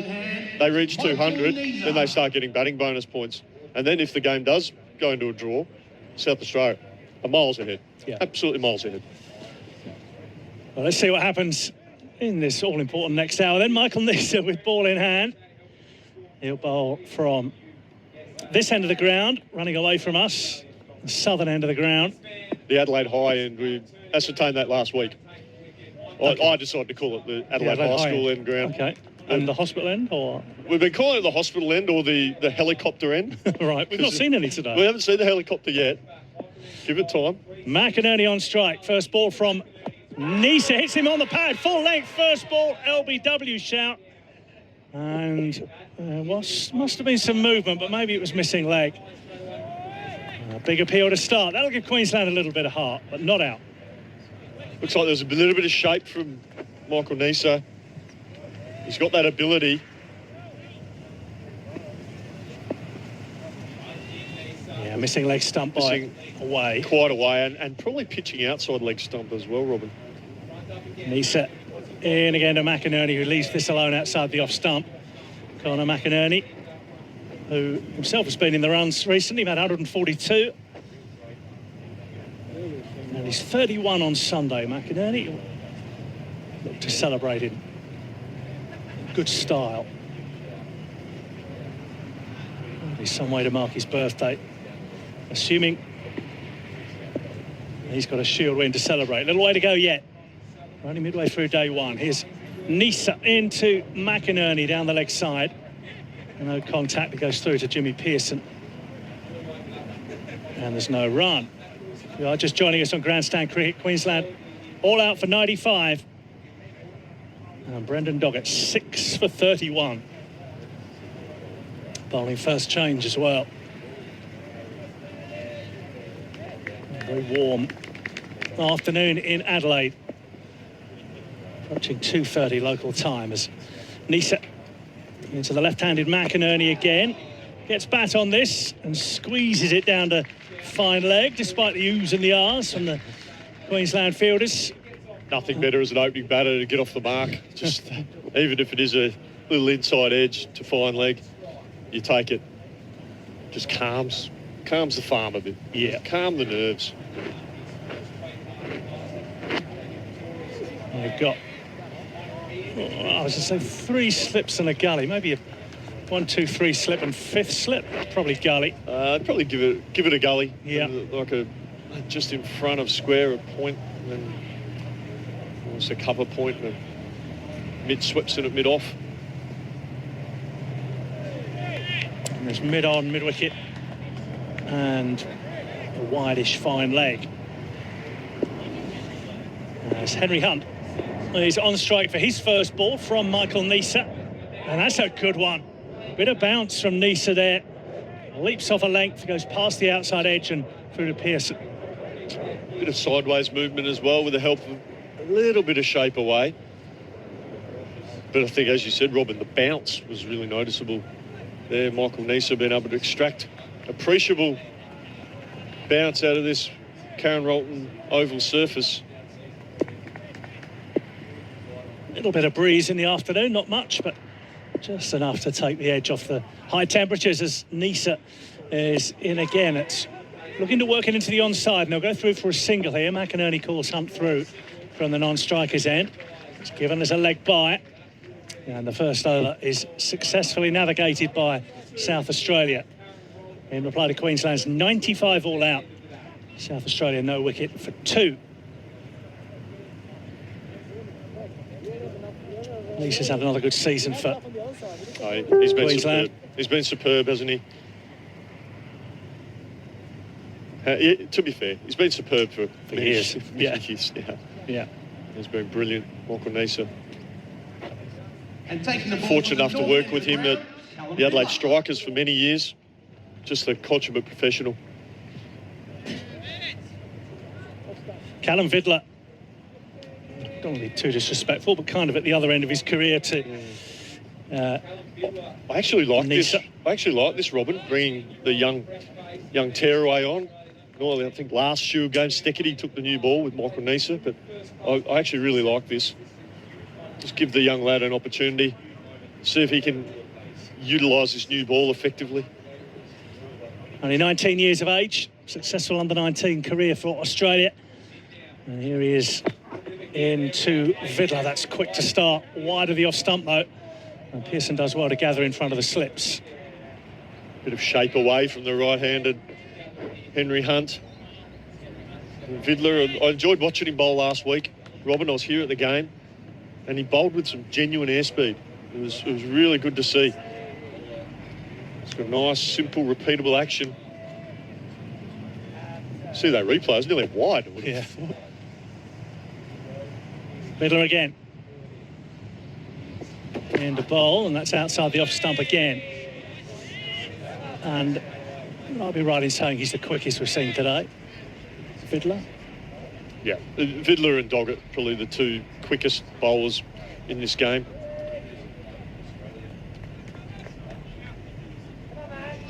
Leading Australian wicket taker in the under-19 Ashes in 2023 and also in the 2024 under-19 World Cup. Australia successful in that, of course. He took 14 wickets, an average of 12. Wow. Here he is again, Vidler in down the leg side. A little something on that from Henry Hunt. It's heading towards the boundary. Despite the efforts of Steckity, it will reach the rope. It's given us leg byes, just a little tickle off the thigh of Hunt. But Australia gets 6 on the board without losing a wicket. Just a bit too straight from young Callum Vidler. Henry Hunt would have liked the umpire to give that to him as runs to get him off the mark. 3 slips in the gully behind Hunt as Vidler tears in again. Good delivery, a bit shorter this time. He goes past Hunt at about chest high. Beats the outside edge and through to Pearson. And no run, no wicket for 6. There's a group of players around Vidler's age, isn't there, for Australia that seem to be coming through. Obviously, Constance has grabbed some headlines in the last 12 months or so. But a couple at Victoria, Vidler and others at Queensland. That kind of 19, 20, 21-year-old, that group looks very strong. Well, they've got a group of young bowlers, and then they've got the 2 senior lads in Nisa and Steckity. That's outside the off-stump. Through to Pearson, no run. So I just wonder if Queensland will maybe look to recruit mid to late 20s, 1 or 2 mid to late 20s fast bowlers to aid their depth, because they've got the older guys and then they've got this young group of seamers. Do they look to recruit in that 25 to 30 space? I reckon watch this space. You know something, Joseph? No, I don't. I actually don't know something. All I'll say is watch this space. I guess the danger is it pushes the under-19s champions down a bit. Oh, not necessarily. Vidler in again. That's beaten him outside the off-stump. Trying to drive through the offside. And it goes through to Pearson. And there's no run. End of the over. A maiden from Vidler to start. South Australia is none for 6 in reply to Queensland's 95 all out. Encouraging start from Fiddler. 1 or 2 dangerous balls and deliveries in there. And delivered at good pace as well. We'll have a change up here. Carl Hooper has stepped in to replace Jason Gillespie. Michael Nisa about to bowl his second over from the southern end of the ground. Left-handed McInerney on strike, and Nisa bowls to him. That's down the leg side. And Nisa apologises to Pearson for having to move away to his right-hand side. Carl Hooper, good afternoon. Yeah, well, the 2 Queensland quicks have been on the money. I think they realised that the new ball is important. Try and pick up a couple of early wickets and get back into this game. Nisa again into McInerney outside the off stump. And the left-hander shoulders arms and lets it go through to Pearson again.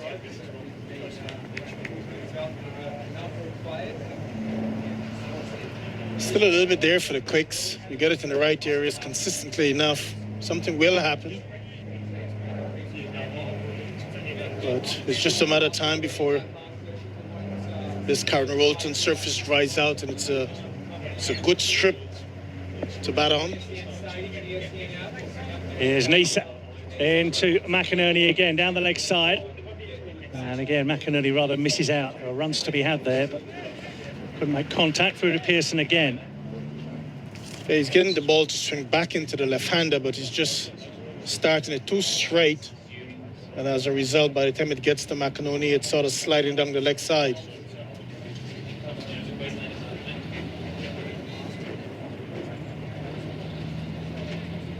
Nisa's going to go around the wicket here. See if he can get his line a bit straighter. Nisa around the wicket then, into McInerney, who's leaving alone outside the off stump this time. And there's no run. I think it's a really great opportunity for South Australia to try and bury Queensland. I think the next 20 to 25 overs will be critical. If they can get some sort of a platform, maybe 60 for 1, something like that, where they can bat the rest of today and then deep into tomorrow, if not all day, set them up nicely to push for the Shield. That's a full pitch delivery, which is driven by McInerney, well fielded by Steckedy at mid-on, diving away to his right-hand side. He's managed to parry the ball, which meant they didn't get through for any runs. Had it beaten Steckedy, it probably would have gone for 4. Yeah, nice firm drive. Didn't beat the man at mid-on. Nisa now going around the wicket. 3 slips in the gully for Nisa. Who's in again. Very similar shot from McInerney, who drives up to Steckedy. This time Steckedy doesn't have to dive as he gathers the ball. Made an over from Michael Nisa. He has 2 overs, no wicket for 1 with that maiden. And South Australia, no wicket for 6 after 3 overs. And in control of the game, if you are just joining us bowling. Queensland out for 95. South Australia winning the toss and reducing Queensland at 1 point to 5 for 22. As I say, eventually all out for 95. Brendan Doggett 6 for 31. His second 5-wicket haul in a Sheffield Shield final. First one was, of course, for Queensland. 3 slips in a gully behind Hunt. As Fiddler comes in, good delivery again. Bit of bounce off a good length. And it whistles past the outside edge of Hunt's bat. And again, it's through to Pearson. Yeah, nice carry there. Pearson sort of taking that somewhere around chest height.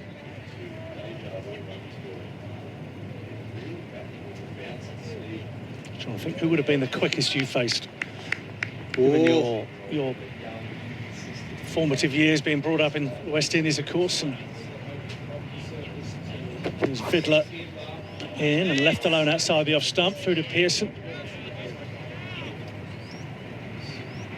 Yeah, I suppose I think the name Shoaib Akhtar probably would be right. first to come to mind. Was a young fast bowler from Pakistan also called Mohammed Zahid, a skinny little fella. Only faced him for 6 balls, but that was enough. That was a one-day game too. Right. Rapid, yes.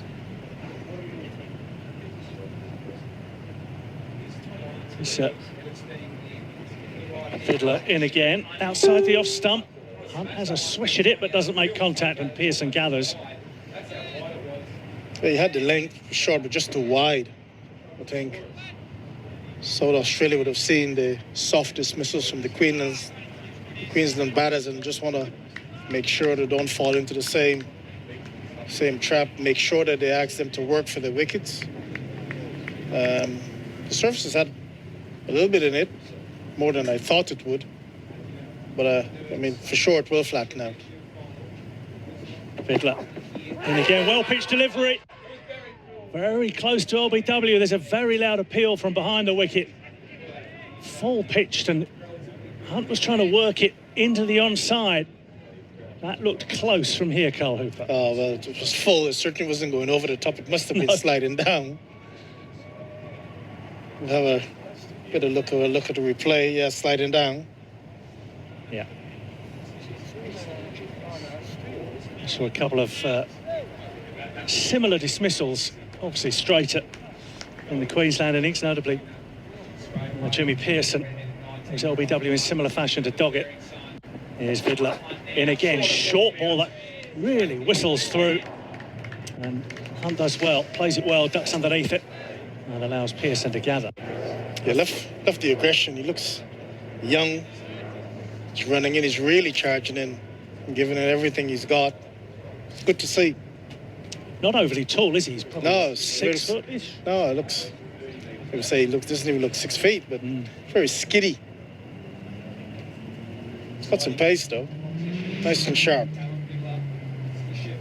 Certainly has. Hunt on strike, looking to get off the mark. As Fiddler comes into him.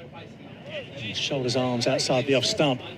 Through to Pearson, another maiden for Callum Fiddler. He's second in 2 overs. And South Australia remain on no wicket for 6 in reply to that Queensland first innings of 95. There's good aggression shown by Fiddler, probing, asking questions, drawing a couple of false shots to shout for LBW.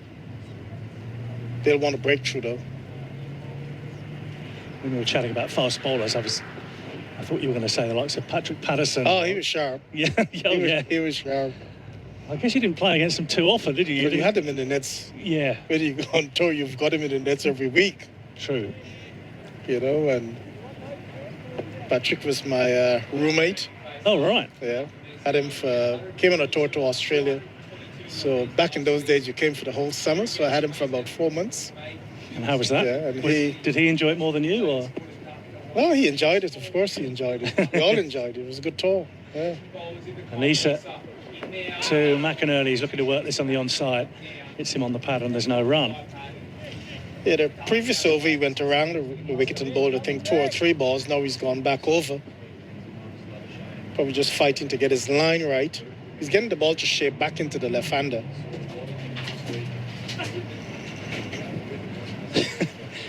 Our view is going to be tricky here. There's a board in front of us that's just fallen down and completely blocked the view. Let's peer bend as Nisa runs into McInerney again, who defends it back to the bowler, and there's no run. There remains no wicket for 6. Yeah, there was a big board on the screen in front of us that suddenly collapsed and blocked out the whole field.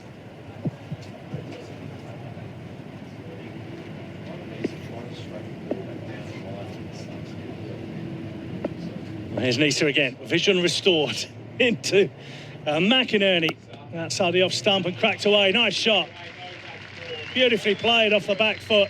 Didn't hit it too hard, just found the gap and sent it on its way to the point boundary. And South Australia no wicket for 10. Yeah, that's probably the shot of the day. Wasn't a bad ball. Back of a length. He had the length, but he didn't have the room. But just a back foot punch just behind point. Lovely shot. His balance was good. And it sped away for a boundary. Shot of the day.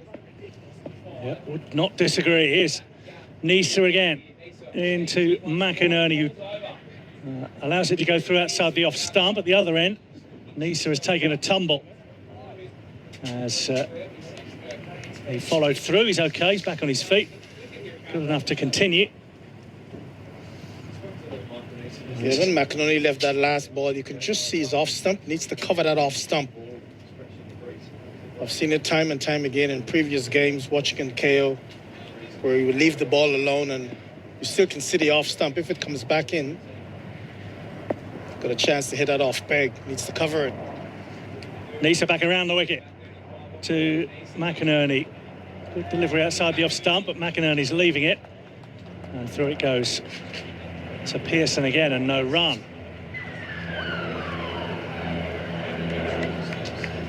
No wicket for 10.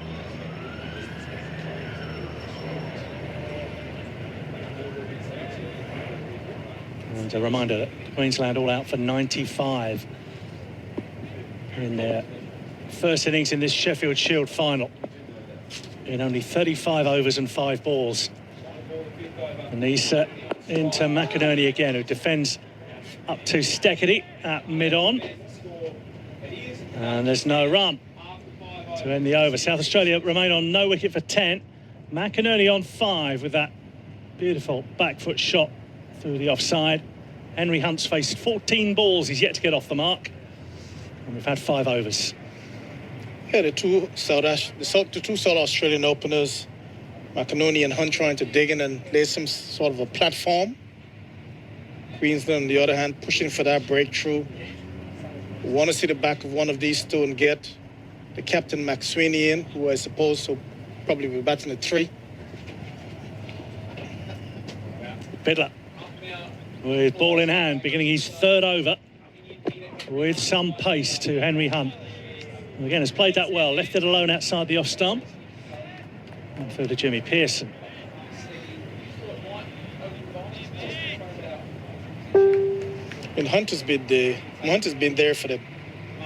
But he's the one. McInerney's been in and out of the side, but Hunt has stayed there. I mean, he's been a steady fixture in the side. He's had a good start, I think, at the early 100 early in the summer, but then has struggled a little bit. So no better time to come good. I'm sure he'll want to do well for SA in this massive game.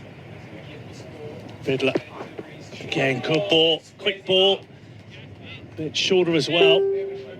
He got a bit of bounce as it went past him. And again through to Pearson.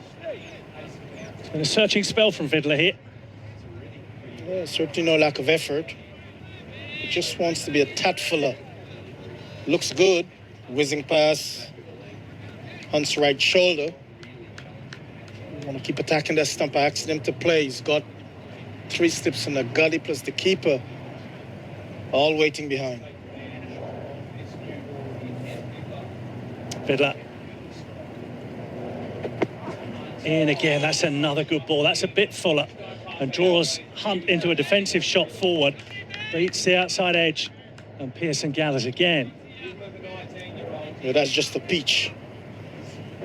Pitched probably somewhere around middle and off stump. Hunt had to play, and then it left him off the wicket. He was never going to hit that. Beautiful ball.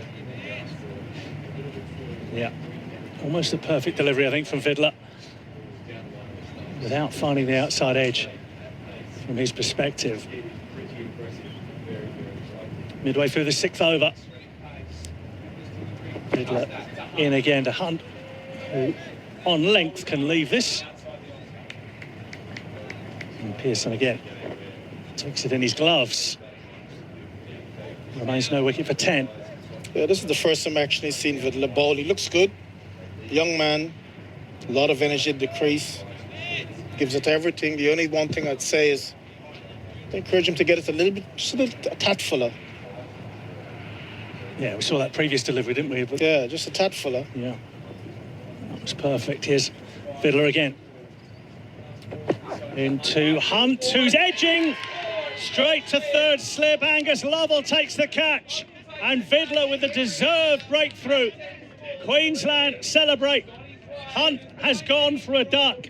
And South Australia 1 for 10 in reply to Queensland's 95. Yeah, well, that was perfect. That was actually bringing Hunt forward, asking him to drive. No footwork again, hands in front of the body. A little bit of shape away, edged, and third slip into the game.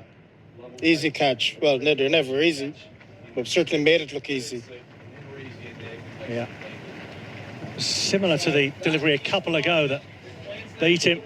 A more aggressive shot this time from Hunt. Pushing outside the off stump.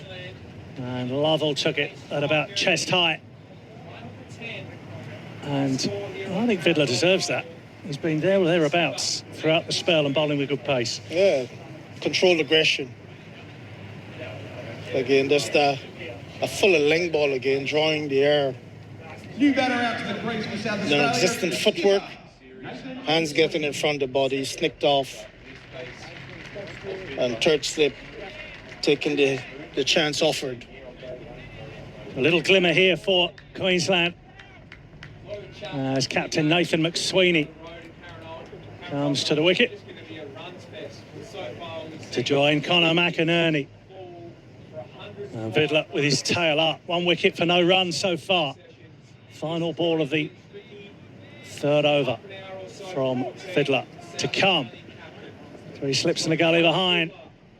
Here's Vidler in again to McSweeney, who shoulders arms first ball, and Pearson gathers. Good stuff from Callum Vidler, a wicket maiden to go with 2 maidens. He has 1 for none from his 3 overs. And South Australia 1 for 10 after 6 overs. Yeah, and I suppose just looking at the way the Queensland has been going about it, you sense there's still a twist in this game today. After being rolled over for 85 or 95, should I say. All of a sudden, 10 for 1. Your messages coming on the SMS 0467 920 222. Here's Nisa around the wicket to McInerney. Down the leg side, no contact, and through to Pearson. And he says, hello from Canada. It's 1 o'clock in the morning here, but the cricket is keeping me awake. He or she said they originally from Bermuda, but enjoying the coverage in Canada. Thank you for your SMS. Keep them coming. 0467 920 222.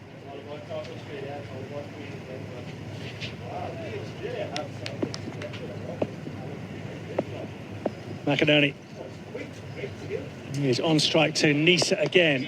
It's word into the onside. Nice shot from McInerney through square leg. Beautifully timed. And he picks up his second boundary of the innings.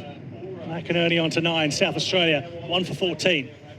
Yeah, in the previous over, we saw a beautiful back foot punch behind point now, strung off the legs.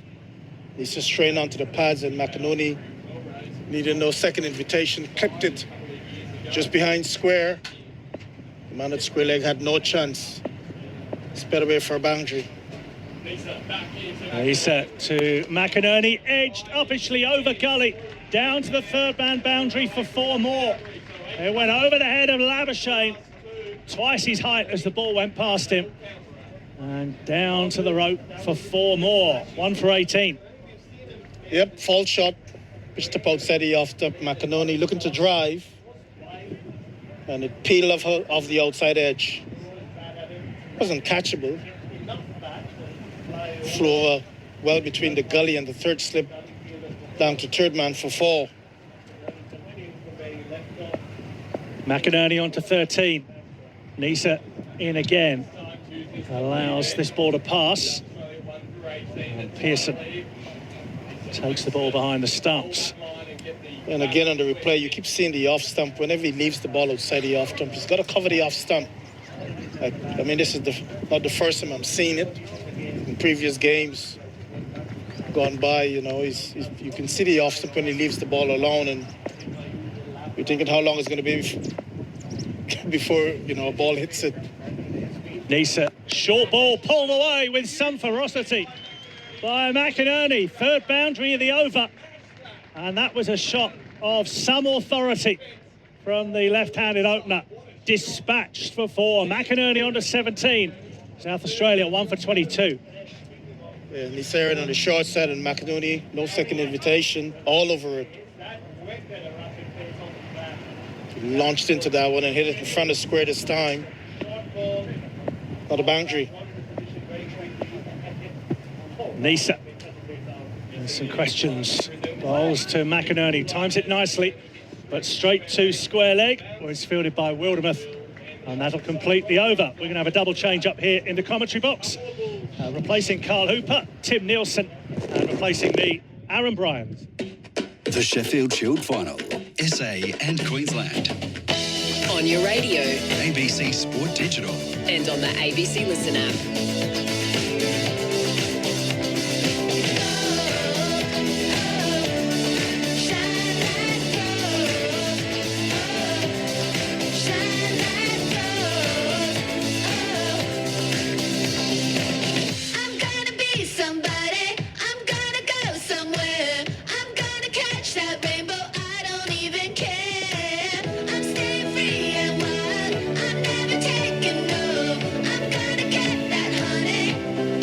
Play continues here at Karen Rolton Oval as Callum Vilder bounds in from the northern end to McSweeney.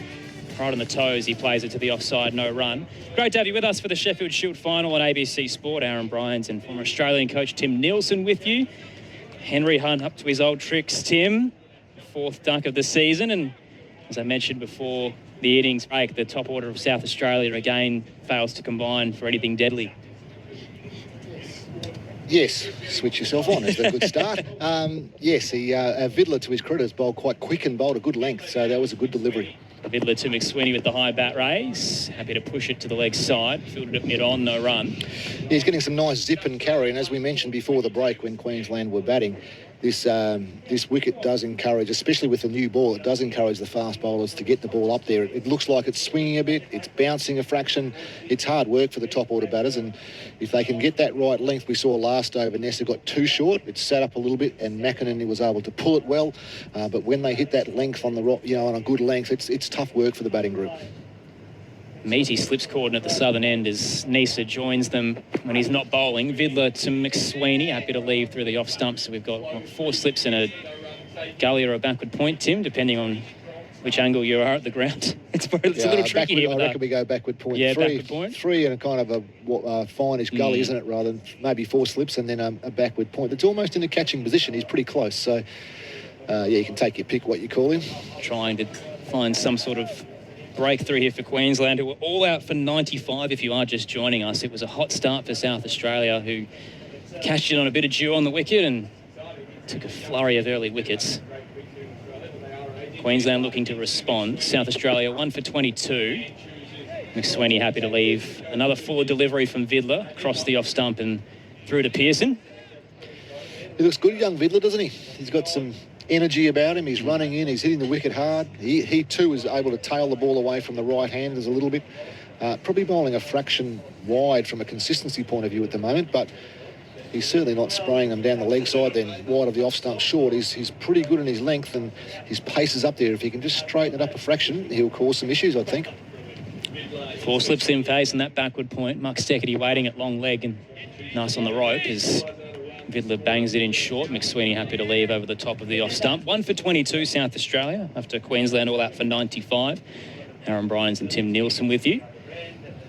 Where's your head at now? So an early wicket falls, but they're still finding some runs. They're scoring, which is good. And still I think pretty confident. That's how Conor McInerney has played his best innings this year. The couple of times he's got significant scores, he's been quite positive. So it's good to see him play that pull shot. He played a bit of a loose drive, the over prior from Nisa, where it flew through backward point in the air. But I'd like to see him continue to be positive and trying to score, that's for sure. McSweeney yet to get off the mark. Vidler bowls him very short. He drops down on both knees, McSweeney, and happy to leave it through to Pearson. No run to wrap up the 8th. And a maiden over for Callum Vidler. He's had a good performance so far, the 19-year-old, taking the wicket of Henry Hunt for a 19-ball duck. South Australia 1 for 22 after 8 here at Karen Rolton Oval. The text line 0467 920 222. One listener says, shout out to Lauren M, who's umpiring their first game from the Uni Cricket Club. Pete from the Sunny Terrace outside the pavilion. Kudos to the Sacca and the many folks who no doubt worked tirelessly to make the Ground Shield final ready. It is a great atmosphere. It is tremendous. Full credit to them. Yep. In particular that Eastern Bank. That's always a tricky one to navigate, to be able to... Dead end, isn't it, normally, unfortunately, but it looks fantastic, yeah. To convert some new stands in, at least temporary stands, over the top of that is a tremendous effort. And it's got shading, which is, I think, everyone wants today, and what's quite a warm day, not a cloud in the sky here in South Australia. And the Sacca members in the pavilion, it's, luxury. Perfect. Yep, with what we have here, this is as good as you can do. It's a real credit to the Sacca and the way they've gone about it. Steckity now into the attack for the first time this afternoon. He's bounding away from the southern end to McInerney on 17, who plays it back to the bowler, no run. 1 for 22, South Australia. Jamie says, hey team, listening to the amazing call from Parramatta in New South Wales while working away. Definitely going for South Australia as a New South Wales supporter. Good boy, Maybe Jamie. A bit of state of origin in there, that anything but the Bulls for Jamie. But don't work too hard, mate, and good on you. And Gary in Croydon says, I was there at Carrum-Rolton Oval for the first session. 5 wickets down now, another 6 have fallen, all before 3 p.m. The pitch looked dry, but should be a paradise for the batters. What's going on? Good bowling, good wicket, poor batting. Steckity to McInerney on 17. Big swing that's lifted its way over the top of the slip cordon. Diving attempt just stuck out to the right, unable to be reeled in for Queensland. And it's raced all down to the rope. Kind of went to second slips, left hand, just watching the replay. It just slid away from him off the wicket. No, it went to third slips, right hand, actually. And it was, second slips, right hand. How am I going? Lovell's next to him and didn't really commit to it, did he? Yeah, I'm trying to work out the angles here, but it was a difficult chance, but probably McInerney gave himself the benefit by actually going very hard at the ball. So he swung so hard that it actually took a bit of a chunk of the bat and flew away almost uncatchable. So same result as a perfect cover drive, 4 runs. Steckity to McInerney on 21. Again, drops low, looking for a cover drive, and that sliding shot catches a bottom edge of the bat and bounces back towards Steckity. 1 for 26, South Australia, after Queensland all out for 95. Gary from Croydon summing it up well, that there's been a little bit of everything today, and it's certainly been a surprise to many who felt that this was going to be a good batting track and would go 5 days. It's been a pretty impressive display so far from the South Australian Quicks, and now it's up to their batters to respond. But Henry Hunt out for a 19-ball duck. Probably wasn't the start they were after, but McInerney's had a good season. Steckity bowling to McInerney, steps forward, punches it into the covers. Labuschagne will dart across and ensure it's just a single. South Australia 1 for 27, McInerney up to 22. Yeah, as I was saying, Aaron, it's good to see McInerney being positive. He's had some periods during the year where he's batted for a decent amount of time, but probably got 15 or 20. In that funny game against Tasmania when South Australia were bowled out for 93 and then Tassie were bowled out for 101 down in Bellerive, and then South Australia made 388. Connor was really positive in the second innings there. He got 70 odd, I know. I remember him hitting some really good cover drives, some good pull shots, and really took the bowling on. And that was the famous game where Riley Meredith ran on the last ball and almost gifted South Australia an outright victory when there was no victory to be had. Might not be here today if it wasn't for that. Steckity to McSweeney, who's yet to get off the mark. Happy to play it into the onside. And then obviously last week against Queensland, Connor got his maiden first-class 100 in that first innings, which was a huge step for him, I'm sure, to have the confidence and the understanding about, one, the belief that he can do it, but two, just to get over that hump of scoring maybe 50, maybe 60 on the odd occasion to I expect achieving a pretty strong goal of his own, lifelong goal of his own. But just to ease the pressure moving into a big game, he can now play positively. He knows that he's been selected on form and he's contributed well to the team. So, I'm enjoying the fact he's being positive and trying to score today.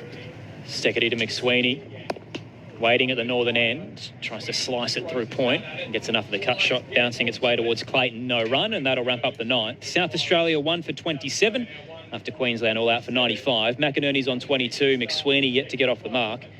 It has been a pretty long journey for Connor McInerney. So part of the squad many moons ago, played between kind of 2018 to 2020, lost his spot, ends up being called up last minute last season when Henry Hunt had a facial injury, plays against Tasmania, gets 21 and 16, didn't set the world on fire, but got back into the system, ends up being picked up again by the Redbacks or South Australia now with Weatherall departing, and that missing piece that I think they've been looking for a while, and you attest to this in the years that you were part of the organisation, that just that top two was never really solid for many years, was it, Tim?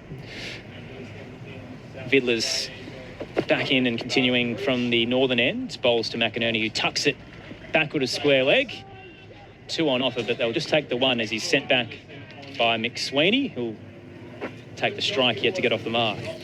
No, I think you're right, and top order batting, a bit like fast bowling, which we talked about earlier, being so important to have one good quality players in those spots. It sets out such an important foundation for what perceivably are your best players batting at 3, 4 and maybe even 5. But to be able to do it on even if you're not getting big hundreds, to be able to blunt the attack of the fast bowling in at the opposition, ideally you get through 1 spell, maybe 1.5 spells of the quick, so they're not as fresh as they could be. McSweeney awaiting Vidler, pushes it into the onside. The one that nipped up a little bit, it's got a lot of pace, Callum Vidler, the 19-year-old. 1 for 28, South Australia. And being able to set that platform for your team is so important. And it's the likes of... And having the right mix is important also. You look at how well Khawaja and Warner have combined for Australia. Khawaja's more of a grafter. He's very aware of his own strengths and weaknesses. He knows where to play, whereas Warner just takes the bowling on. And if he gets off, usually they're scoring at a really good rate, which gives Khawaja that freedom to bat normally also. Vidler into McSweeney, who leaves across the off stump with a wider, good length delivery. 1 for 28. And that's kind of the role that McSweeney played in the Australian squad, which statistically doesn't look great and may have played a factor in why there was some noise about eventually dropping him for Constance. But to just be able to blunt the attack, and particularly Jasper Bumrah when it came to the Adelaide Oval, I thought that was a magnificent innings. He didn't score much and his average is still relatively low. It was a great role. Yeah, I agree. And that's where Hunt and McInerney, probably the next step for them is, as you talk about, to see more partnerships of 40, 50, 60, 70, 80, 100 to really give the batting order a stiff start. Trying to tackle the young Callum Vidler here. Leaves a shorter delivery with the top of the off stump through to Pearson. 1 for 28, South Australia. McSweeney's just happy to chug along, yet to get off the mark, facing 12 deliveries after Henry Hunt was out for a 19-ball duck. But very patient, Nathan McSweeney. He's had a decent campaign, averaging 51. Century and 350s to his name. One of the 2 Queenslanders out there today, Tim. Yeah, Doggett's put his flag in the stake in the sand, hasn't he, with a 6 for in his return against Queensland in the Shield final. Vidler to McSweeney, it's full, but wide again across the off stump and left through to Pearson. That's a funny old one that I always get caught up with the Big Bash, and a little bit in the state sides is, not being full of locals. And the South Australia squad is largely interstaters now. And it's not really homegrown talent, but it is those who are passionate about, success for the state that they're playing for. But it's a little bit weird, isn't it? That it's different. Yeah, I think over history too, though, in South Australia, when you look at the teams that have been successful, they've often had some additional talent come from interstate, or even in the case of Gary Sobers from overseas. Vidler to McSweeney, full hip height and pushed down towards cover. And that will be full toss and a no ball. I think. Yeah, it was just the way he rubbed his hand on his sleeve. It may well have been a bit slippery, a bit sweaty, but he. Yeah, that wasn't the perfect one. But yeah, getting back to what we were talking about is, South Australian teams have often had an infiltration of different players from interstate. And even when we won our Shield in 95, 96, you had Siddons, obviously, you had Brayshaw. Who else was in that team? McIntyre was from Victoria. So there were 3 or 4 in the past. This group is probably a little bit more interstate heavy as such. But there have been periods when we've tried to play a lot of South Australians, if you look back, and they probably haven't quite scored enough runs. Vidler to McSweeney, edging, taken. That's a tremendous catch from Jimmy Pearson. A low skidding edge, and he's launched himself to the right to reel it in. Nathan McSweeney's out for a 15-ball duck. And South Australia's 2 down, 2 for 29 in response to Queensland's 95. And batter number 1 and batter number 3 both out for ducks. Queensland responding after a disappointing start to the day. It's an amazing catch, a great catch. There's no way that's carrying to first slip. We talked a little bit about Vidler maybe being a little bit wide. That one pitched on off stump and just seamed away. That is a stunning catch. Full length dive to his right. It's getting nowhere near, or it's not carrying anywhere near far enough for Khawaja to come forward and catch it.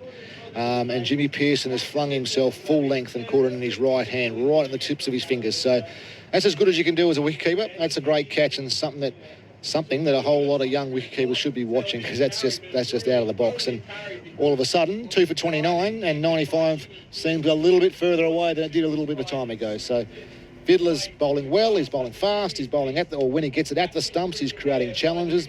Both Hunt and McSweeney have now been caught by balls that are on the stumps, and they've nicked to either the wicketkeeper or the slips cordon. And whilst he's now bowled 5 overs, he may have one left over. He's got 5 overs, 4 maidens, 2 for 2. So he's not being scored off, and he's certainly creating chances.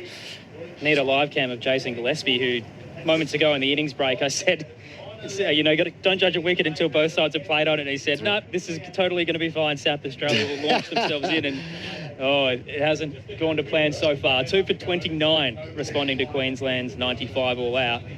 It is a tremendous legacy that Jimmy Pearson has. We've touched on it before, but just the 4 keepers since 95, the lowest used by any state. And Jimmy Pearson's just held down this mantle for so long. Yeah. Steckity bowling to McInerney on 23 now. Cuts just past the fielder at backward point, and it won't get to the rope. Chase was on, and Clayton tracks it down.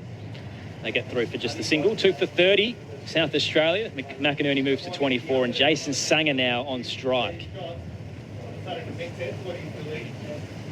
Zane Bojack on Twitter absolutely loves Jimmy Pearson, said it's all up to him to save us now. That was at the innings break, and there you go. He's doing his best. He's doing his best. Love a shout out to the great man from Queensland, ABC Sports Zone. Big innings here for Jason Sanger as well. He transferred from New South Wales at the start of the season. Took a while to get his name in front of the selection panel to be forced into the team, but since he's been there, he's been outstanding.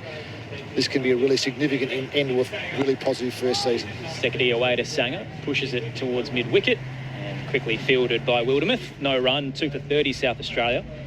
He did have an awkward start to his career, Sanger, Tim, where he was deemed a teen sensation, and many felt after the under-19 form that he was going to be the next big thing. And I'm not sure whether it was that pressure or just a bit of bad luck, but the poor form that followed him afterwards resulted in him not even playing in the first 11.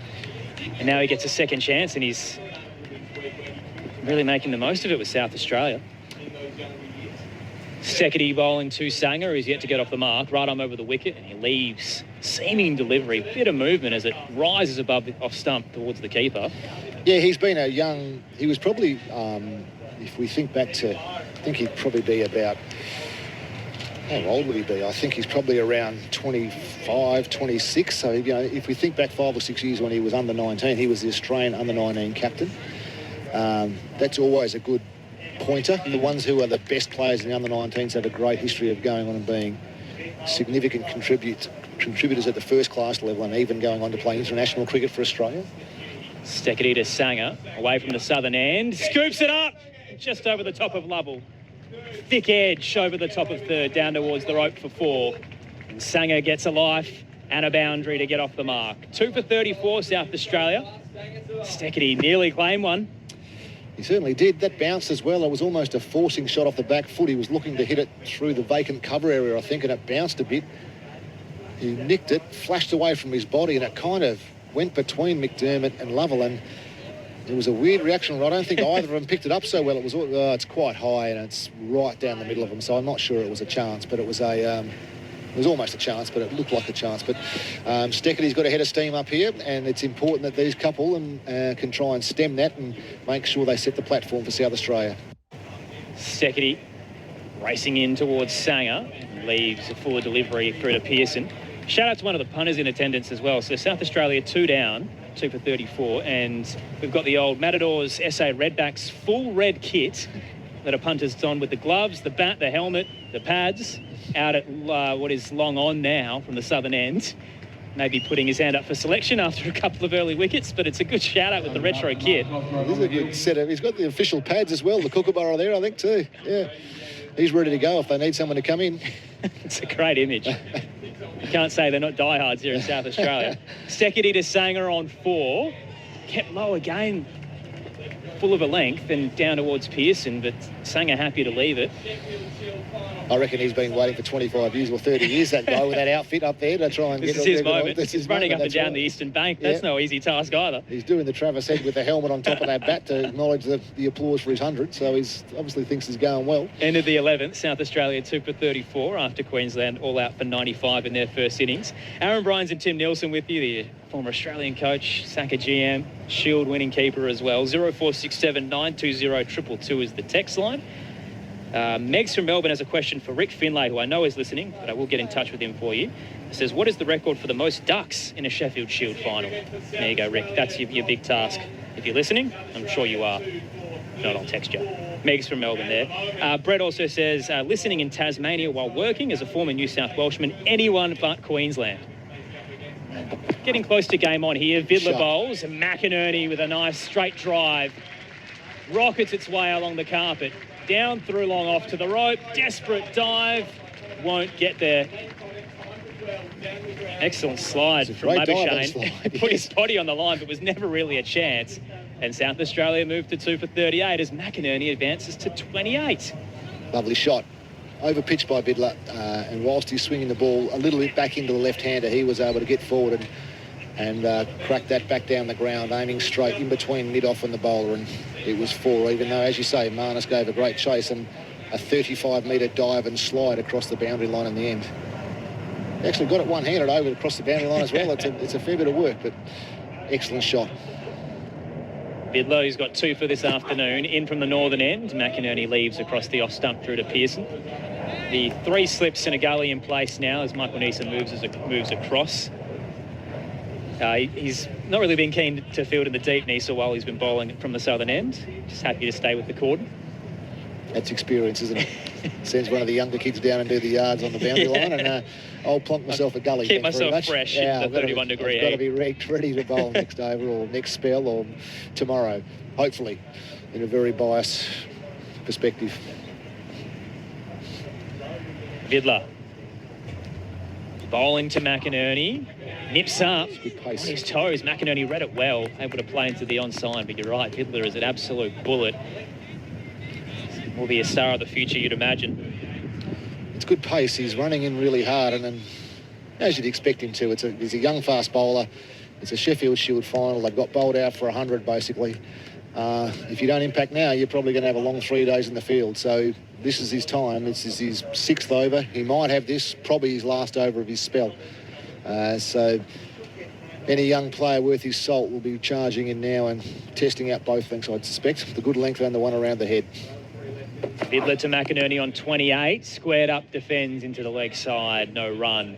And he'll remain on 28. South Australia 2 for 38. Aaron Bryans and Tim Nielsen with you. How about this one, Tim, on the text line? Stuart, loving the commentary en route to Hiroshima. That's my brother-in-law. I reckon. He just texted me because he said last night, I said, we're on the ABC radio. That's not as fun. You'll be able to get over. And they're over there having a holiday.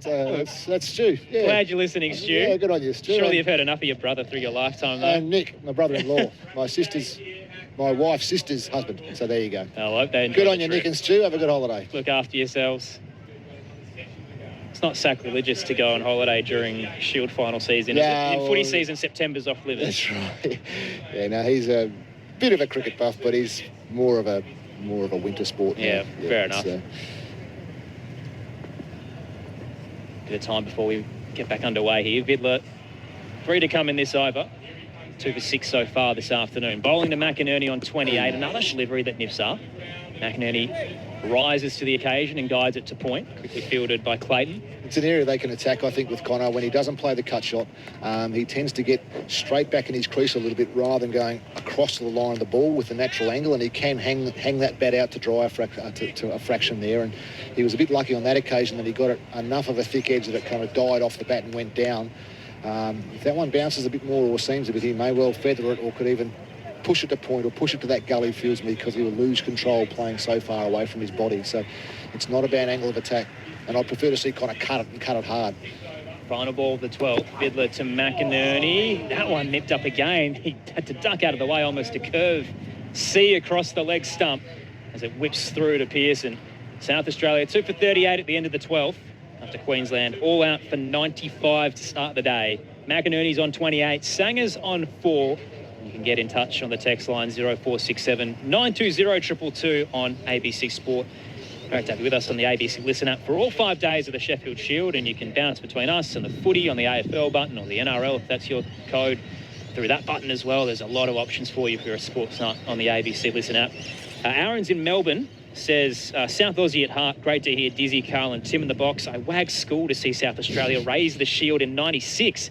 I can remember Darren Lehman appearing at the British with the Shield post-game. Or was it the Lion or the Archer? Foggy memories. Let's hope we can do it again. It was certainly the British, I remember that. It does get a bit foggy after that, though. Steckity continuing from the southern end to Sanger, who's on 4. Rocket. That's wide across the off stump, and Pearson launches to his right to ensure there's no byes. South Australia 2 for 38 to start the 13th. When's tea? About now, 3:15. That could be right, wouldn't it?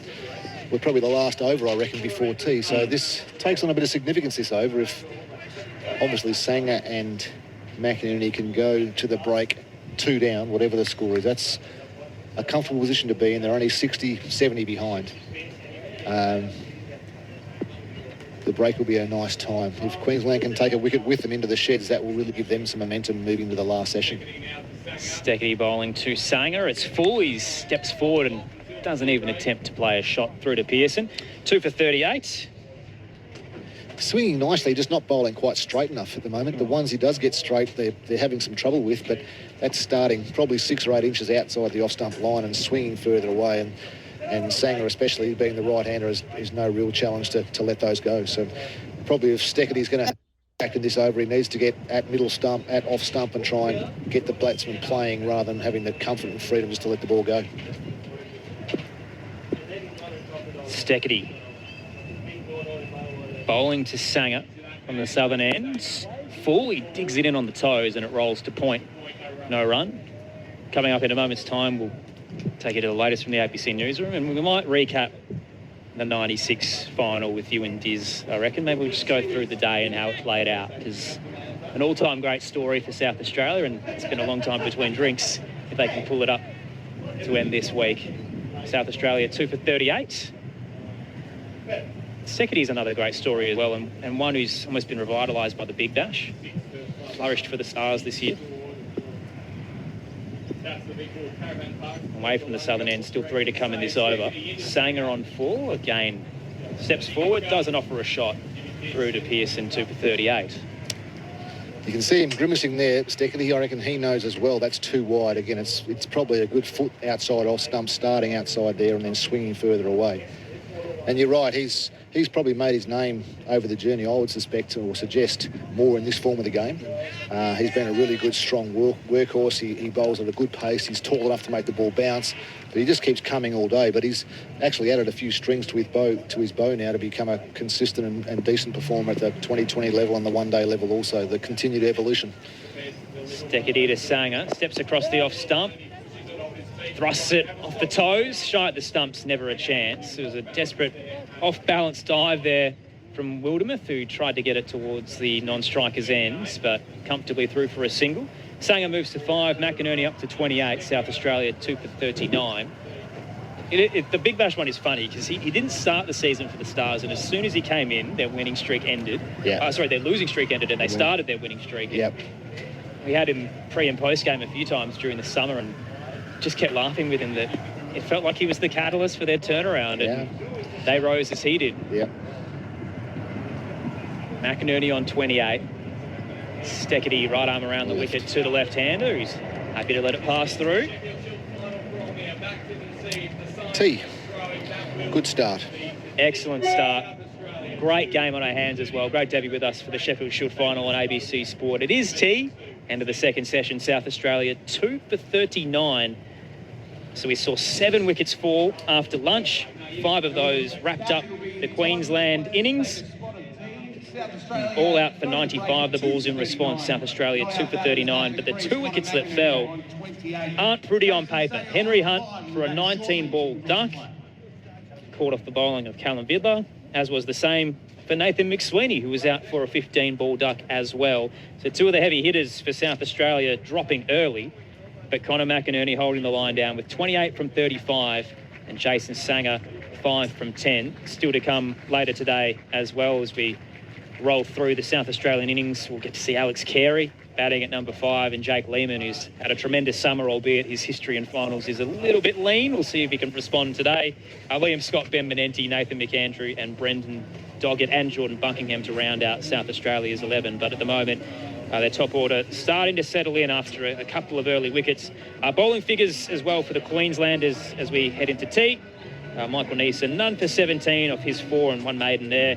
Callum Vidler, the 19-year-old, 2 for 6 from 6 overs, including 4 maidens. And Mark Steckety, none for 11 off his 3 overs. Tim, how do you feel like it's placed at the moment? I'd rather be South Australia than Queensland. That's a good summary. The wicket, I think the early morning moisture that they had in the wicket certainly offered more than maybe what many of us would thought it would do. Having said that, South Australia bowled very well. I don't think Queensland has probably made South Australia play enough balls in that period. It'd be lovely to see the number of balls that they actually played at rather than scored off. So there was balls that did they have to defend any rather than just actually being able to score off balls. So I think South Australia feel as though they would feel as though they're in a strong position, 55, 56 runs behind. What they have done is basically taken the bonus point situation out of the equation. Now it's someone's going to win this game or lose this game, you would think, over 5 days. So their challenge is to bat well enough now for long enough to ensure that they are the only team that can win it. One of the benefits of playing on a drop-in pitch is they usually don't deteriorate like the old-fashioned natural turf pitches do, so you would think it would hold together pretty well over the next 4 or 5 days, albeit that it is going to be 30 degrees plus for the next 4 in the forecast, so I'd expect to dry out a little bit.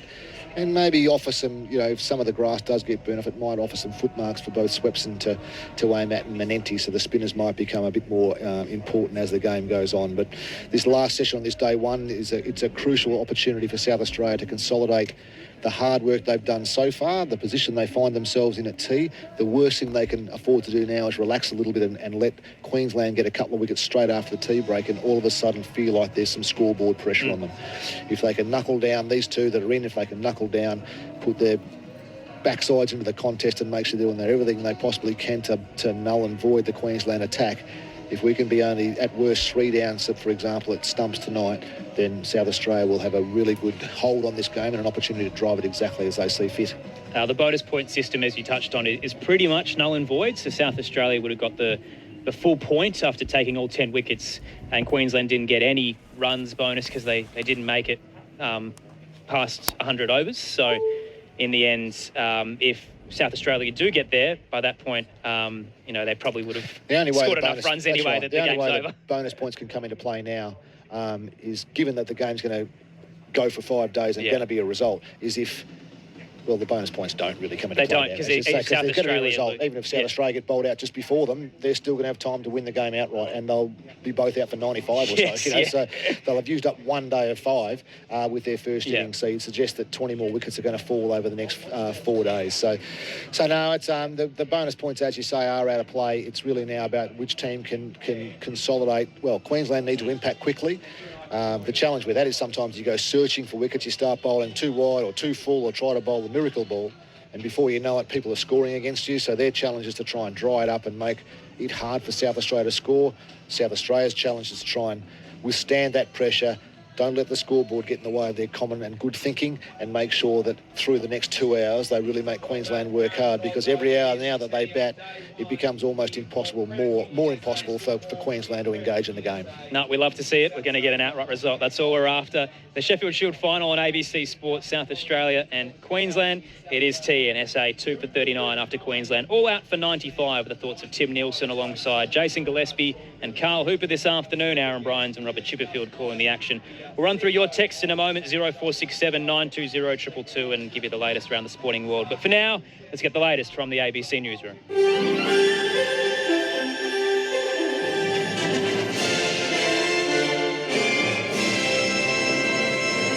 Sarah Hall with ABC News. Federal Treasurer Jim Chalmers says there is currently no room in the budget for adding dental to Medicare, but there might be in the future.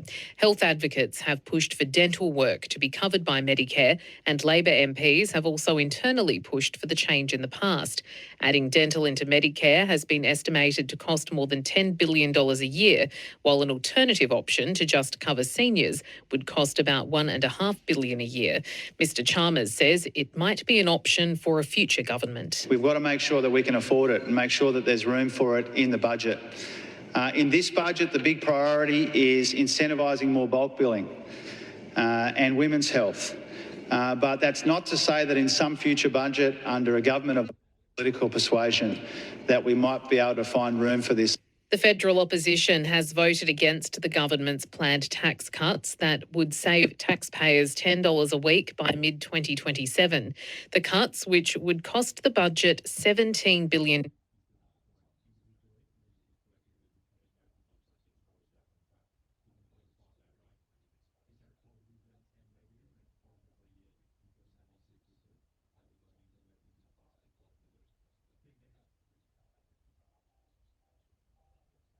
Grocery costs under this government have gone up by 30%.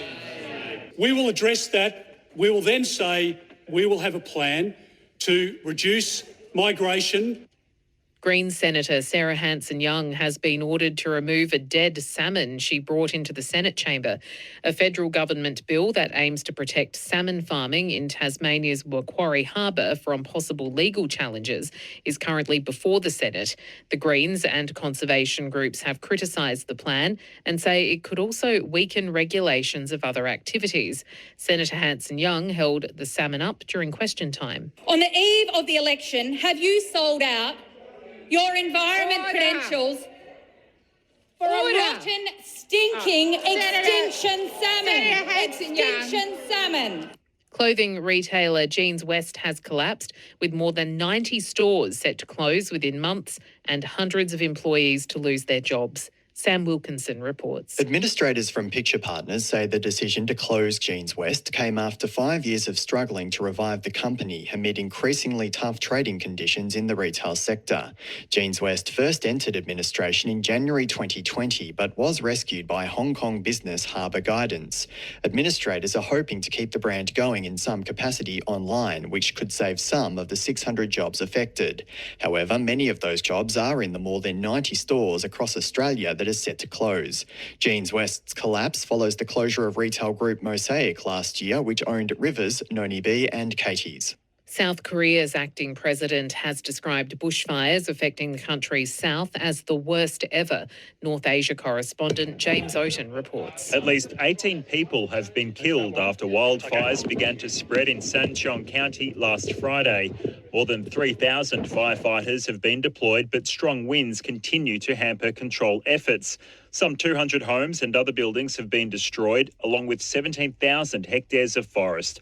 Acting President Han Duck-soo says the level of damage is something the country's never experienced before and has urged residents to not do any activities that may ignite further fires. James Oaten, ABC News. The Queensland Premier says he's willing to accept private sector contributions to fund his plans for the 2032 Olympic and Paralympic Games. Here's state political reporter Jack McKay. David Crisafulli has promised the final bill to construct the venues for the Games will come in at $7.1 billion. About half the money will come from the Commonwealth and the rest from the state, although discussions are still underway on a final funding arrangement. The Premier says private money wasn't needed, but he's open to offers. We've said to the delivery authority, if the market comes forward and wants to put forward some money and that can reduce the cost for taxpayers, we would consider that. The government is yet to provide a breakdown of the cost of each Olympics venue. And the former bodyguard of the late soccer legend Diego Maradona has been arrested in Argentina. He's been accused of withholding information and telling lies during his testimony at the trial of Maradona's medical team. You're up to date with the latest ABC News. For more, you can download the ABC Listen app. Hi, I'm Corbin Middlemass. And I'm Ed Cowan. He played Test cricket for Australia. And Ed Coward gets his first Test match century. And he commentates the cricket. Stark tries again. He rocks him straight through him. Together, we're giving you your weekly cricket conversation. We're pulling apart the biggest stories in the sport and delivering them to you each and every week. It's called the Grandstand Cricket Podcast. Find it on the ABC Listen app. The 2025 Sheffield Shield Final, SA and Queensland, live from Karen Rolton Oval. On your radio, ABC Sport Digital Radio, and on the ABC Listen app. Nisa edges, taken that slip by McSweeney. And Nisa falls for 34. Doggett bowls Swepson. Bowled! Swepson's out for a 5-ball duck. Brendan Doggett's got 5 in the Sheffield Shield final.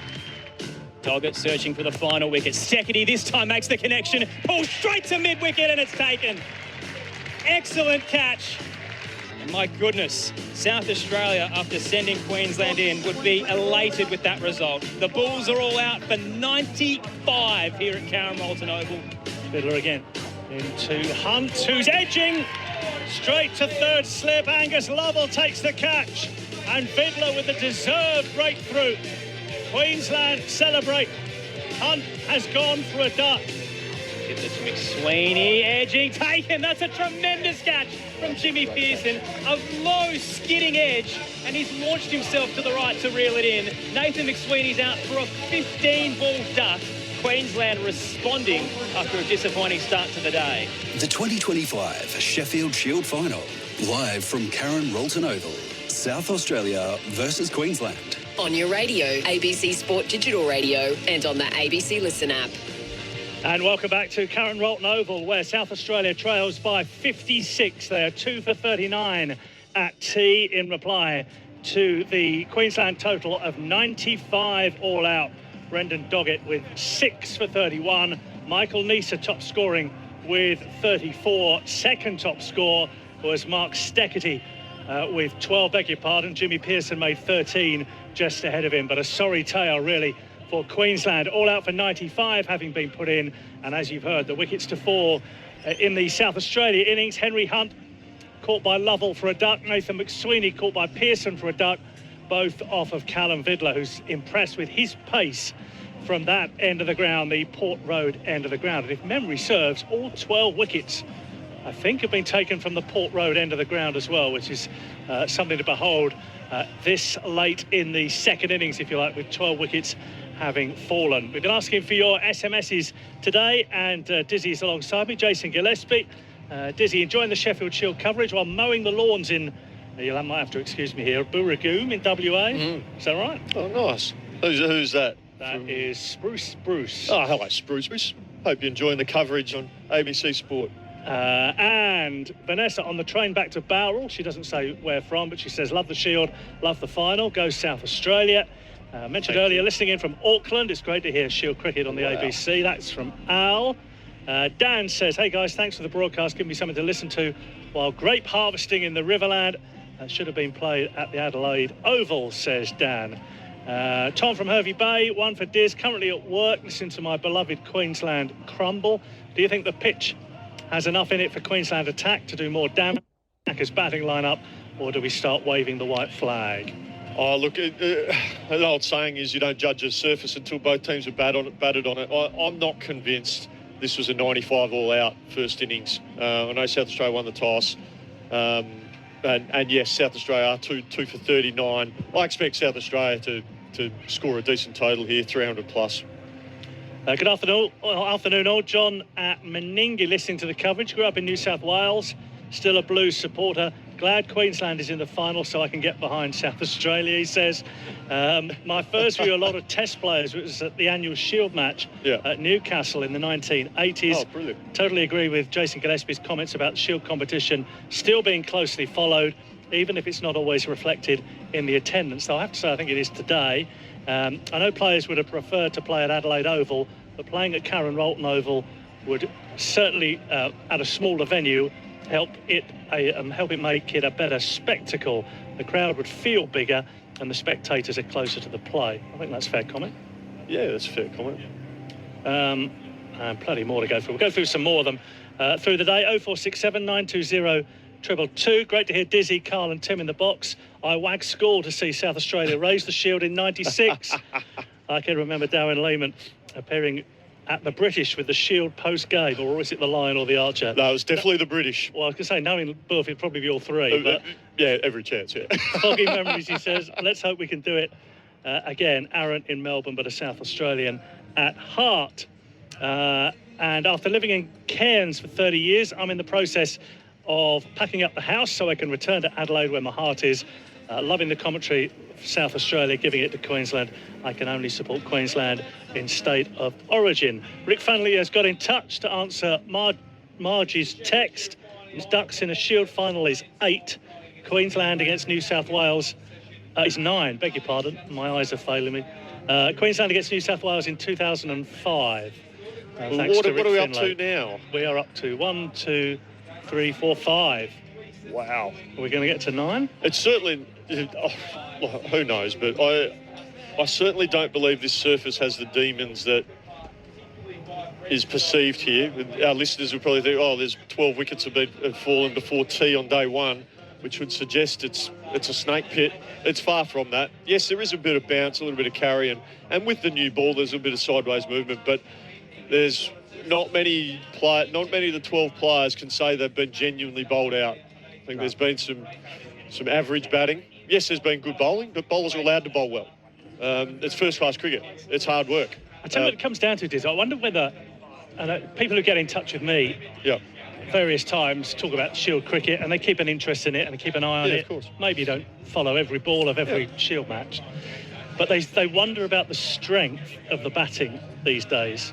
And I wonder whether they say the bowling is stronger than the batting. Right. And I wonder whether what we see here is evidence of that. I think surfaces in the last decade in Sheffield Shield cricket have favoured bowling more than batting as a general rule. Yep. Not every game, because there's obviously the games like last week, which was very much batter friendly.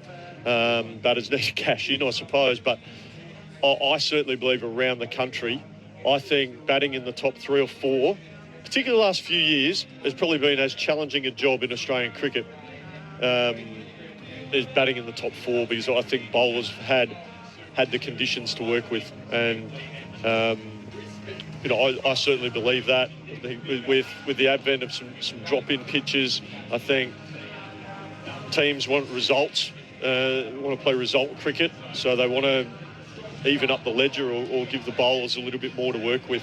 So how do you get around that? Do you give more points for a draw, say? I don't know if giving more points for a draw is achieving anything. I think you just need to prepare the best possible surface that you can. Leave it to the curators to prepare the best possible surface, and then both teams can just play the game. But there is a school of thought that if it is your home ground, you create a surface to suit the strengths of your team. I understand that.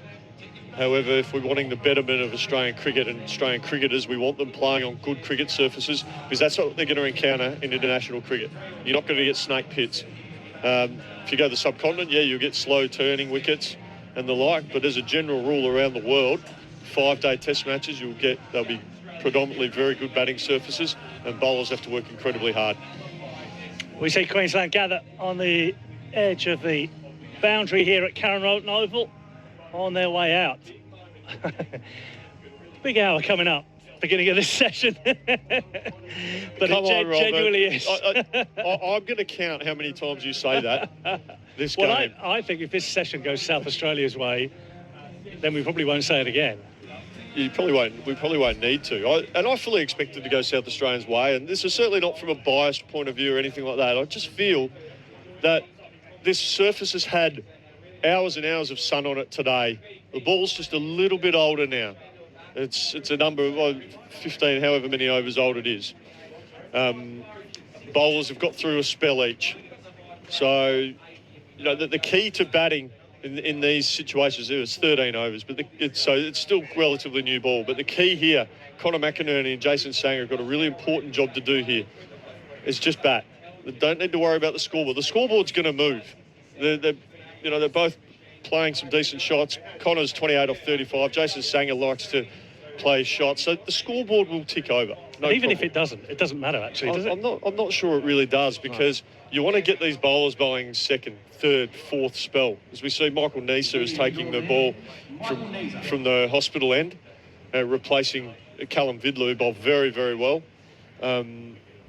So we've already, South Australia, 13 overs into the innings, we've got Michael Neser, the premier fast bowler, bowling his second spell. If they can get through another spell of Neser unscathed, they can get through Steckity unscathed, they'll have to go to Wildermuth or Vidler, the young fella, playing only his third or fourth Shield game. So South Australia, if they can do some hard yards here, they can really benefit later on. Let's see what happens. Jason Sanger on a strike. Michael Neser to bowl to him. First ball after tee is left alone by Sanger. Full-length delivery outside the off stump. Sanger comes forward and then shoulders arms, and Pearson, not for the first time, gathers cleanly behind the stumps for Queensland. Osman Khawaja at first slip. Dermott at second. Lovell at third. Labuschagne's in the gully as well. We've also got a point. Cover. Mid-on. Square leg. And Steckerty's down here at fine leg just in front of us. As Neser is in to bowl to Sanger, who allows the ball to cannon into his hip. Dribble away onto the onside. And there's no run. Sanger, generally speaking, an aggressive batsman, likes to get on with it. And the move away from New South Wales, a bit like we touched on with Nathan McAndrew earlier, has certainly benefited him. Though we had plenty more opportunities in Sydney. That's a good ball from Neser that beats the outside edge of Sanger's bat. Again, as he comes forward, and Pearson gathers.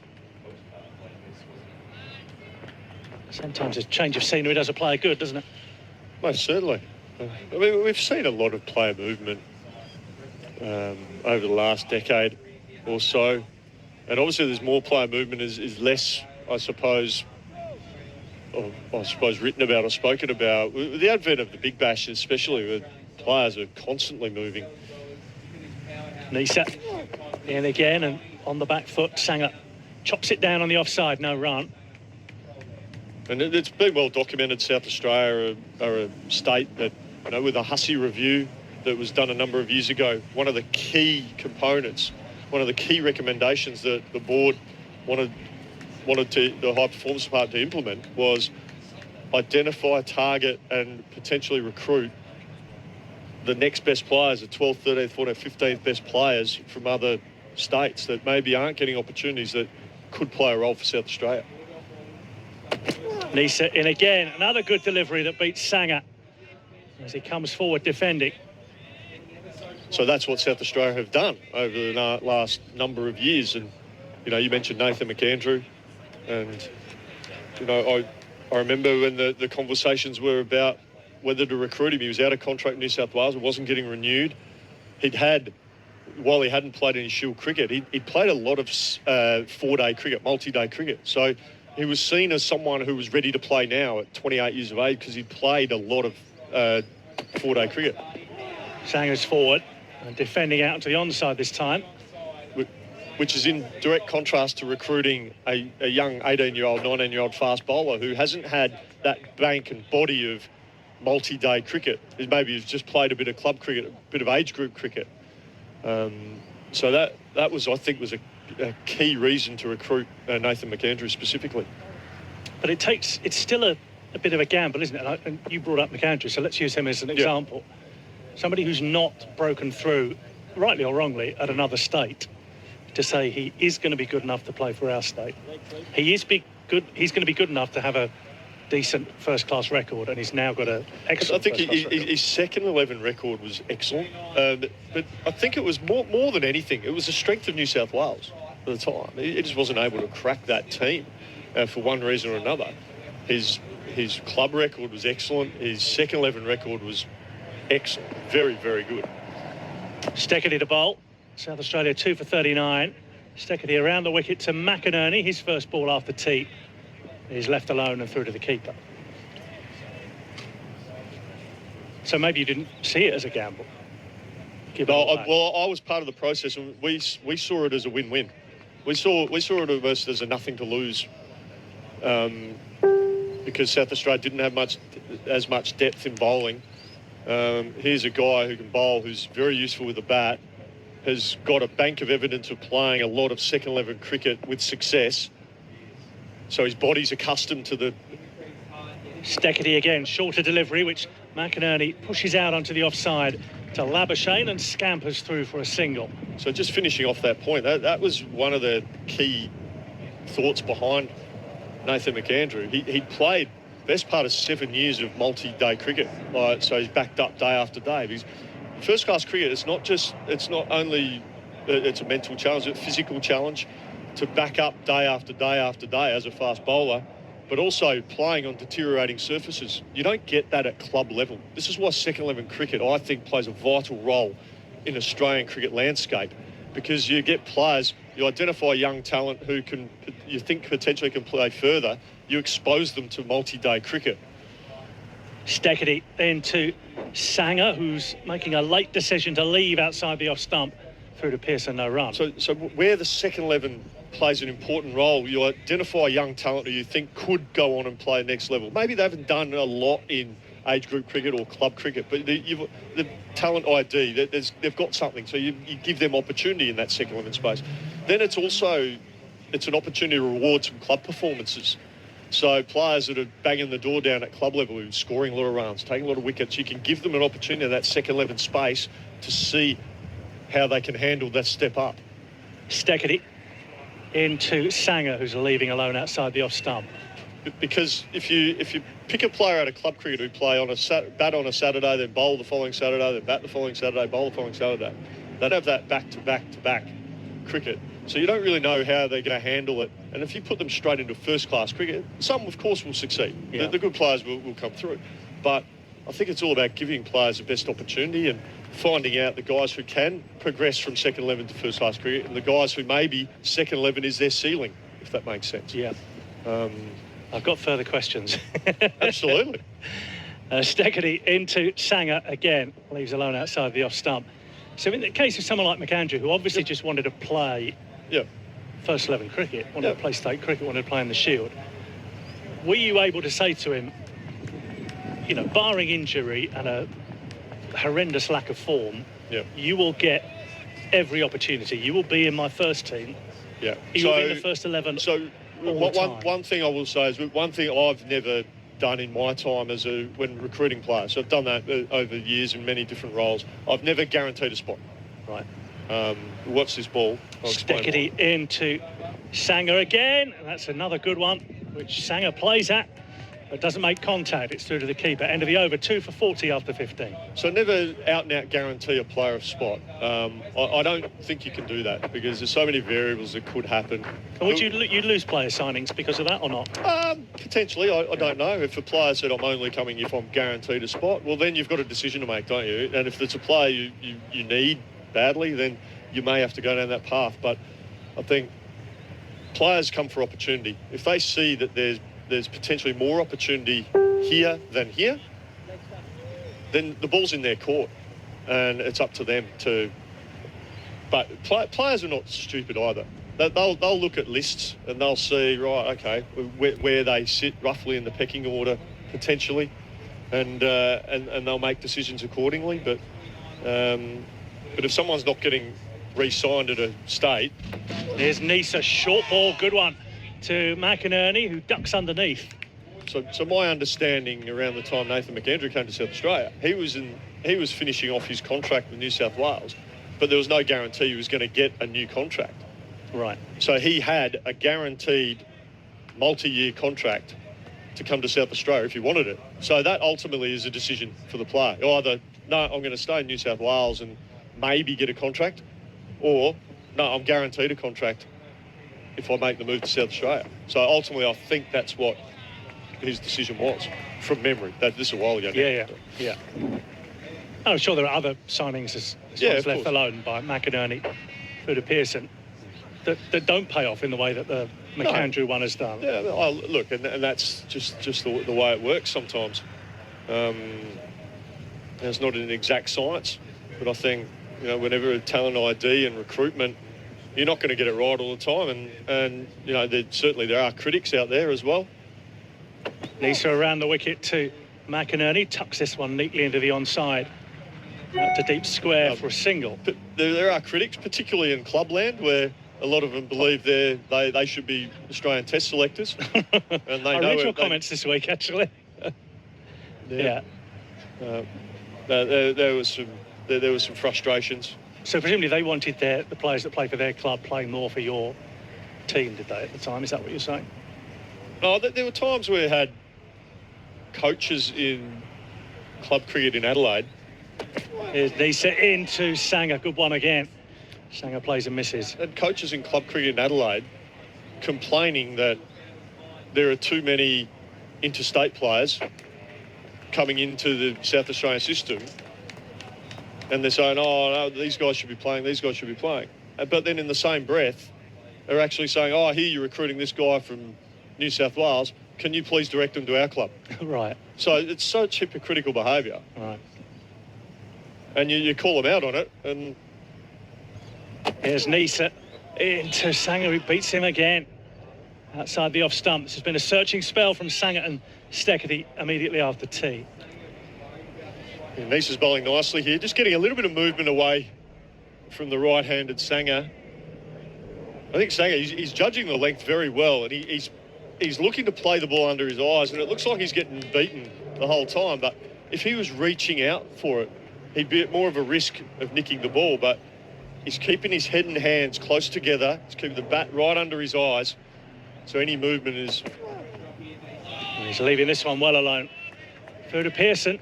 End of the over from Nisa. He's bowled 6 overs, none for 18. South Australia is 2 for 41, replying to Queensland's first innings total of 95. Geez, we've deep dived into recruitment and strategy, haven't we? My final question on it. Right. I knew there was another one. Is how, because I find it, coming from England, Yeah, of course. In football, soccer, the transfer system is kind of so secret. The 2025 Sheffield Shield is really quiet. And, players' signings aren't announced until the end of the season. Yeah. Whereas here, in AFL and NRL, if I'm right, Steketee comes around the wicket, bowls outside the off stump, and there are players who are playing at the beginning of this season. Rugby league's ridiculous. Who we already know are going to play for another club next season. Now, that baffles me. But as a side issue, in cricket, is it different? Do states generally wait till let's say, around now, the end of the season, the end of the Shield season, to make moves for next season? Yeah, but my understanding is that after Christmas or after Big Bash, if you're out of contract at the end of that season, you're allowed to start having a conversation with other states. That's I may need to be corrected there, but Steketee in again. If there are any player agents out there who are listening, maybe you can confirm or deny that. But that's my understanding.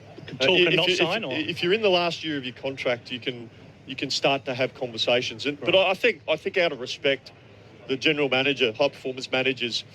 So say Joe Bloggs is out of contract at the end of the season, and for South Australia and Victoria want to talk to him, there'll be a courtesy phone call, email. We'd like permission to talk, and they're not going to be denied that opportunity to have a conversation. Steketee around the wicket, bowls to McInerney, guides it into the gully, no run as Labuschagne fields. The players that you want to retain, you will re-sign them and add a year or two onto their contract before it gets to that point where they're allowed to speak to other states, if that makes sense. Yeah. But yeah, the NRL, I find that incredible. I'm amazed by it. Players are currently playing for their team, and they've just signed a 5-year deal starting in 2 years' time or next year. Yeah. That's bonkers for mine. Yeah. And they're going to play for the rest of the season for their current team. Oh, yeah, but I'm fully committed here. Here's Steketee around the wicket, bowling to McInerney. Well, what's amazing, we've even seen it with coaches. So, like Wayne Bennett. Yeah. He signed with South Sydney. Yeah. And yet he's still had half a season with the Dolphins to go. Are you kidding me? I mean, I'm not a big rugby league aficionado by any means, but that blows my mind. There has to be conflicts of interest. Yeah. Because if a player all of a sudden ends up at South Sydney from the Dolphins, yeah, before the end of the season, you have to ask a question, don't you? Steckity around the wicket to McInerney again, well pitched up and having a little flick, a little dabble at that is McInerney, but doesn't make contact. They've started very well after tea, the Queensland Seamers. They're two experienced war horses, Steckity and Nisa, bowling very probing spells here. It's a hard slog here for the South Australian batsman. Reminds me of that spell that South Australia bowled just after lunch. Do you remember when? Yeah, absolutely. McAndrew and Doggett bowled very similar to this. Just shows the experienced bowlers are stepping up at the big dance. Steckity again. And to McInerney, who's got 30 to his name. He won't add any more here. Plays the ball out to point. It's another maiden from Steckity, 5 overs, none for 12 for him.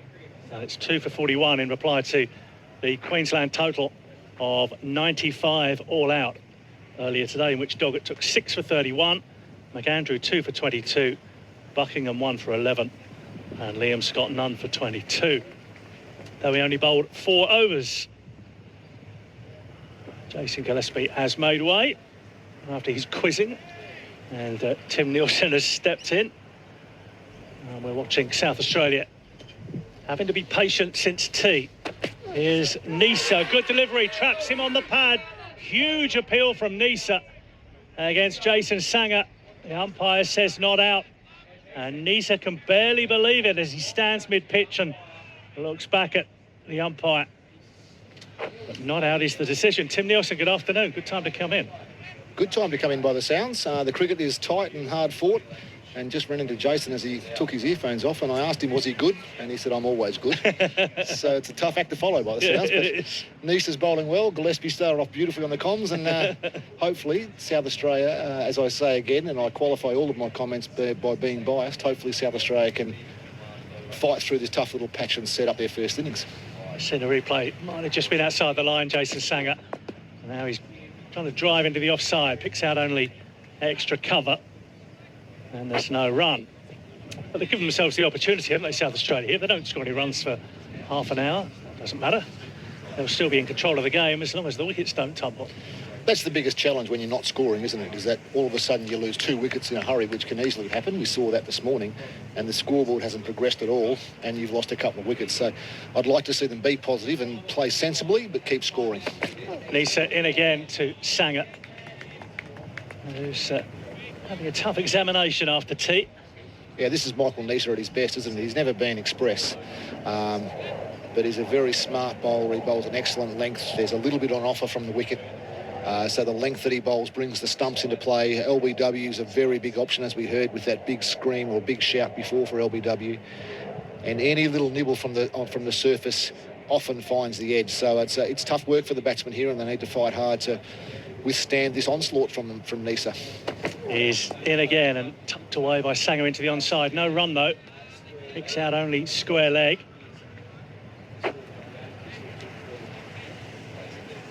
Lovely occasion for South Australia. Good crowd in today. Plenty engrossed in the cricket. Finding some shade. That's the biggest challenge, I think, at the moment. There's ground set up beautifully, but this afternoon sun is hot just out the back. And the people who are in that open temporary stand on the grandstand near the hospital side, that has noticeably dwindled during the day. I think it's fried a few out. It's just too hot there. They're scurrying under the trees on the hill. Don't blame them. Here's Nisa into Sangha, finds the outside part of the bat. Down along the ground into Labuschagne at Gully. And there's no run either, but credit to Sangha, who's finding a way through here. He's 5 from 28. He had 5 from 10 at tea. But in a sense, it doesn't matter at the moment. South Australia will just want him to stay out there and wear down these Queensland bowlers as much as possible. Here's Nisa in, over-pitched and edged straight to slip. Gone. It's McDermott who takes the catch. Flourishing drive from Sangha that clipped the outside edge and it flew at some pace to McDermott, who did well to cling on at waist high. Sanger falls for 5, and South Australia lose a third wicket. Yes, excellent bowling. Not such great batting, unfortunately. Michael Neser had created some real pressure, and we just talked about the fact that South Australia weren't scoring. And it was a wider one that Neser threw outside the off stump. It was full, and Sanger had played or attempted a big cover drive and got a thickies outside edge, which flew straight to the waist of Ben McDermott. He kind of turned around after catching it, almost looked like he didn't pick it up very well. It might have come at a different pace than he was expecting, but in the end it was a safe catch. And now South Australia are 3 for 41, so they're trailing by 54. And this game is on. To the crease comes South Australia's probably best player, I would suggest, at the moment, Alex Carey. He's played and performed very well at the international level. He got 100 in one of the Shield games he played, or the Shield game he played maybe last week. He only played 4 or 5 games this year. And his record, he ended up being about the 10th best scorer in first-class cricket. 4 games, 8 innings, 612 runs at 87. So he is certainly the backbone here, or can be the backbone here for South Australia. And the great thing that Alex does do, if he bats for any period of time, we know that he will score. He won't be intimidated not to play his shots, and that's one of his great strengths. We do with runs from Carey here, South Australia. McInerney at the other end has 30 to his name. South Australia 3 for 41, so still 54 behind. Here's Steketee around the wicket to McInerney. Leaves alone outside the off stump. That's where it goes to Pearson. Very warm, sunny afternoon. Yeah, there's still a bit on offer, though, isn't there, on the wicket? You just see one every now and again, just grabs the surface a fraction. I think it's probably the extra grass that the drop-in wickets have on them. And Steketee, that one there just bounced it, kind of left that almost on length. It was not that wide of off stump, but it bounced a fair bit over the top of them, and he's done a couple that have been quite straight, left a couple that have been quite straight and bounced over the top of the stump. So the batsmen at the moment are able to trust that bounce if it's back of a length. Probably the reaction to that from Steketee would be to get a bit fuller and bring those stumps into play and ensure that McInerney and Carey have to play at more balls rather than being able to let them go more as often as they are at the moment. Just waiting for one or two spectators to move away from behind the bowler's arm before Steketee comes in again to McInerney outside the off stump to Pearson, and there's no run. Better length, just a fraction too wide for him. It just was a pretty straight one. He didn't really angle that one in, but he's got a nice rhythm up here at the moment, Steketee, and I think probably thinks and can smell a bit of blood. Probably thinks that if the time is right, or it's got to be me, maybe. It's time to try and take a couple of wickets here. He's bowled in his 6th over. He's only gone for 12 runs. If anything, probably, as we suggest, hasn't made the batsman play quite enough. He's made the ball swing and bounce, but it's started a bit wide and not forced them to play at it too often. Steketee in again, and shouldering arms here is McInerney. Through to Pearson, and no run. Thought it was well bowled by Neser, though, because he's kept it tight, put the pressure on, and then just, I assume it was deliberate, just threw one out there. Sanger thinking, this is my half volley to drive, and wasn't quite there. Maybe a bit hesitant coming forward, finds the outside edge, and McDermott does the rest. Yeah, I agree totally. The seam was up perfectly too. You saw in the replay, if it was going to gain any movement off the wicket, it was presented perfectly for that. And just even a little bit of bounce was the difference between maybe a 4 runs shot and a nick to second slip. Steketee to McInerney, who's again allowing the ball to go through. Probably over about off stumpish. Just outside on the replay, but or on the live cast here. But yeah, again, just needs to be fuller. If that length or that ball is another metre fuller, McInerney is committed to playing, to defending, to looking after his stumps, and then you get the benefit of any bounce, any sort of sideways movement off the pitch. So I'd suggest that that's 4 balls gone in this over, and Steketee hasn't. And McInerney hasn't had to play 1. No. So it's tight bowling, but it's not necessarily challenging the batsman too much at the moment. Steketee into McInerney, who looks to find a gap. He's a bit fortunate, but he's played it softly, and it's gone down towards third, and it reaches the rope for 4. Nicely played a little bit outside edgy from McInerney, but as I say, soft hands meant it didn't fly into the hands of Slip. And he moves on to 34. South Australia 3 for 45. Better length from Steckety. And as you say, McInerney just almost played the dead bat. It bounced well before the kind of fourth slip or fine gully fielder. Split the gap there and got away for 4. So a little bit lucky, but 4 runs in the end as well. Steckety around the wicket to McInerney, who defends back towards the bowler. And there's no run. Steckety 6 overs, none for 16. South Australia 3 for 45, exactly 50 behind. Change up here, bringing you commentary. Aaron Bryans next.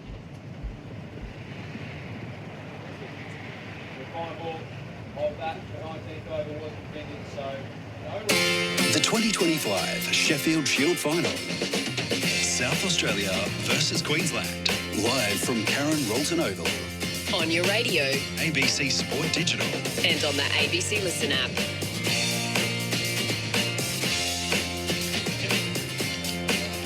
Still a few twists and turns in this one at Karen Rolton Oval. To Queensland dismissed for 95. South Australia yet to impose themselves on this game. Connor McInerney leading the charge with 34.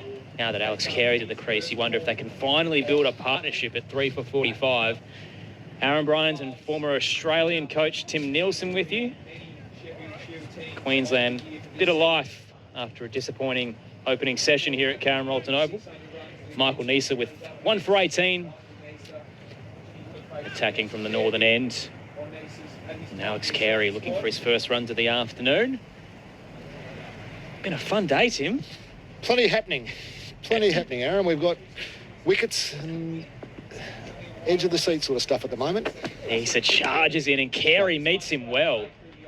Punches it through cover, quickly fielded across the dart from Woodermith, keeps it to a single. Carey's off the mark, 3 for 46. McInerney back on strike on 34. This is the 2 I was excited to see together, Tim. It's been a solid season for Alex Carey, considering the very limited Shield cricket he's played. Still found himself in the team of the season. Yep. Considering how many runs he scored, 10th in the league. I was going to say, just had a quick look, 4 games, 8 innings, 612 runs at 87. So ridiculous average, isn't it? And a strike rate of 78, basically. So he's had a pretty good year. Yeah. Neser to McInerney, leading forward, he defends to the offside, and Woodermith does the fielding at mid-off, no run. He's in fine form, Alex Carey, between everything he accomplished in the Border Gavaskar series. There's, I guess, that handy depth in the batting order, and what he was able to accomplish against Sri Lanka as well, 156. Even the Champions Trophy, 130 in 2 innings. That's not bad. Like, he's put together a tremendous summer. Can he cap it off with a Shield title? McInerney awaits. Turn through the onside off the bowling of Neser. Fielders converging at mid-wicket. 2 was on offer. They're sent back halfway down the track. Carey wasn't confident in it. And in the end, just a single. McInerney up to 35. South Australia 3 for 47. Yeah, Alex has been outstanding, hasn't he? His glove work has been peerless. He's kept beautifully in Australia. He kept beautifully in Sri Lanka in such different conditions. And then just to finish off his year in the Champions Trophy, went across to Pakistan with the group and actually played as a batsman and took a hanger at mid-on, if you remember. The one-handed catch at mid-on in that first game and contributed well both times with the bat. So he's had a stellar summer. Bowling, Carey catches a leading edge as he tried to play it through the onside. It lifts backward a point. Fielder on the rope, unable to get there in time as Woodermith comes in and catches it on the half volley. And a bit of a chance there for Queensland. Carey, heart and mouth stump as he gets through for a couple. Yeah, he actually advanced then, I think. He looks like he's decided that he needs to knock Neser off this good, tight, hard hitting length.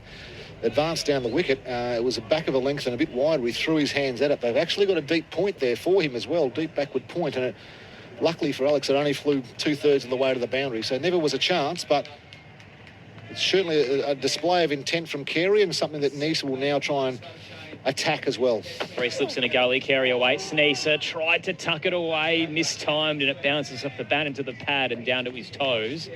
Michael Neser has the mental edge on Alex Carey at the moment. Here's a funny old matchup, Tim. I did the stats during the week. I'll pull them up now, but I reckon Alex Carey loves playing Michael Neser. There you go. See if I can find it for you between a mountain of notes. 92 runs. No, it's Mitchell Swepson. There you go. Right. Jump the gun. So Carey scored 92 against Swepson this season without being dismissed. Yep. It's the most runs that any batter has scored against a single bowler this campaign. So we'll wait and see if there's any spins introduced as Carey sticks the bat out across the off stump. Bit of a shout from Neser as he beats him through to Pearson. 3 for 49, South Australia, trailing Queensland all out for 95. Good bowling again from Neser there. That was back of a length. He can sense that Carey wants to get on the front foot. He wants to score and take him on. He smacked it into the wicket. It probably went through about waist high. And Kez was pushing forward and in the end was caught on the crease and pushed it off the back foot. Play and miss, so no damage done, but maybe just a little mental win. A little, what's the word? Just a win for Michael Neser in that one. Now we get to see Steketee continuing from the southern end, and McInerney gets a crack once again on 35. Steketee bowls to him on his toes, turns it into the onside, races through for a single. Swepson rather cuts across and ensures it's just the single, and South Australia raised the bat of half century, 3 for 50 after 21 overs. In response to Queensland's all out for 95. Megs on the text line says, thanks for the broadcast. I follow all Sheffield Shield cricket on the internet and keep track of players' scores and averages. Well done to Alex Carey. He has a great domestic season, very professional and dedicated. I think you've summed it up. That sounds like the Alex Carey we know. He's a fine cricketer and he's developed now as in his early 30s to be in the prime of his career. I'd suggest his keeping is outstanding at the Test match level. And he's very flexible and adjustable or adaptable, as he showed in the Champions Trophy, by still having the confidence to play just as a batsman and also even in the field to take a one-handed hanger but contribute to Australia's fielding effort. So this will be an interesting matchup here, whether he decides to take Steketee on or not. Steketee away to Carey, does decide to go for the cover drive, and it's a sweet hit straight through the two fielders down on the rope for the 4. Carey finds the boundary and moves to 7. South Australia moved to 3 for 54. Shot of the day, I would suggest. Wasn't necessarily a half volley. It was a little bit wide, and Alex was able to move himself to the line pretty well and hit the ball on the up through cover, and it raced away for 4. And that's Alex Carey at his best there. That's his strength. That's where he likes to score. If they bowl short, he'll pull. And if they bowl full, he'll cover drive till the cows come home. Up to 7. Steketee looks to respond, bangs it in short, and Carey meets it well. He carves it through cover, takes a single off the misfield as well as Swepson has a fumble. And he'll get through for the single. He moves to 8. South Australia 3 for 55. I think the most impressive part about it, Tim, is the mental anguish he would have gone through after the Ashes, everything that happened with Johnny Bairstow and all the noise. You got Josh Inglis breathing down your neck as well. It was an awkward situation for him to be in. There are a lot of questions about his place in the side, and he's responded like none of it ever happened. Didn't seem to faze Alex Carey. Yeah, I couldn't agree more. I think, having spoken to him a little bit about it, the Bairstow thing, you wouldn't be human if you didn't hear some of the noise. Steketee to McInerney on 36. Ducks under a short delivery that kept low, stayed hip high, and he had to really get low to duck underneath it. No run, 3 for 55. Yeah, so the Bairstow thing, I'm sure, had an impact on him, and I think it was as much for him and his family, who his wife and kids were in England at the time. There was so much public scrutiny of it all, both on on social media and in the media proper. So that created its challenges because the kids didn't really understand why Alex was villain number 1 and his wife didn't like it. But probably for him, the challenge that Inglis was throwing up, the talk about him being ready to play and feeling like he couldn't afford to make one mistake. Steketee to McInerney, plants his feet in, pushes it towards point and races through for a single. 3 for 56. McInerney moves to 37. Yeah, you forget that when it's a whole country against one player, isn't it? And he's human. You know, the people who are playing international cricket are human. They have their own stresses, their own doubts, their own, worries about how they're going. They're forever trying to be better. They're forever looking at the way they're playing, and the opposition are forever looking at ways to expose those or any kind of soft spots in your technique or your mental capacity. So there's no place to hide, and Alex's, I would suggest, his greatest strength is his mental strength. He's strong. He understands how he plays. He has tremendous faith in his own ability.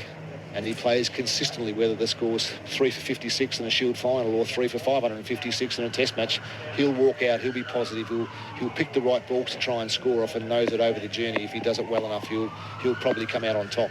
Bit of movement in the field. It's heavy in the offside, and a big swing across that stump by Carey, who looked to club it through point.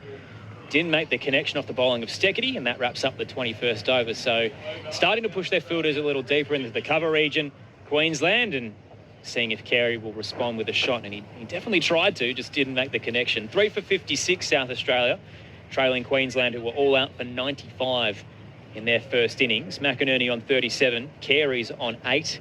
Aaron Bryans and Tim Nielsen with you for the Sheffield Shield coverage on ABC Sport. The text line 0467 920 222. Seb from Perth is asking you, Tim, if you were to build your best second Australian 11, regardless of age, to play next weekend, who would you pick? Ooh. Question without notice. It's a big question, isn't it? Something we'd probably have to chip away at. We might have to think about that one. Who sent the text through? That was from Seb in Perth. Seb, you might have to give me half an hour to have to think about that. Trying to think of the players that are just outside the 11 right now. Might try and give it a bit of a thought during the next break when Carl's on, and I'll...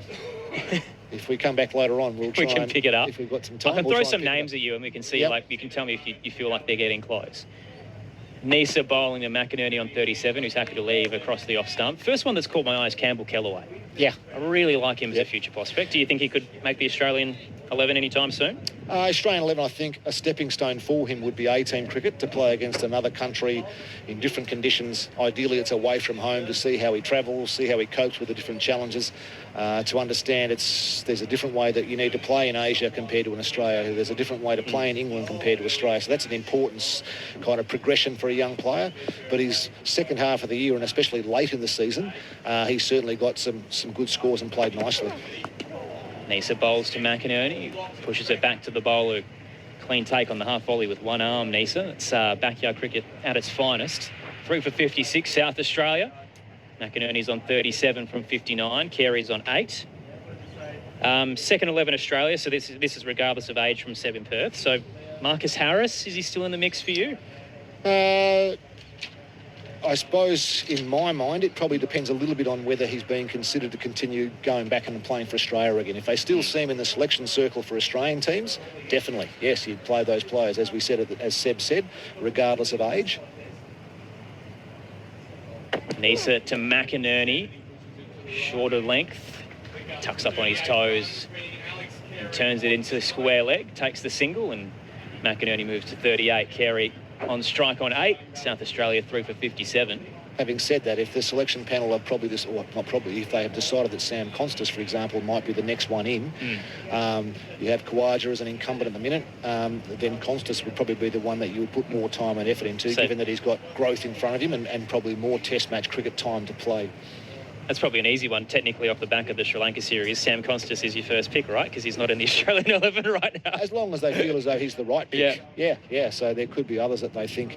It would have been nice for Matthew Renshaw, for example, to play in a Shield final and score a big 100 if Australian selection was something that he was hoping to be considered for. But, you know, there's a chance for players to jump in front of him. There certainly haven't been any Queensland batsmen that have done that today, but there's a chance for players to jump in front of him. Nisa to Carey. Lifted up as he tried to defend into the offside and actually ended up check driving it. Good little length towards mid-off as it bounces towards the fielder. And they'll take a single, 3 for 58. Carey moves to 9 and McInerney on strike on 38. What about bowlers? There's a plethora of quicks here for South Australia who'll be putting their hand up. Is any one of them worthy of an Australian selection right now? You'd have to consider a couple of them. I think Nisa to McInerney. Fergus O'Neill is probably one that's... I saw that he won the Sheffield Shield Player of the Year in the last couple of days, was appointed or anointed as the Sheffield Shield Player of the Year. Had a great big bash season as well. His performance, taking 38 wickets, is probably one that would be given an opportunity in an 18 or a second 11. McAndrew was the one that's done so well for South Australia. He took 35 wickets. He bats a little bit as well. He's had success in England playing county cricket, so he's becoming a more rounded and more experienced player. Nisa In to McInerney. Cover drive down to mid-on. Swepson was waiting, no run. 3 for 58 at the end of the 22nd over. Gary's on 9, McInerney 38. South Australia 3 for 58 in response to Queensland's 95. Aaron Bryans and former Australian coach Tim Nielsen with you. Trying to figure out our second best Australian 11 in response to Seb from Perth's text. Probably if you're thinking about all-rounders, Liam Scott's had good contribution. He's a one-day player of the year this year, and he's contributed well in the four-day format as well. Jack Edwards would probably be one that's in competition for him for that, maybe potentially batting at number 6 spot and being able to offer some overs of medium-pace bowling. Edwards is as good a catcher as you'll see in the game as well. Him and Ben Manenti, I believe, are probably the best 2 slips catchers in Australia. Corey Roccacelli from WA. I was about to say that. We spinner. haven't mentioned many West Australians, Yeah, which is odd. Roccacelli had a tremendous year. I think he took the same amount of wickets, I reckon, as Fergus O'Neill off the top of my head. So he would be one that you certainly could be thinking about. There's a couple of those young quicks that are coming through. Interestingly, the top 3 scorers in Shield cricket that I have on my list, Jake Weatherall, 906, Hilton Cartwright, 861, Curtis Patterson, 743. They're all quite more experienced, older players. So Weatherall, obviously, and Patterson are batting the top 3. Cartwright, probably more of a middle order player. He had a taste of Test match cricket a few years ago now, so whether they would go back there, I'm not sure. New bowler into the attack, Jack Wildermuth from the southern end, and he's collected by Carey, who catches him on the half volley. Was a good length, but didn't trouble him. Pulled straight through square leg, all the way for 6. Carey moves to 15. South Australia 3 for 64. A thunderous shot from the veteran of South Australia. Carey at his best there, isn't it? It's only back of a length. He bounced about waist high and he pivoted back and pulled it over in front of square, and it cleared not just the boundary but the fence as well. So that's putting the pressure straight back on Wildermuth now. That was the first ball he's bowled. 0.1 overs, no maidens, none for 6. Straight to the pavilion where the members are waiting. Carey this time opts for cover drive, pushes it straight down towards mid-off, no run. 15 from 10 for Alex Carey. Jack Wildermuth hasn't had the worst of seasons with the ball. 10 wickets at an average of 37 on the higher end, but has struck when needed. He comes as a good package too, doesn't he? He got that 100 in that last Shield game. He bowls important overs for them, especially at the Gabba where it offers a little bit for the medium paces. Wildermuth bowls to Carey. Plays it down towards mid-off once again. No run. 3 for 64 South Australia after Queensland found themselves all out for 95. Someone of his pace, though, this is where he needs to concentrate and work really hard, because the wicket's good. It's probably not as offering as much either swing or seam that the Gabba normally would. And if he misses, as Alex showed off the first ball, if he misses short, he's not quick enough to force him back and defend. If he gets too full, he's not quick enough or doing enough with it to stop him driving and driving well. Wildermuth to Carey. Pushes it into the offside, and this time works the angle wide enough towards mid-off.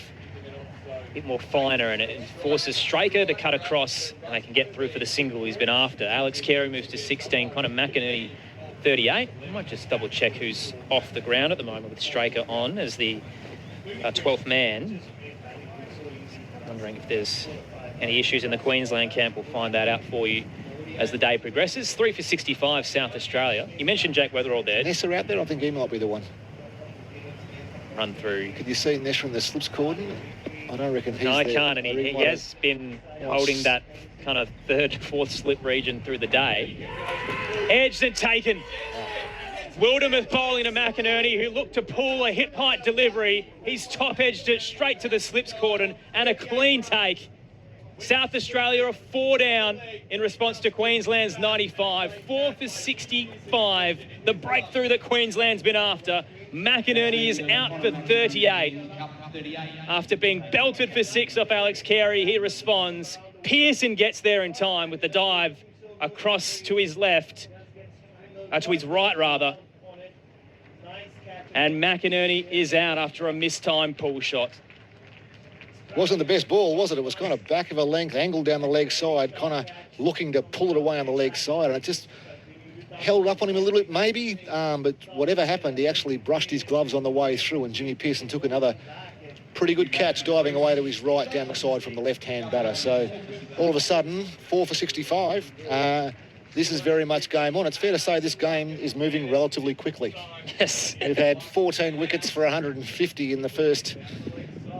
We've bowled, Queensland have bowled 22. I reckon South Australia only bowled 30 or something. What was that? 33, 20, I reckon it was. or something Yeah, like that. around So that. we're looking at just over 50 overs for 14 wickets and 150 runs. So it's skedoodling along. I don't think anyone, if there was anyone at the start of the day that was worried about this game being a boring old draw, well, that's been taken out of the equation now. It'll be quite boring if it does end up being a draw now, because someone's going to make a big score in the second half of the game and probably do it over quite a long period of time. But at the moment, the bowlers have the upper hand. Queensland are fighting hard to keep South Australia's score somewhere around their score of 95, so the lead's not insurmountable.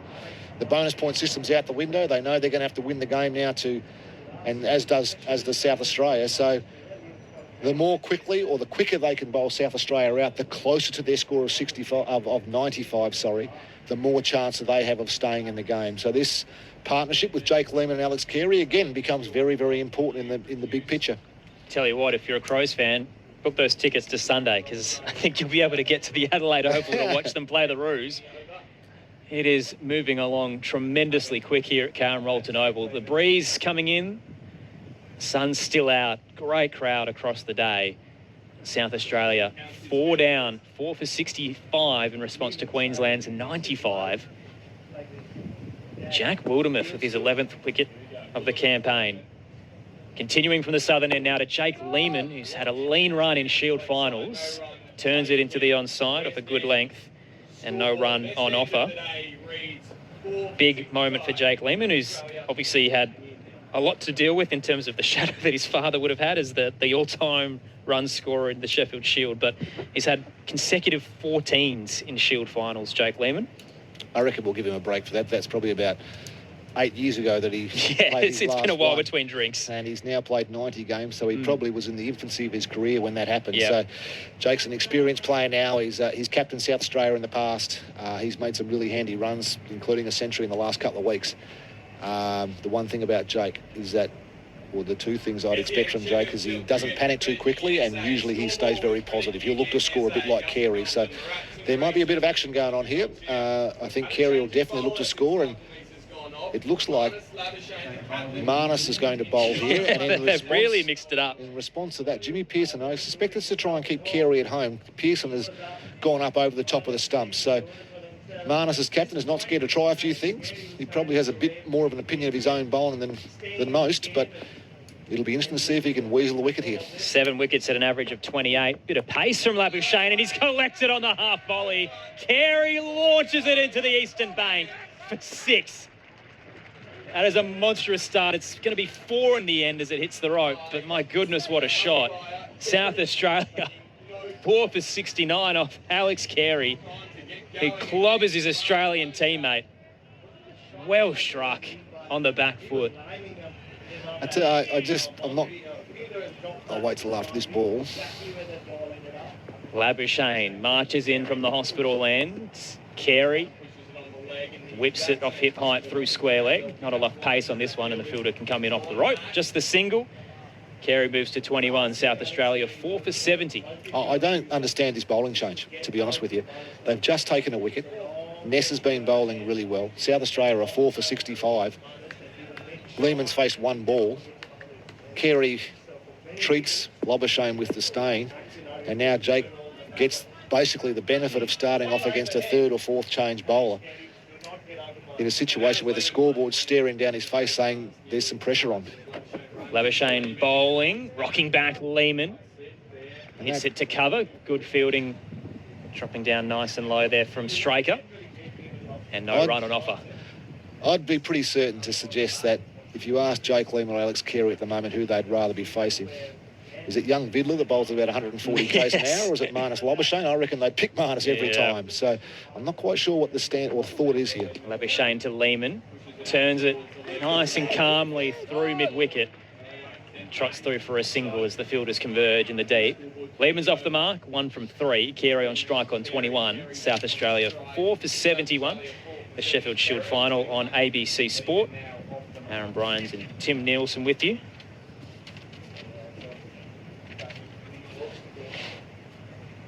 A slight little change in the fielding setup for Carey. We'll get a wider mid-off for the left-hander. He's happy to push it straight to cover where Straker's waiting. No run off the bowling of Labuschagne. So just the 2 slips now, which are a cordon that started out monstrous and slowly has shortened across the day. If anything, it's just a slip in a gully now. Yeah, it's a strange decision. Carey on 21, Labuschagne bowls to him. He's just looking for that cover drive and hasn't quite been able to pick the gap between fielders. With all due respect, why wouldn't he? It's 105 k's an hour on a good wicket. Like the times that batsmen have been under pressure today in the biggest game of the year is when the fast bowlers have bowled a good length at the stumps at over 130. They're the ones that have... Even Liam Scott went at 4 or 5 and over, who's probably on the slower end of the South Australian bowling group. Doggett bowled quickly, Ness has bowled with good pace, Steckerty's caused some trouble with good pace, and now for some reason when the wicket falls, Marnus brings himself on with the ball 24 overs old. Like, you've only got so many overs in the game where the fast bowlers can actually utilise a good hard ball, especially when they've just taken a wicket. I'm a bit of a loss, as you can probably tell from my tone. So hopefully South Australia prove to be correct. It'll be a travesty if they lose a wicket to a bowler of that ilk at this stage of the game. 4 for 71, South Australia. Wildermuth to continue from the southern end after picking up the wicket of Connor McInerney. Marches in right arm around the wicket. Lehman whips him through square leg. It's got a bit of pace on it. Darting across Vidler, gets there in time from long leg. And they get through for a couple. 4 for 73. Lehman's up 2-3. Carey's on 21. You've copped it on the text line, Tim, from Steve in New South Wales. He says, Tim is overthinking it. The next Australian team is simple. Harris, Bancroft, McSweeney, Hanscom, Cartwright, Inglis, Neser, McAndrew, Paris, Kuhnemann and Morris. Well, Kuhnemann played in the last test, Steve, so... Sounds right, Steve. I like it, though. It's just an opinion, isn't it? Yeah, I don't know. We're just... To be fair, we did suggest it was a question without notice. I hadn't come into this little spell thinking about what the next test team... You've got to have the top 30 Australian cricketers on your mind at any given time, Tim. Yeah, no, it's I totally do like the team, Steve. I think there's a couple of players in there who did feature in the last test match, but... I'd find it hard to pick Bancroft. I don't think he had the season he should have to force selection. Wildermuth to Lehman. Just to play it down long leg, where Vidler is waiting. And even getting back here, I mean, we talked about Wildermuth. I'd suggest he's the Liam Scott of the Queensland team. Bats 6 or 7 maybe. He bowls some overs. He gets some handy wickets, but he's certainly not a front liner. So to have South Australia at 4 for 70, Jake Lehman just in, Alex Carey, I know he's playing well, he's 21, but he's only faced 16 or 17 balls. Surely you have one of your best quicks now trying to break this open. Surely they're trying to say, OK, well, we can bowl you out for 140 here. We only trail by 50. We could be in front tonight. Now, if they have 3, 4 or 5 overs that go for 25, in the nature, that's a quarter of the runs that Queensland made. And you're not bowling your best bowling group. Down 25 at the moment, South Australia, 4 for 74. Wildermuth bowls. Carey tried to play it into the offside, but it bounces off his toes down to the fielder at point. And your point's well taken that, South Australia went through 36 overs bowling to Queensland and predominantly used McAndrew, Buckingham and Doggett. And Scott did a couple of overs, I reckon it was 6 around that, but it was just the 3 quicks for the whole morning. And 4 overs, 1 maiden, none for 22, I wrote down for Scotty. Yeah, so... Meanwhile, Queensland have started to shuffle the deck a little bit early. It just screams a little bit of desperation. Try something a bit funky, where at the moment it just requires good disciplined cricket. Wildermuth to Carey on 21. Yorked him as he tries to turn it into the leg side. Caught enough of a connection as it rolls through square leg. And single on offer for Alex Carey, who moves to 22. South Australia 4 for 75 in response to Queensland all out for 95. The text line, if you do want to get in touch, if you have some other names you want to throw into that next Australian team, 0467 920 222. We've got Tim Nielsen here, Jason Gillespie and Carl Hooper part of the call as well if you've got any questions for them. I know Dizzy's a fan favourite on the text line. He loves to read it as much as you send them in. He's always refreshing. Keeps nicking the iPad off me. Lehman's on 4. Wildermuth's bowling to him. Short, rocks and cuts through point. down to the rope for 4.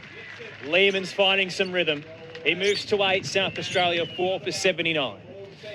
Bread and butter for Jake Lehman. Back of a length, enough width for him to play his cut shot. And he really misses. He can cut the ears off a budgie, Jake Lehman. That's his great strength. Not dissimilar to his old man. If you bowled about middle stump to Darren and the same to Jake, it's way too wide. He's going to cut the ears off length every day of the week. So I know Buff will be listening. It's probably, 5, 6 a.m. Probably, yes. In England right Hello, now. Buffer, if you're there, mate. Nice start to the day for the boys here. Great ABC Sport man. He's spent all week pumping up our coverage online. Excellent. Albeit it is his bedtime. Wildermuth to Lehman. Works it into the leg side as it trickles towards mid-wicket. Cutting across, sweeps and ensures it's just a single. Lehman moves to 9 at the end of the 25th over. South Australia 4 for 80. In response to Queensland's 95. Carey's on 22. Lehman's on 9. Aaron Bryans and Tim Nielsen with you on ABC Sport.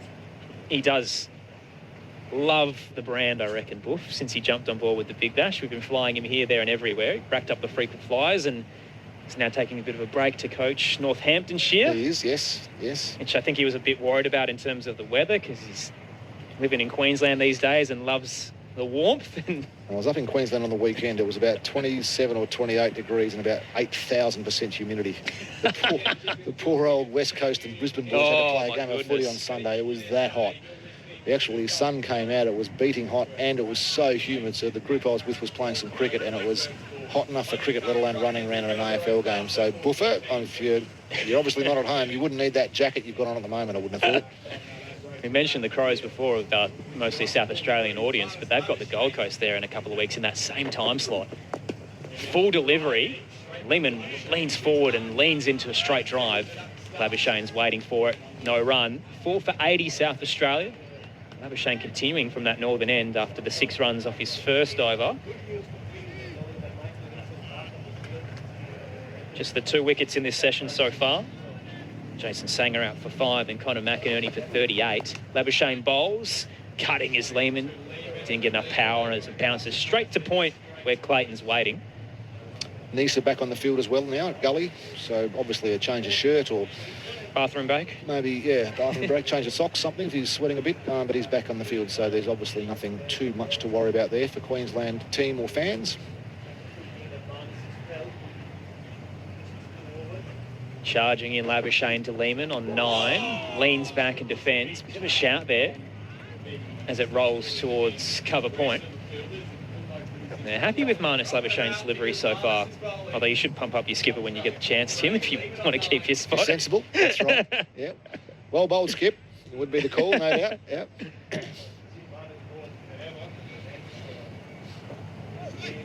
It's a very political text in from Dazzler in Portland that I will read out just for the sake of it. Labuschagne bowls to Lehman.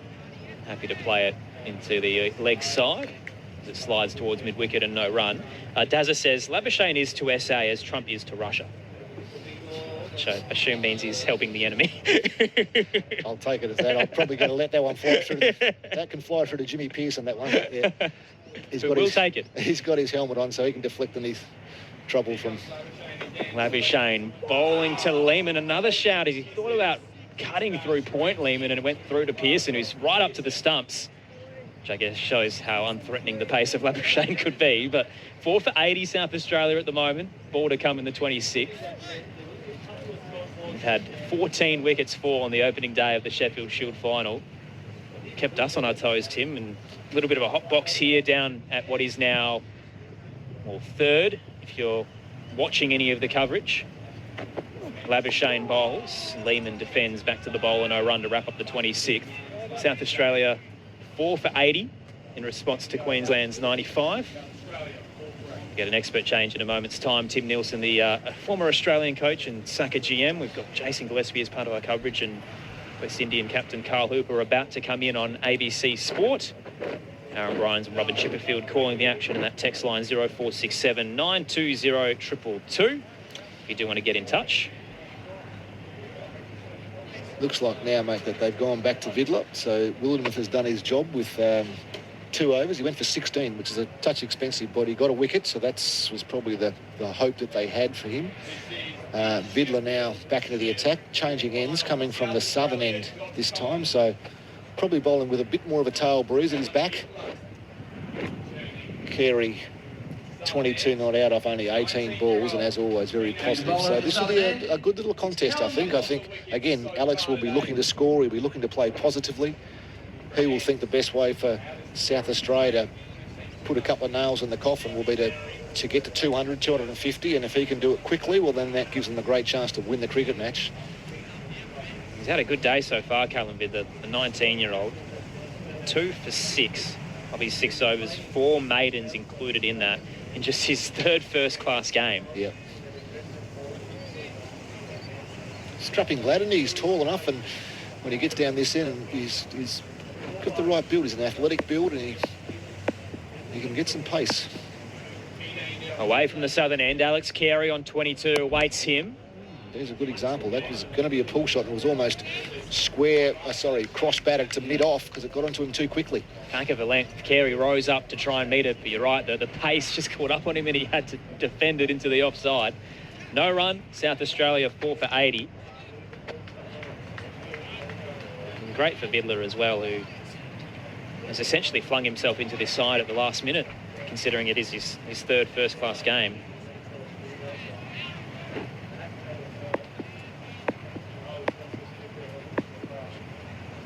Bowling to Carey on 22.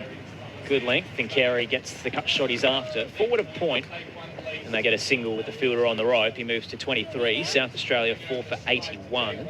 So he had 2 for 117 against South Australia last week in what was the flat track. So he picked up a couple of wickets, but a little bit expensive on, again, a batter's deck. But obviously showed enough that Johan Botha was happy to keep him in. Yeah, he's certainly shown enough today. That first spell of 6 overs had really good pace. When he got his line right, it created challenges or created issues for the batsman. 2 nicks, Hunt nicking the 2nd slip, 3rd slip, and then a great catch by Jimmy Pearson to get rid of South Australian captain McSweeney. So he's certainly done his part in his first spell today, and see if he can open them up again. Vidler to Lehmann. Short, pulled by Lehmann through square leg and down to the rope for 4. Rocketed down towards the rope. Too fast for the fielder in the deep. And Lehmann moves to 13. South Australia 4 for 85 in response to Queensland's 95 here at Karen Rolton Oval. This is the mature partnership South Australia's been begging for since they came in. A good shot, wasn't it? It was a decent bouncer, probably over the batsman's right shoulder, heading down the leg side, and Jake was able to swivel and just almost poke it over the top of square leg, who's inside this circle as such, and it raced away for 4 behind square. Vidler to Lehmann. Drops forward, then pops back up. Slices it backward a point for another single, straight to the fielder. And South Australia moved to 4 for 86. Carey on 23 on strike with Lehmann on 14. 4 for 85, South Australia. Great crowd, as we've touched on through the day, but the pavilion is chock-a-block, Tim. Yeah. Barely a spare seat. Yeah, the members have turned up today well, haven't they? And there's good support all the way around the ground. I think they said there was a couple of thousand here. It feels on this little ground, which is maybe one of the benefits of playing here rather than Adelaide Oval. 2,000 feels like a decent crowd. Vidler to Carey on 23, on his toes, pushes it through point. Single was on offer if they were quick, but Carey opts against it. Remains on 23, 4 for 87. Final ball for the 27th over. And we laughed before as well about all the temporary grandstands, which have been tremendous, by the way. There is one that's right in the sun. Again, if you're watching now, it's backward point, but more northeastern in front of the hospital. That there is no protection, and it has emptied out through this second session, Tim. I think they've had enough. That would be hot up there. It's hot enough staying in the shade out the back here. It's let alone being in the direct sunlight. It'd be hot there. So Vidler, the final ball of the 27th to Carey. Punches it straight into the deck. A couple of bounces to cover and no run. 4 for 86, South Australia in response to Queensland's 95. Lehmann's on 14, Carey's on 23, and an expert change on ABC Sport. Tim Nielsen making way for West Indian skipper, former West Indian skipper, but he's always a man of the West Indian cricket team, Carl Hooper. I feel like he's never really left from a leadership standpoint. He's certainly around the mark consistently for them, and now gets to enjoy and relish the South Australian program. Carl, good to see you. Good to see you, mate. Just at the back talking with some of the boys there. We couldn't find you for a period there. No, I actually had to nip off to the boys. And it's all right. We've got 5 days to really enjoy each other's company, Carl. Hopefully. Hopefully. The rate at which this game is moving along. Labuschagne is continuing from the northern ends. Bowling to Lehman, he turns it to square leg, fielders waiting, no run. I thought you meant hopefully in terms of our relationship, Carl. I thought we were better than that. That's all right. No, the game has moved along at the pace today. So you never know with this game. Coming in this morning, one would have thought, or you would never would have thought that. Leaning back, Lehman just drops low and slices it to point. Leighton's waiting, no run off a fuller delivery from Labuschagne, 4 for 86. Yeah, you never would have thought that the game would unfold this way. This is a renowned, good service to bat on. But so far it hasn't turned out that way. 95 and now South Australia, 86 for 4. Labuschagne, none for 6 so far from his 14 deliveries. Full of a length, and Lehman again drops low and carves it to point where Clayton's waiting, no run.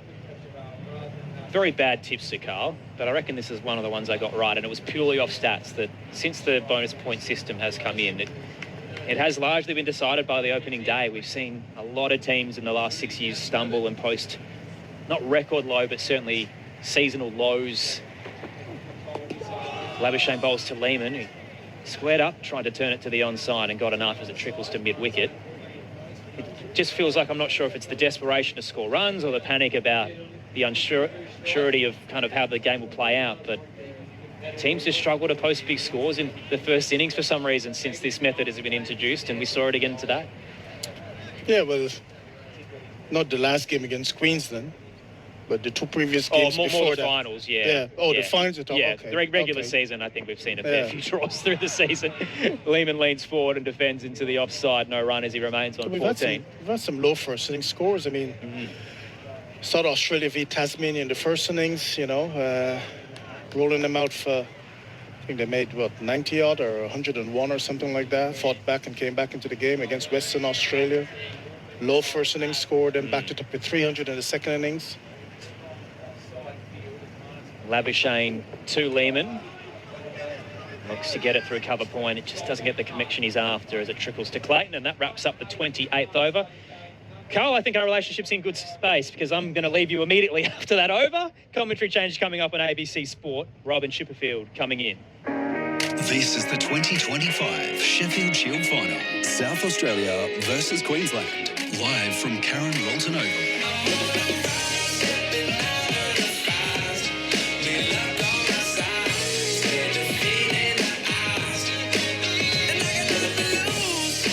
Thank you, Aaron. South Australia in charge. 4 for 86 in reply to Queensland's 95, all out.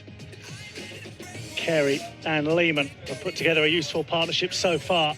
It's only realised 21, but it has settled the ship a little bit. Here's Vidler into Carey, who just turns it around the corner out to deep square leg. They ran the first one quick in the hope of getting a second, but they can't get back for 2. So one more added to the scoreboard, which takes it on to the dreaded 87. Lehman 14, Carey 24. Carl Hooper, good afternoon. Good afternoon, Robin. Obviously, the key man here would be Carey. Desperate, he needs to get in and get something significant for South Australia. If he bats for an hour, we know he's got the ability to turn this game very quickly on his head. I think every partnership we've seen, it's sort of threatened, but then when it almost looks as if it's taking shape, somebody gets out. We had Connor McInerney in the, batting with Carey, and it looked as if it was beginning to take shape. Then he gets out. Here's Vidler around the wicket to Lehman. Knocks it back past the bowler up to mid-off, and there's no run. South Australia will be hoping that certainly this pair, Lehman is in fantastic form. He's coming off of 2 hundreds, back-to-back hundreds. So he's in good nick. Carey is in fantastic touch. He's just come from Sri Lanka where he's been doing well. I think in 4 Shield hits this year. You know, he's been amongst the runs, so, and he's an aggressive, they're both aggressive players, so if they can bat a while, you know, they can take this game very quickly away from Queensland. Biddler into Lehman, drops short, pulled out into a big gap on the onside by Lehman. Couple of bounces and it reaches the rope, and that takes him on to 18. And South Australia within a hit of Queensland's first innings total. They are 4 for 91 and only 4 runs behind. Yeah, Bangin short and Lehman taking up the challenge and taking on Vidal and pulled him in front of square, high in front of square. There's nobody posted out there in front of the pavilion and picking up a boundary. They've since pushed the man back now. And they're down to 2 slips in the gully. Probably for the first time we've seen in the match so far. It's been a regulation, 3 slips in the gully so far pretty much throughout the whole day. But now Queensland forced to be a little more defensive. Deep square leg and deep backward square. Quick short ball to Lehman, who ducks underneath it. And through it goes to Pearson. Also a deep backward point. I always think it's only going to be 5 runs, but once South Australia get ahead, it just feels psychologically different. The That's game right. is getting further and further away from you from a Queensland perspective.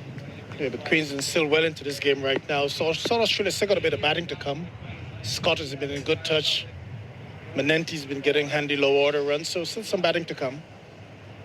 Biddler into Lehman, who's on the back foot and just tucking it intelligently into the offside for a single. Through point. 4 for 92. 3 behind. Fly pass from a couple of cockatoos who make their way across the ground. As South Australia nears a first innings lead. Working themselves into a very strong position here. Beautiful, cloudless Adelaide afternoon.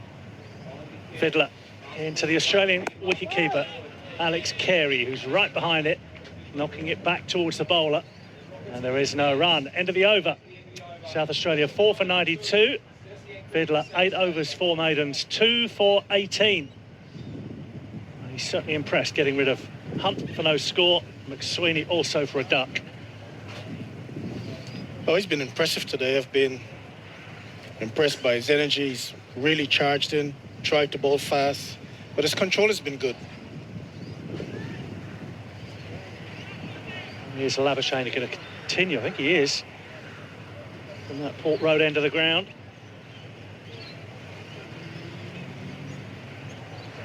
Which baffles me a little bit, given the crucial phase of the game where we are just at the moment and where we've been for the last 15-20 minutes. Labuschagne in to Lehman, who's trying to cut away on the back foot. Picks out Nisu in the gully. There's no run. Yeah, I wouldn't underestimate Labuschagne with ball in hand. He's got a knack of picking up wickets, but the key thing here is that the game is so delicately poised that you just sense that this is a time where it's almost make or break. If South Australia get a good partnership here, both of these 2 players can hurt Queensland. Labuschagne in again. Lehman looks to tuck it into a gap, and he finds a gap back with a square on the offside. And that goes for 4 and gives South Australia the lead. They are 4 for 96 in reply to Queensland's 95 all out. South Australia just have their noses in front. Yeah, nice shot. Old-fashioned back cut behind point, using the pace of the ball and run it to the right of the man at backward point and getting 4. Just want to keep an eye on those 2 slipping. A gully still catching there. Kawaja McDermott in the slips and Nisa Gully. That ball just eluded Clayton at backward point. Labuschagne in again. Lehman is driving majestically through the offside for 4 more. Half volley from Labuschagne and it was dispatched by Lehman to bring up the 100. The milestones are coming thick and fast for South Australia as they move firmly into the ascendancy here at Karen Rolton Oval. Yeah, that was even better. Rank half volley and Lehman just eased it through extra cover. Quick outfield. Ball sped across the turf for 4. Here's Labuschagne in again to Lehman, who hits down the ground. Labuschagne flings himself to the left but can't reel it in. It's heading towards the boundary and it'll go for 4. Wildermuth could not get to it, and it's 3 successive 4s for Lehman and for South Australia, and the lead is up to 9. Well, I reckon Queens will have to rethink this. I mean, the 2 players at the crease are the 2 players that can hurt you there. They're free scoring players, and as I mentioned before, I reckon the game is poised delicately. You need probably one of your better bowlers on, or if not one, maybe 2 of your better bowlers on, trying to get a breakthrough. Labuschagne into Lehman, who leaves alone outside the off stump. Through it goes to Pearson, and there's no run. Yes, if they still can bat, if they bat for an hour, they will score very, very quickly and take the game away from you. So, they with a head scratching outside. How do we separate these 2? Labuschagne's final ball of his 4th over, none for 18 so far.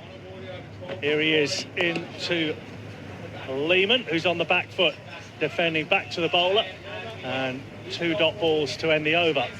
So South Australia 4 for 104, and Queensland all out for 95 in their first innings. So the lead is 9 runs at the moment for South Australia, and with only 4 wickets down, they are in a very strong position to push on, get a huge first innings lead, and potentially win their first Sheffield Shield title in 29 years. It is all in their hands over the next few days.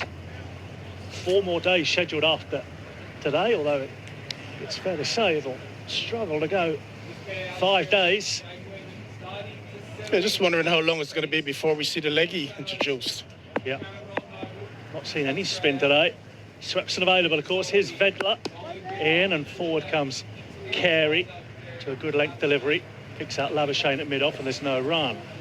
Suppose not the ideal matchup with 2 left-handers at the crease, and this is not a renowned surface for spin. But if it's not working out with Labuschagne, just wonder if they're going to give the leggy a ball from the hospital end. It's very important for Queensland to try and push really hard for a breakthrough. Vidler in to Carey. Short ball, top edge. Into the stumps, the bottom edge into the stumps. Vidler gets a 3rd wicket, and it is a big one. Alex Carey for 24, trying to pull the ball into the onside. His head went back in the air, which made me think he'd top edged it, but he hadn't. It come off the bottom edge and cannoned into the stumps. Carey is bowled for 24. Yep, innocuous short ball. And how many of those we've seen today disappearing in front of square, this time bottom edge into the stump. And by God, Queensland is certainly needed that. See the back of Alex Carey for 31. So Carey goes for 31. Huge joy etched on the face of Callum Vidler. As well there might be. But that's another one of those bonus wickets, I reckon, today. The game has moved along at the pace today, so quickly. Yeah. So Liam Scott comes to the wicket. He's had a good season with bat and ball for South Australia. Oh, my goodness, they needed him now. And just at the point where Queensland, as Carl Hooper said, needed a wicket, because Lehman had really got hold of Labuschagne in that previous over, and it felt like South Australia was just easing away from Queensland. But Vidler gets the big wicket of Carey, who, as we mentioned earlier, has been in such good form. averaging 87 in the Shield this season. But that will come down with the final runs added. Carey bowled for 31. Hunt went for no score. McSweeney no score. Jason Sangha for 5. Conor McInerney 38. And now Carey 31. Vidler has 3 wickets. And Queensland sense an opportunity to restrict the first innings lead to maybe double figures. Here's Vidler into Liam Scott, worked off leg stump, straight to square leg, and Jack Wildermuth, and there's no run. And Robin, that's been I suppose, the trend today. You had, the little partnerships that we've had, nothing significant. You've had a couple of blokes that get together, and it look as if it's the start of something significant. And just when it looks set, someone gets out. I mean, the previous over we saw Lehman hit in Labuschagne for 3 boundaries. Runs was coming at a good clip, and then all of a sudden from nowhere, bottom edge into the stump. New bat at the crease. Have to start all over again. Just gives Queensland a bit of hope. Here's Vidler into Scott. Shorter ball, which is pulled down to fine leg. And he'll pick up a single. Scott is off the mark. 5 for 105. The lead is into double figures.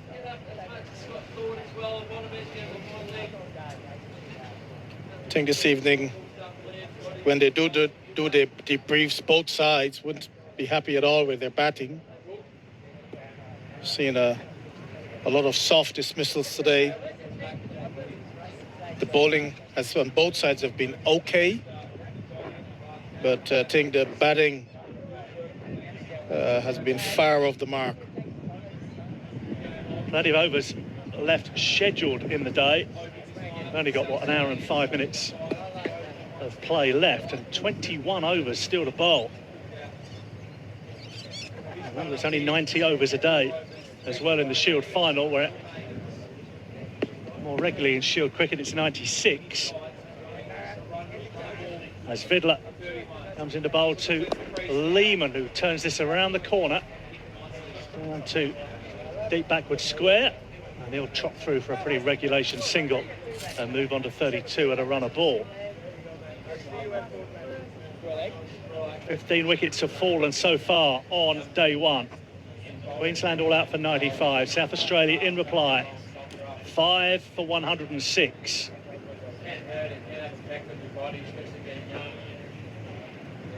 I think it's been a good cricket wicket on the first day. It's been a little bit in there for the bowlers. I reckon it's been a 50-50 wicket if you want to work hard as a batter.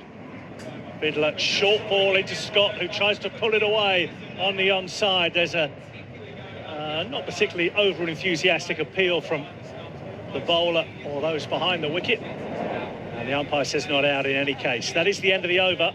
South Australia 5 for 106. Yeah, if you wanted to work hard, really set your stalls out to the batter, I think there's runs there. And likewise, as a bowler, you get enough balls in the right areas, you'll get you just rewards. But by golly, the game has moved along at a rapid pace. At this rate, you're lucky to get into the 4th day, but having said that, conditions can change very, very quickly.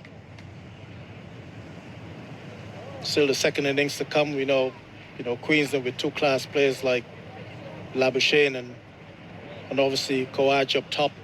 They can bat for long periods of time. You'd expect them to have a better showing in the second dig. Just have to wait and see.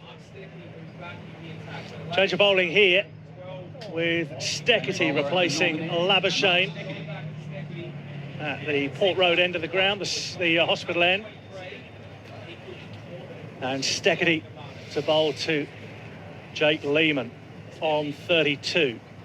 Steketee around the wicket to the left-hander, cut away to point, and just short of Angus Lovell, who's at extra cover. He's done well to reel it in, actually, as the ball bounced about a couple of feet in front of him. As Lehman cut away, it did not quite carry. One or two thought it had. Yeah, it was the greatest looking shot. It was short. He had width. but the execution of the shot wasn't quite there. It just fell a tad in front of the man at point. Good stop in the end from Lovell. As Steckity is into Lehman again, worked into the onside. And no run. So 5 for 106. The lead is only 11 for South Australia. And speaking of some of the boys at the back, we were thinking about obviously a significant lead, 200 plus, but right now you'd be happy with a 150 lead. I think to get to that will be heavily reliant on this man at the crease, Lehman. He's been in fantastic form, 200s in the last 2 games. He's trying to leave this one, is Lehman from Steckity, but he does make contact and the ball makes its way to Nisa at gully. I think he made 100 in the game up over in the West against Western Australia. It was a good innings. Yeah, 105 not out, 130 not out. That's right. In the last 2 Shield games. 3 years old when his dad lifted the Shield trophy. He's got a good start here, 32 off 35. Needs to carry on. Steckity in, flicked away by Lehman out towards backward square. Uppish, couple of bounces and into the hands of Vidler. And they're through for a single. So 107 on the board for South Australia. Lehman under 33. Scott has a single to his name. Still 20 overs scheduled in the day with an hour to go. Back to 3 slips in a gully. Kawaja, McDermott and Lovell, the 3 slips. Nisa in the gully. And Vidler's just wandered down here. Fine leg. It's just a little away to our left. Steckity into Scott, who's getting a thick inside edge to a delivery, and it squeezes out to wide mid-on, and they'll get through for 1. And Scott doubles his score. 5 for 108. Nervy moments in this final hour. South Australia would love to be 5 down at the close. Queensland would love them to be 7 or 8 down. And they would feel it's very much game on day 2. I mean, credit to Queensland, they just didn't roll over after being bowled out this morning for 95. They came out with a lot of purpose, a lot of fight, a lot of energy. Steckity is in, and that's down the leg side from Lehman. Well gathered by Pearson, but there was no bat on it. It's gone through to the keeper, and that's the final ball of the over. South Australia 5 for 108. Remind you, if you are just joining us on Grandstand Cricket, they lead by 13, having bowled Queensland out inside 36 overs for 95 earlier in the day. And it's fair to say, Carl Hooper, it's not what we expected here at Karen Rolton Oval. No, I mean, I attended a couple of games here with the second team this year, and I think there was one Shield game here that I came to. It's all high-scoring games. The second team game here we played against Victoria. I think we scored some 540 odd for 6 or 7 declared. All right. That 3 blokes getting 100 was just as flat as.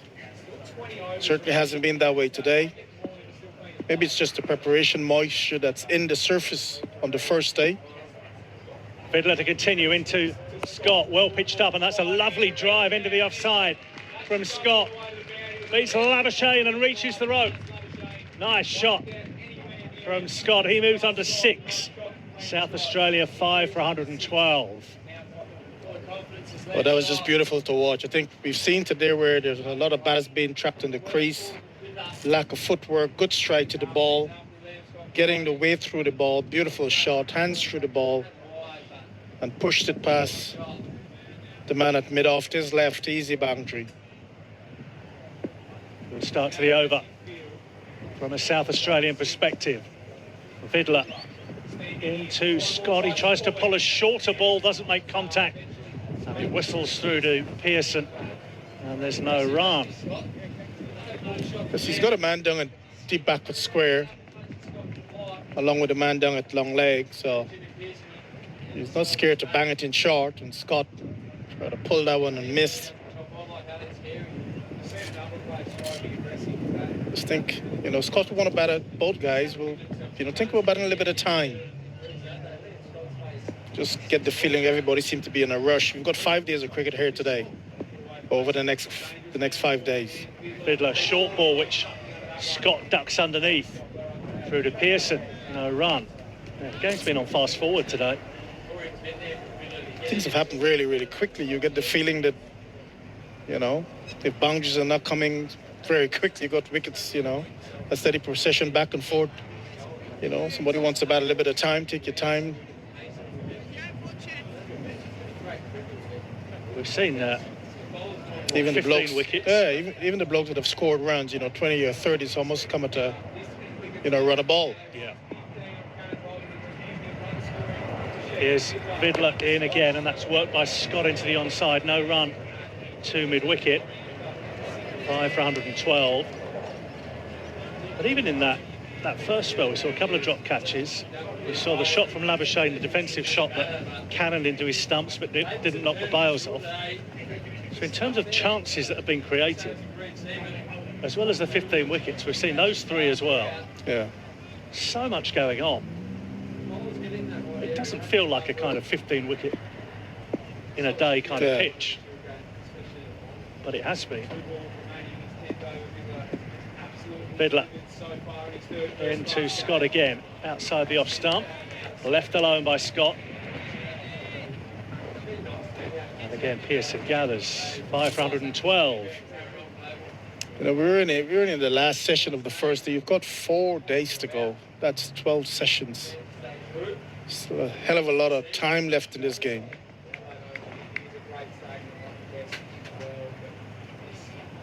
Jason in Gloucester in New South Wales. How good is it to have Sheffield Shield on ABC Radio, plus listening to the legend Carl Hooper as well. Thanks, Jason. 0467 920 222 on the SMS.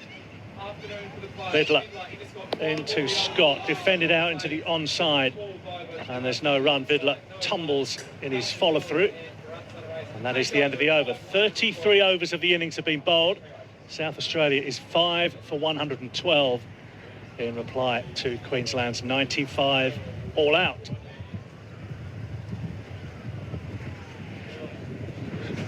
Been impressed by Vidler today. This is the first time I think he was here in the last Shield game that Queensland played against South Australia. I didn't watch him bowl, didn't see him bowl, didn't watch the game. But I like what I've seen today. Full of energy, a lot of purpose, and he's got some pace. Yeah. I think he's going to make his way off the field here. Vidler. I don't think there's anything particularly wrong with him. He's just going to maybe have a change of shirt, rub down. And here's Steketee to continue on. Lehman gets a thick inside edge and it just drops down wide of his leg stump. Hands on head from Steketee. Dot ball is all that will be shown in the scorebook.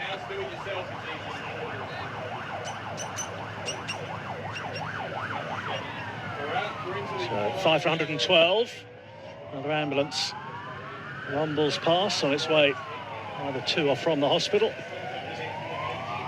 Tram and buses as well as Adelaide. It's peak hour, and Steketee around the wicket to Lehman, who plays this off the back foot into the offside, fielded by Lovell. And there's no run. Yeah, the last ball had the length, sort of back of a length, but too close. So you can see he was trying to make room to try and get it somewhere through the offside. Stay a little bit patient. Lehman is on 33 from 39 balls. So he's flying, he's going at a good clip. But a little bit of caution. But some time, try and get a partnership together with Scott. Steketee in again, well pitched up, and that's well kept out by Lehman. Almost Yorker length, and got his legs out of the way, and he's back down. Did Lehman, and knocked it back towards the bowler. There's no run. They didn't want to miss that one. Yeah, played it well in the end. Not in a conventional fashion. Did well to keep it out. Yeah, and get his toes out of the way as well. Would have been one painful and two probably out. Steckety into Lehman, who turns it into the onside. Out towards mid-wicket, Swepson fields, and there's no run. It's been a really good day of cricket, though, having said that. I mean, the game has moved along quickly, and you just can't wait to see how tomorrow unfolds. Is it going to travel at the same pace, or will it eventually, as I've been saying, flatten out and be a good surface to bat on? We'll have to just wait and see. And interested to see how South Australia go about it. Are they batting already, if you like, for tomorrow? Perhaps not, as Lehman cuts this next delivery, but picks out only point. Aggressive shot from Lehman, the left-hander. But no run. Yeah, that's his area. Any width that he gets, he will try to belt it square the wicket to the offside, whether it's in front of point or behind point. That's his area that he likes to score in. So you can see him looking for that. The minute he has the length, he's trying to open up that offside. That offside is well protected, though. Knowing that's his strength, Queensland. Steckety in again. Lehman tries to work this to the onside. Picks out mid-on. And that is the end of the over. A maiden from Mark Steckety. He has 9 overs, no wicket for 25.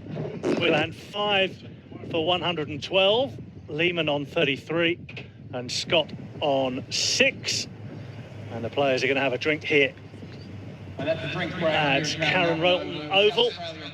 We're going to have a change here as well with Jason Gillespie replacing Carl Hooper. As the match is not quite in the balance. South Australia are ahead, but it's a bit tighter than I think a lot of people thought. Yeah, most certainly. Queensland hung in well here, picking up key wickets. Vidler, 3 for 24. It's been quite likely. He's run in hard, hasn't he? Shown a lot of promise. It's a big wicket of Alex Carey. Alex Carey's looking extremely comfortable out there. It's been that kind of day, though, isn't it? Yeah. You get a little partnership and you feel like a side is moving ahead. Yeah. And then out of nowhere, a wicket falls. So it seems the ball has swung quite a bit today. It's just continued to swing. There hasn't been much sideways movement off the surface. The bounce and carry's been pretty consistent. There's certainly no demons in the surface, and it's certainly not a 15 wickets in a day surface. I think there has been some average batting, and there's also been some pretty good bowling. So I think you have to give credit to the bowlers, credit where it's due. But we did speak earlier about getting through that first 30 overs. I know I had a conversation before play with Trent Kelly, the curator, and he said between overs 30 and 80, it's all the batters, but it's the first 30 bowlers can be in the game, and that's what we've seen in this both innings so far. It's been the first 20, 30 overs have really made a difference. I fully expect South Australia to bat relatively long here, because they've still got Manenti McAndrew in the sheds with Liam Scott and Jake Lehman currently at the crease. They've got a really good opportunity here to put a significant lead on the table. But they've batted now, 34 overs, South Australia. Queensland only managed just short of 36 in their entire innings. I guess the problem for Queensland is by the time they got to 30 overs, they were 7 wickets down and they'd lost all their batters. There'd nobody left. Absolutely. And what's also to remember, if South Australia can get through these final 18, or it's more time now, isn't it? It'll be, if they can get through here unscathed, the ball will be 45 overs old. So Queensland still have 35 overs before they have the opportunity to get a new ball. Vidler bowls to Scott. Has he got something on that down the leg side? He has. It's a short delivery outside the leg stump, and Liam Scott has tried to pull it into the onside, but just got a feather on it. Vidler has a fourth, and South Australia 6 for 112. Well, you wouldn't read about it, would you? The first ball after drinks, leg down the leg side as well. Wasn't Callum Vidler's best delivery. It's just probably bounced a bit more than Liam Scott anticipated. And he's just managed to get a little feather on it, and well taken by Jimmy Pearson down the leg side. South Australia now 6 down for 112. And that kind of sums up the day, because that should have, that's a comfortable one and possibly 4. That's right. This is my point all day, Robin. It hasn't been jaffers that are just knocking batsmen over. No. Well, Alex Carey dragged one on. That's a leg side strangle. Connor McInerney was a leg side strangle off a shorter ball. Yep. So, we saw it in Queensland's innings as well. Ben McDermott just chipped a half volley back to the bowler. But Vidler has 4 wickets, 4 for 24. But yeah, it's been great. He's running in hard, and this is what airspeed does. It creates indecision.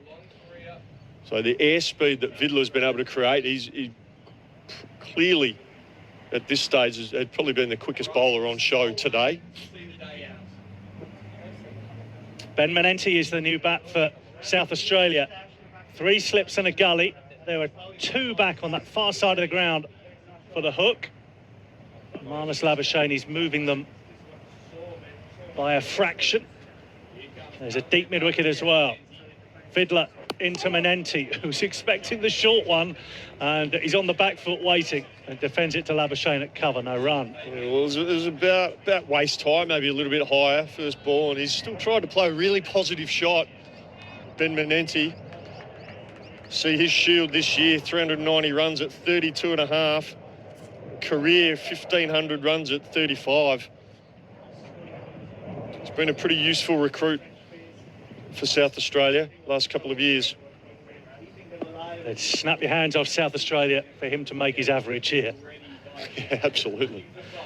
Here's Vidler into Menenti, who's right behind it, and knocking it back to the bowler, and there's no run.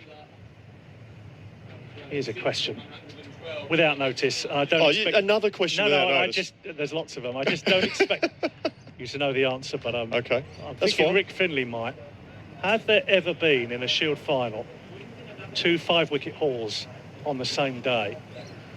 Because we're on the brink of that here. Well, that's very much a Rick Finlay it's not question. Your bag? It's not my bag, Robin. But it's a great question, and I'd love to know the answer to that. For opposite sides as well, not for the same side. Yeah, absolutely. Vidler into Menenti down the leg side, tries to flick it away, doesn't make contact, and through it goes to Jimmy Pearson, no run. 6 for 112. Doggett 6 for 31 earlier. Vidler 4 for 24. And in theory, 17 overs still to go in the day. In practice, 45 minutes.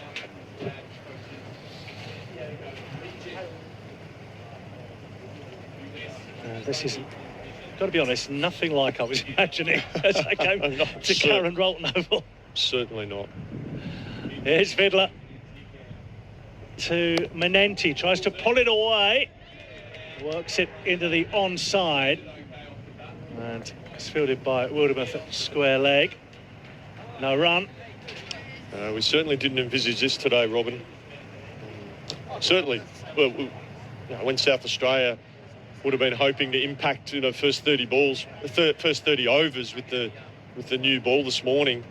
Never in their wildest dreams did they think they'd be knocking Queensland over for 95. But then Queensland, I think, have bounced back really well here, putting South Australia under pressure with the bat.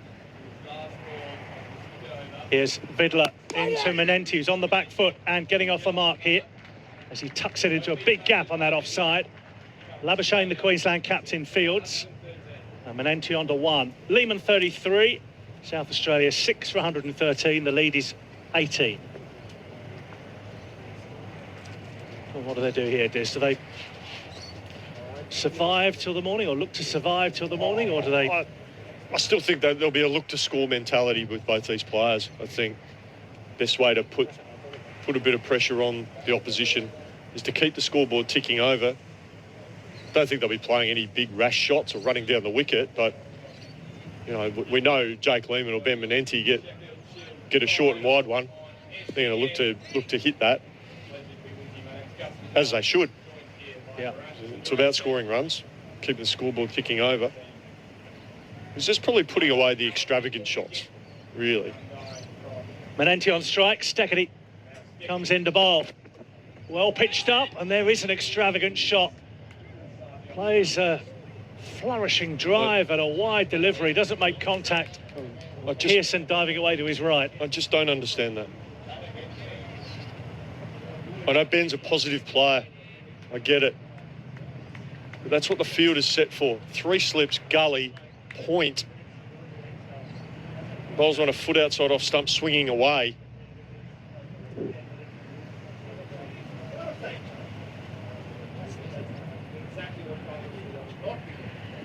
Manenti back on strike to Steketee again. This time he's forward to a straighter delivery and guiding it out to point, and there's no run. So batting in a situation like this, Robin, it's all about understanding how is the opposition trying to get you out.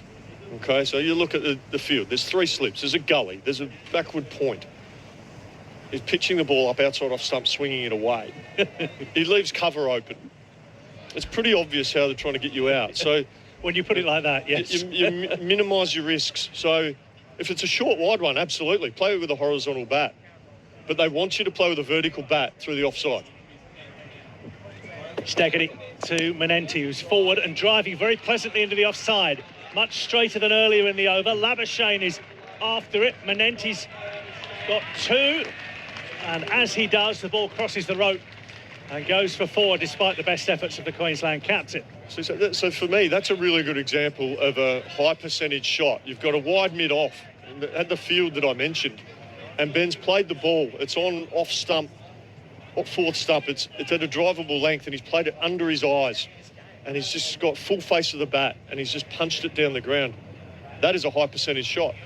Whereas wider, off the front foot, swinging away is not a high percentage shot. Steketee to Manenti again. Again, it's well pitched up. And this is hit straight to mid-on, and there's no run. 6 for 117. It's no different to having 3 men out on the hook, and they're bowling bounces and you're trying to hook it in the air. It's the same principle. Yeah. So you minimise your risk. So what you want to do, you want Steketee to then change his game and bowl maybe straighter or bowl a bit shorter so that you can tuck it away on the leg side, rotate the strike that way. Steketee again into Manenti, who's right behind it. Bat in position. And again, finds Wildermuth at mid-on. Just think modern batters sometimes just feel their best form of a defence is attack. And I kind of can understand that. But I think sometimes there are times where you can absorb some good bowling, and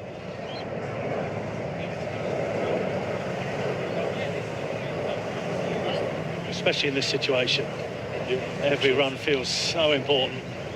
Steketee to Manenti, who's getting a thickish outside edge on this as he plays defensively and picks out point.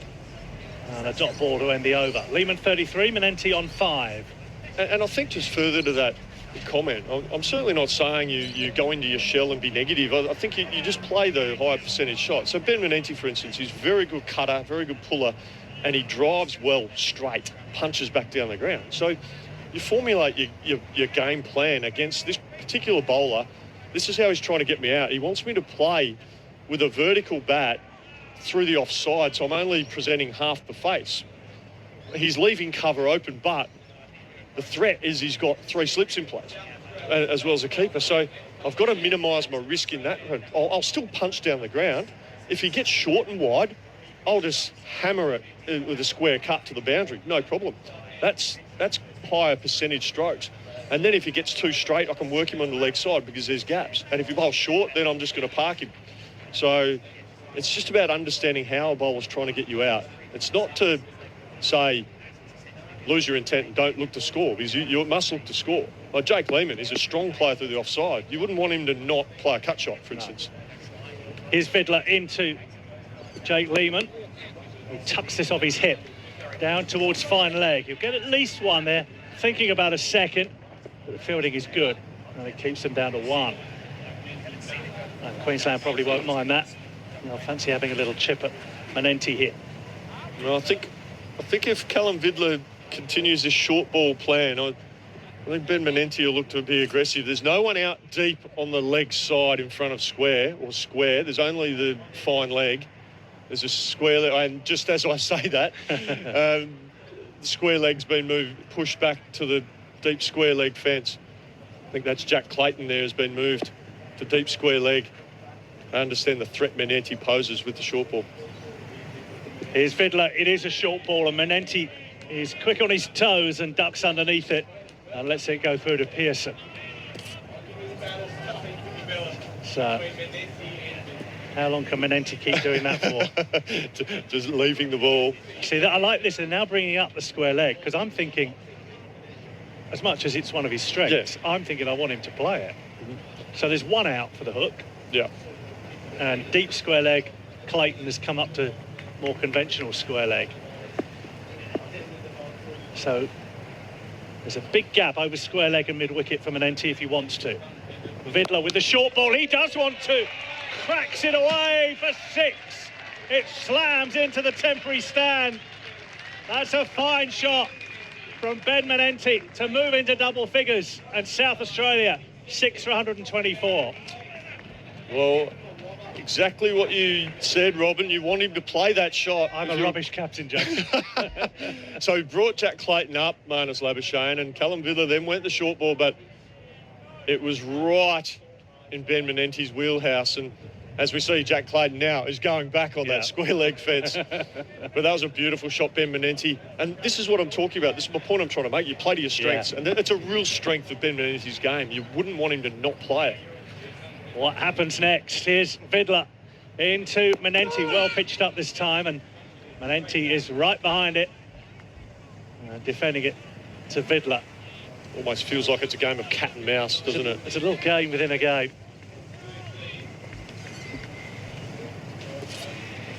Due to have 15 more overs after this in the day. Not going to happen. We're going to get 35 minutes more play. Mad we can't get 90 overs in the day with the extra half hour. As Vidler is in again to Manenti. Again, it's short. It's tucked round the corner in the air, but one bounce into the hands of fine leg. And they're through for 1. Nicely done by Manenti. He moves on to 12. Big smile on his face as well. He's enjoying himself, Ben Manenti. And Lehmann at the other end has 34. 1 ball left of the 37th.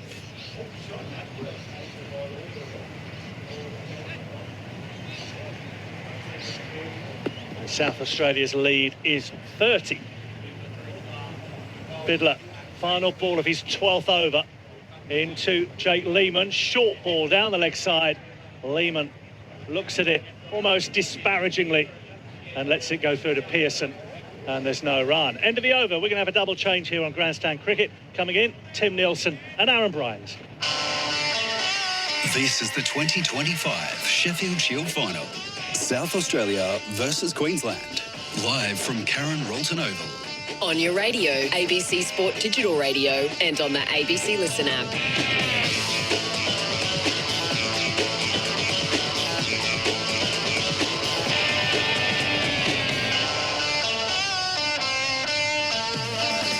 What a day it's been. Thanks for joining us through it all on ABC Sport. South Australia 6 for 125, leading Queensland by 30 runs.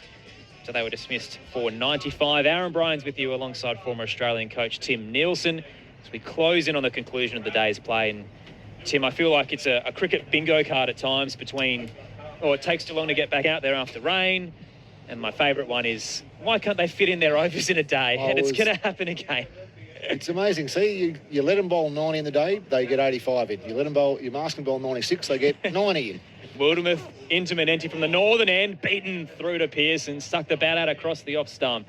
No run. The only way to do it, the sensible way, and I know that it's probably not possible, we'll just say, okay, stay up there till you've bowled your 90 overs or your 96 overs, because you would find, I reckon, then that they would start to hurry through a bit more rather than just dozing along. I don't even know what the penalty is in a Shield final, because there's obviously no points to lose for an overrode. So whether there's a financial sanction or whether it's just you lose the overs out of the game, I'm not sure. I'll have a squiz at the rule book in a moment. Wildermuth charging into Manenti, leans forward looking to defend, and this hit on the back pad. I reckon he got a fair bit of bat on it as it ricochets its way towards square leg and the umpire unmoved. Funny little time here too, isn't it? There is about how many overs to go? It's just blocked on the scoreboard there. I think there's probably 15 overs remaining, including this one. Yep, 15. Got a scoreboard right in front of us, Tim. We have, yeah. I forgot about it. I was looking across the oval there at the big screen. There are so many screens here, partially hidden by the trees, unfortunately. I look at the little computer screen in front of us. It's right there. Credit to the Saka for making it accessible as Manenti leans in, drives it into the pitch and bounces its way to point. A good length delivery from Wildermuth. No runs, 6 for 125. 31 minutes, though, isn't it? With a half an hour, will take us to 6:05 with the 10:35 start. So they should get another 7 or 8 in, you'd think, in that time. So it's a pretty critical time. If it happens to be 1 or 2 more wickets and South Australia go to stumps at 8 for, it's game on. If it happens to be 6 for 150, they'll probably, whilst feel as though they've let a really great opportunity slip a little bit, they'll be comfortable with where they're at. Wildermuth to Manenti, works it forward of square leg, and Clayton's waiting there, no run. 6 for 125, a 30-run lead for South Australia. So we did get sent like a full kind of breakdown of the rules heading into the Shield final, and there is no mention of any penalties for lost over rates. There is numerous mentions of how we can find ways to add them back in.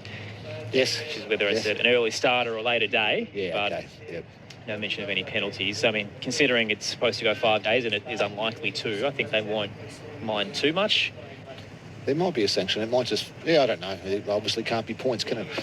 Wildermuth to Manenti, looks to pull, splits the gap at mid-wicket. Got enough pace as the chase is on towards the pavilion, but won't get there. A boundary for Ben Manenti, the everyman of South Australian cricket. They move to 6 for 129. Manenti's up to 16 from 20.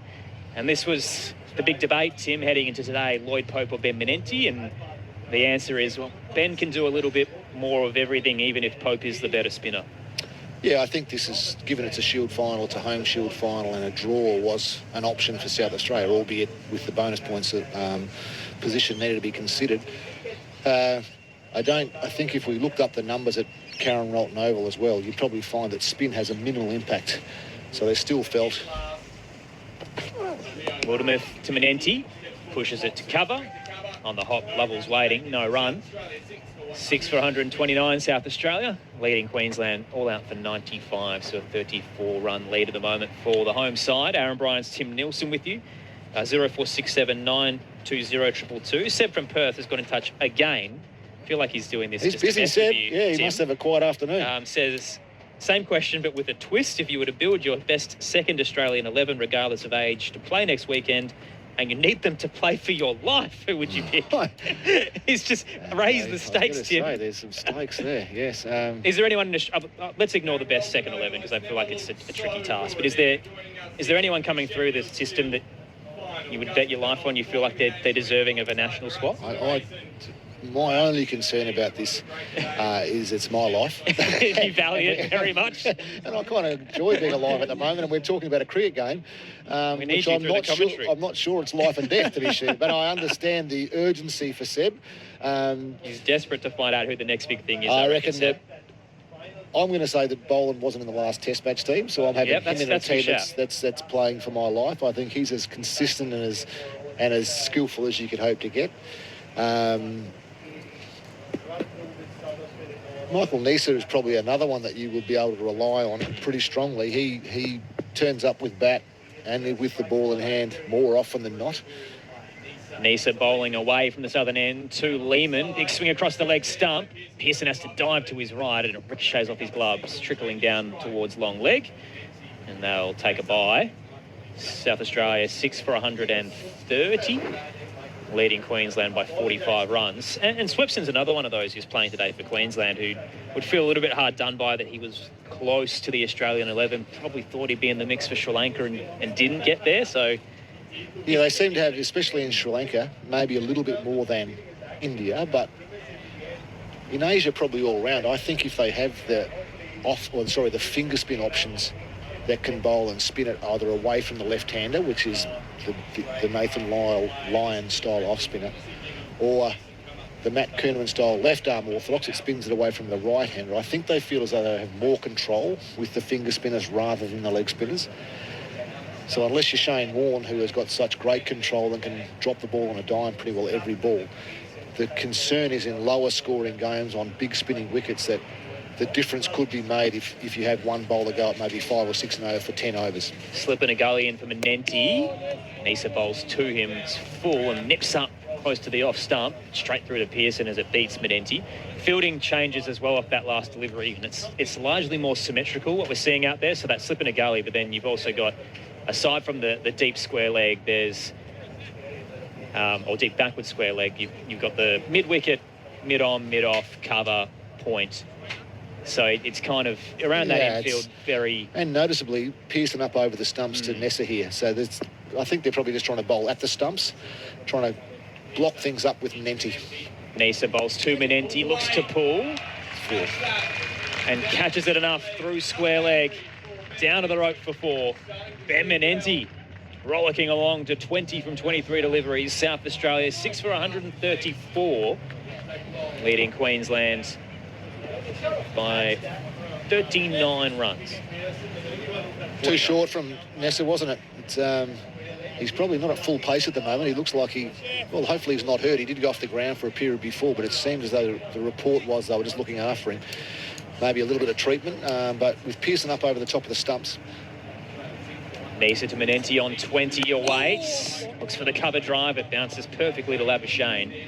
No run, but Nisa's happy with the delivery. Jimmy Pearson's certainly happy with the delivery. It just takes, to me, it probably means that I would suggest that he doesn't feel like he's bowling flat out, or Pearson doesn't feel like he's bowling flat out. But the one challenge is that it probably takes away one way of dismissing the batsman, in that unless it's a really fine edge and goes straight through to the keeper and he's able to hang on, if it deflects at all, he's just not going to have any time to react and adjust. So if you get some sort of thicker edge, he's still got 3 slips. Nisa to Manenti, leans forward, defends straight to Labuschagne, waiting at cover. That's the line and length I reckon he's trying to bowl. He's got the keeper up over the stump, so the batsman has to come back into his crease, and he's just going to hammer away at middle stump and hope that Ben either plays across one, or maybe one holds up in the wicket and he gets an outside edge because he's looking to force on a leg side. They're dropping now. The square leg drops back to deep backward square, or maybe just deep forward square, depending on the angle that we can't really see well from here. But they're definitely looking to bowl straight and try and shut down this run rate and see if they can prize a wicket with someone playing across the line a little bit. Nisa to Manenti on 20. Digs it in again, straight to point. Clayton's waiting there. 6 for 134. Good over there from Michael Nisa rather. Lehman's on 34, Manenti on 20. South Australia 6 for 134, leading Queensland, who are all out for 95. Aaron Bryans and Tim Nielsen with you on ABC Sport. Couple of texts filing in on the debate about the lost overs we're going to get, which is still 13 in the day, and we've got 18 minutes to go. 0467 920 222. David in New South Wales says, with 16 wickets falling in the day and each batsman allowed 3 minutes to get to the crease, that's 45 minutes lost, or approximately 15 overs, which is pretty much where we're at. So that's David kind of justifying why the day has dragged on a little bit, and I can see that. Pretty good common sense, David. Or maybe you should come and give us a bit of a hand more often, because we fumbled around that a bit, didn't we? Yeah. Another listener says, I think they do get allowances as far as the time is concerned. So if there were over points involved, they would get time attached to the taking of the wicket, so that they don't get docked for that. Mortimer thin from the northern end to Lehman. Defends back to the bowler, no run off a back of the length delivery. They don't get docked in case there is a day, for example, as you just mentioned, where there is 15 wickets, because there is a fair bit of time with changeovers. I think that it's only 2 minutes per wicket, though, that they're allowed, or they get allocated from an allowances point of view. Another listener says, how about the batting side gets a number of runs ex the current run rate, considering the slow over rates? So 10 overs short, you run rate's 3, you get extra 30, you think? I don't mind that. Yeah. Lehmann turns this through the onside of the bowling of Wildermuth. No run. We have had, as you say, it has been a bit of a different day, but there's been not one over a spin bowled either, has there? So we've had 40 overs from 40 and 50, so we're going to have close to, no, we must have 40 and 40, so we're at about 80 now without any overs of spin. And the way it's going, it probably won't be much spin in the first little bit tomorrow, I wouldn't have thought either. I think that Queensland would be most likely to attack with their fast bowlers, trying to prize out another wicket. Wildermuth, the 1 wicket today. Lehmann looks to slice it through cover point. Fielder waiting there. No run as it's quickly stopped by Lovell. South Australia 6 for 134, leading Queensland by 39 runs. The funny one about Queensland's bowling today is it hasn't entirely been quick either. They've had maybe 2 medium paces if you count Wildermuth, and in particularly Marcus Labuschagne, who... Both off decent run-ups though, isn't it? It's probably more about the run-up space and the time it takes to get back to your mark. Wildermuth bowling to Lehmann on 34. Catches the top edge as he looks to pull. It scoops high up towards square leg. Fielders converge in a triangle and they can't get there. Drops safe. Racing off the rope, head in hands. Callum Vidler just couldn't get there in time. And they get a life, South Australia, as Lehmann moves to 35, racing through for the signal. It was an ill-timed ball that just nipped up, shorter delivery from Wildermuth, and he nearly had his second, Tim Nielsen. He did, and I just looking around, I reckon you can see the flag over there at deep mid-wicket. I reckon the wind might have saved Jake Lehmann there, because he was actually flying out into the breeze, and it looked like it almost went up and then just died. And Swepson, I think it is, that was out at deep point, who's running in now. He just couldn't make the 25 metres to get in there. It just didn't go far enough for him. So bit of a loose shot and a little bit of luck for South Australia, which is timely at this time of the day. Now he's come in for Ben Menenti at the point region, and he'll defend the bowling of Wildermuth down towards mid-on. So they've still left for the right-hander now an open square leg region. There is a long leg in Straker, and they've also got more of a kind of forward square leg. Well, actually, it is more traditional. It's a little tricky with the angle that we're on, Tim. Yeah. Registering the depth, but I reckon it is more traditional square leg. On the rope, Wildermuth bowling to Menenti on 20. 2 slips and a gully now in place, and he slices it. Beautiful cover drive, dropping down. Lovely shot. Straight to the rope for 4 from Ben Menenti. Yep, that's almost the shot of the day, that one. It was over pitch, there's no doubt about that, and it was a bit wide, but Ben got a good stride in, and he really did lay into that one and hit it perfectly through cover. So turning out to be a handy little contribution here, and South Australia's lead has just climbed above 40.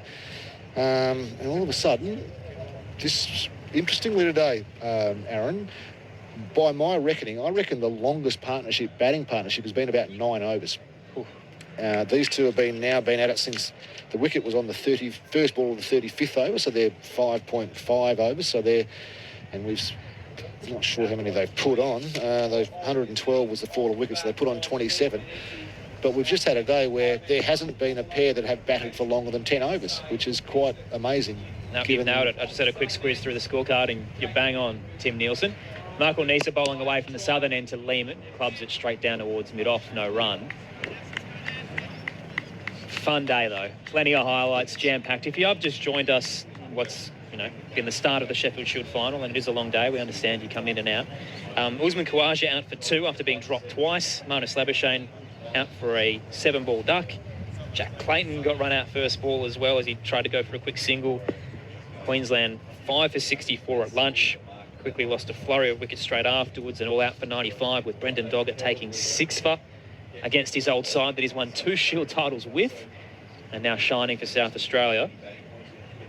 It's a awkward start with 2 ducks. Henry Hunt, 19 balls. Nathan McSweeney, 15. As Nisa bowls to Lehmann on 35. Stands his ground and plays it into the leg side. Triples towards mid-wicket and fielded quickly by Straker. Just got a text message. Yep. From one of the Cricket Australia people here, Peter Roach, who's the head of cricket, basically. Thanks for listening, Rogie. Yeah, I just was going to say, good on you, Rogie. Nice to hear. But he suggested it is fines in the Shield final for slow over rates. Right. So they'll get allowances for wickets taken and any breaks in the game. But at the end of the game, if they haven't caught up, then there'll be fines allocated to either team. Nisa bowling to Lehman on 35. Rocks on the back foot. Cuts straight to the fielder, a point, no run. SA 6 for 139. Leading by 44 runs over Queensland. So at T, South Australia 2 for 39. Looked like it was game on once again. And then, as Tim mentioned, this consistent spattering of wickets. Not quick, but certainly frequent. As Sanger was out for 5, McInerney for 38, Carey for 24, and Scott for 6. Since then, Lehman and Menenti starting to settle now for South Australia. After being 6 for 112, they're 6 for 139. Dug in by Lehman. Plants his feet against the bowling of Nisa and rolls it towards the onside, rather. So we've had 16 wickets fall on the opening day and what's supposed to be traditionally a road. And the crowd has been hot and heavy, but they reckon they've got close to a couple of thousand, hopefully, at Karen Rolton. Yeah, I heard 2.5 or 2,300 or something they were mentioning they thought they got here, which is a good start. Nisa, just the one so far this afternoon. Bowls to Lehman up on the toes, punches it straight to cover point. Good fielding, though. It was a good shot, as Tim Nielsen mentioned. Swepson? Yep, Swepson again, just quick on his feet, darts to the left and ensures there's no run there for South Australia. We'll be with you every day on the ABC Listen app. Obviously, Sport Digital for the first couple and then AFL and NRL take over, but we'll always be here if we make it that far.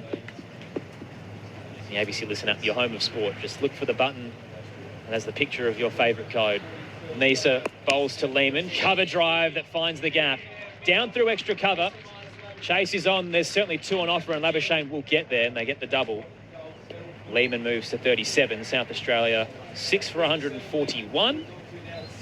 The end of the 41st over. So we've still got 11 overs remaining, but only 10 minutes to work with here at Karen Rolton Oval. Aaron Bryans and Tim Nielsen with you for the call. Carl Hooper joining us along the 5 days. Jason Gillespie as well will wrap up the post-game. SA winning the toss and deciding to bowl first, which shocked a lot of people in the venue, but looks to be the right result so far. Let's try not to get too far ahead of ourselves, Tim. Cricket's one of the most unpredictable games I know. And there is a long way to go in this game, as we've seen all day. Wickets have tended to fall in little groups, haven't they? You usually get 1, you get 2. So if South Australia don't have a 100-run lead, this game, or even with a 100-run lead, this game is properly on. There's plenty of time and the wicket's flattening out. Wildermuth to Menenti on 24, defends a straight length back to him. This is the big thing too, I reckon, is that the last 4 or 5 overs, we've got Nessa with the keeper up over the top of the stumps. Wildermuth, I know they're only bowling. They're probably not bowling 140, maybe 125 to 130. But the wicket looks flat now. And Queensland weren't able to fight hard enough or find a way to get through to around the 35-40 over mark. South Australia are there now. Unfortunately, they're 6 down. So this is when you want your best players batting because the ball seems to be... Wildermuth to Menenti. Yorks him on the toes across the off stump. Driven straight towards the fielder at extra cover. The ball seems to be hard enough, doesn't it, that you can still hit the ball through the field and get value for your runs, but it's certainly not zipping around like it was in those first 20 overs. So Queensland's second innings, their massive challenge will be to get their best batsmen through that early stage, find a way to survive and get through and get to around this stage of the innings, anywhere from 30 overs on, and then you can start to cash in by scoring, and it puts a lot more pressure on the bowling group. Wildermuth to Menenti on 24, catches it on the bounce, a short delivery that's pulled towards square leg. Good dive to keep it in the field of play.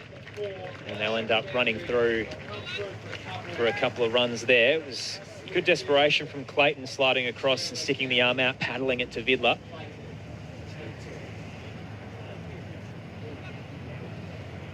So South Australia moved to 6 for 143. Their lead extending on to 52 runs. Might be up there. Give me a second. Quick maths, Tim. What was that, sorry? 48 is their lead. Yep. Menenti pushes down towards mid-on. Just reading another text. So apparently the official rate of overs just to finalise this and to put it to bed. It's 5% per over for the first 5 overs that they're slow, and then every over after that is a 10% fine of their match fee. Right. So it's a fair old whack if they start being slow. Won't matter too much if you win the whole thing, though. I think they wouldn't mind, but Queensland in particular would be a bit frustrated considering the position they're in. And the tricky part now is Wildermuth comes into bowl to Menenti on 26, right arm over the wicket from the northern end. Menenti catches it for length delivery, turns it down towards mid-wicket, where Clayton comes in off the rope and they take the single. Menenti up to 37, South Australia 6 for 144. The tricky part is the time now, Tim, because they haven't won the first innings, which means the bonus points isn't going to work in their favour should we go the full 5 days. So you don't want to bat too long for Queensland. If you can bat till tea time on day 4. Yeah, well, and then send South Australia in and hope to try and get them. Yeah, well, the wickets are going to be, it's going to be the hardest time to score. And if they bat to, for example, if they happen to be able to bat till tea time on day 4, which is a long way away as we speak at the moment, the scoreboard is going to tell it's probably unlikely that South Australia are going to be able to win as well, so they'll be then trying to hold on for a draw. That brings back some memories, doesn't it? Yes.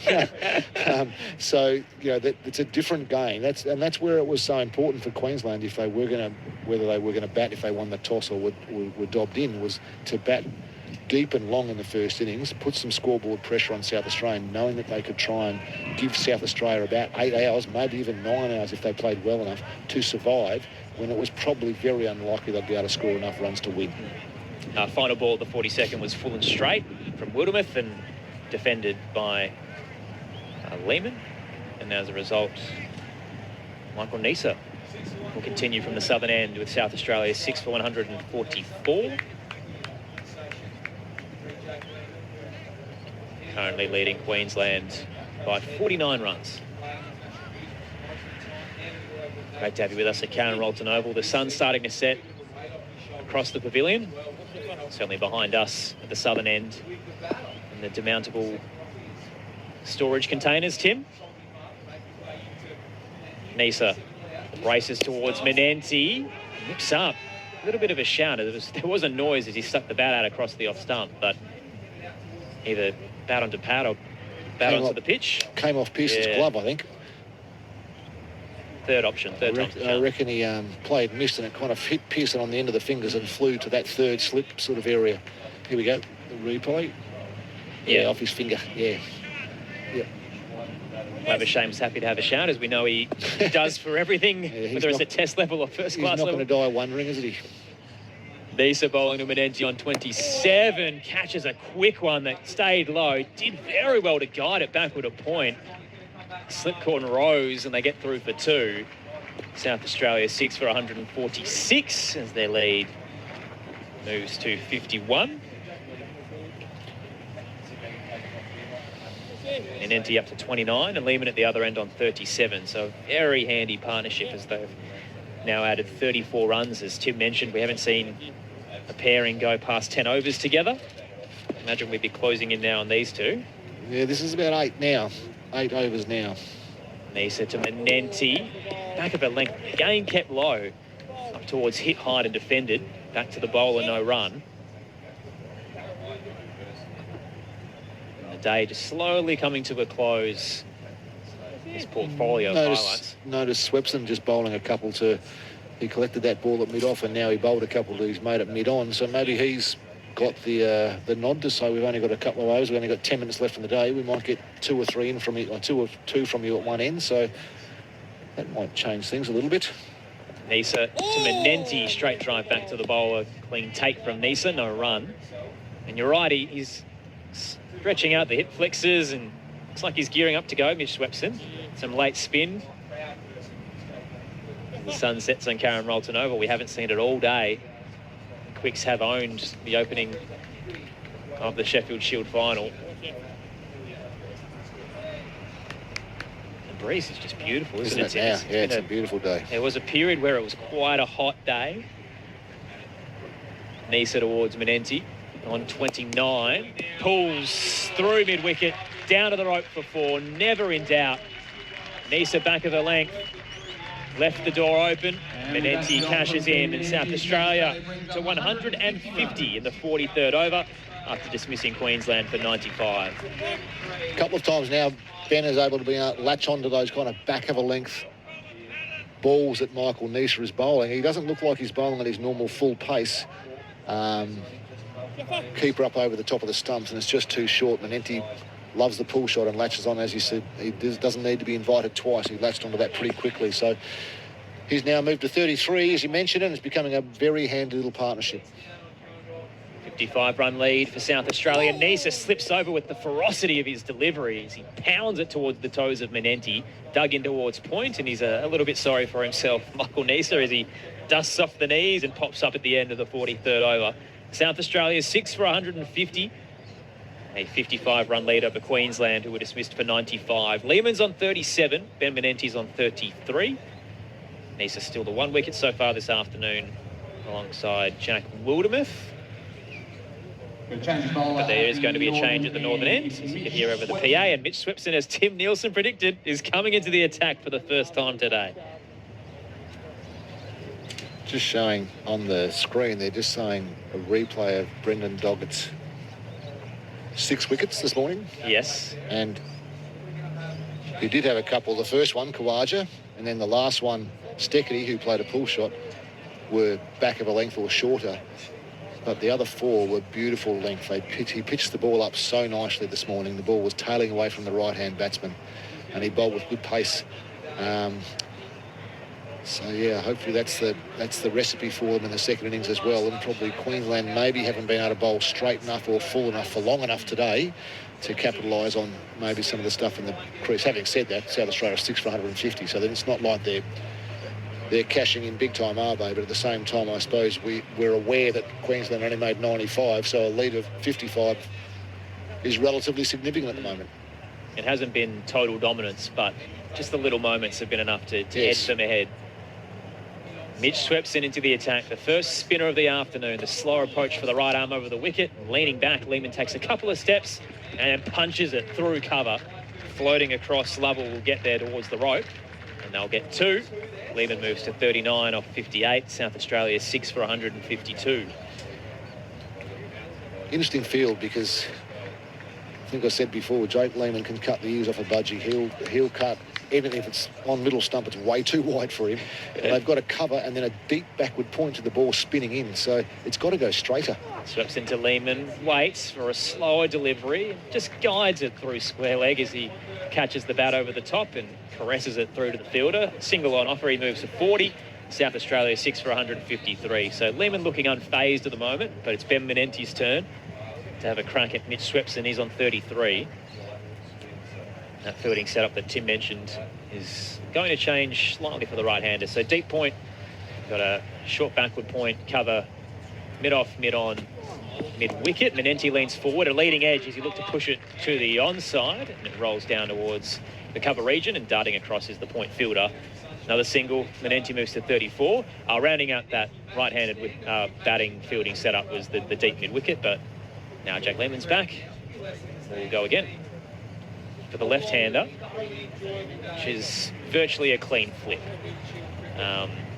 except for Michael Neser, who got to carry across to the other side. He was standing at leg gully and he's changed now because he's going around the wicket, so he's obviously going to try and attack him wider off stump.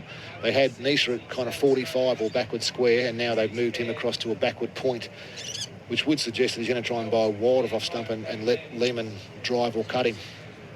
Swepson around the wicket to Lehman, tried to turn it through the square leg region. It was a little high on the bounce, but a bit of a shout as it collects him at the top of the pads. Yeah, really spun, really gripped and turned. So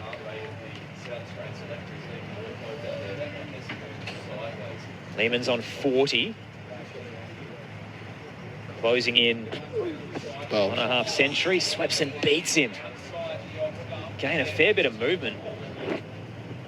Yeah, those two have spun. Started on the tram tracks and found its way towards Pearson, standing across off stump. Swepson to Lehman on 40.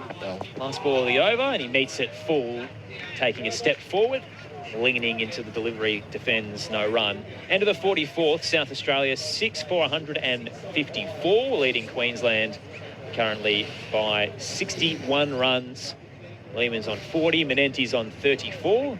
Mitch Swepson survives the first over of spin for the day, Tim. I reckon they're going for a second one here. Is this Lovell? They're probably going to try and sneak through an extra over.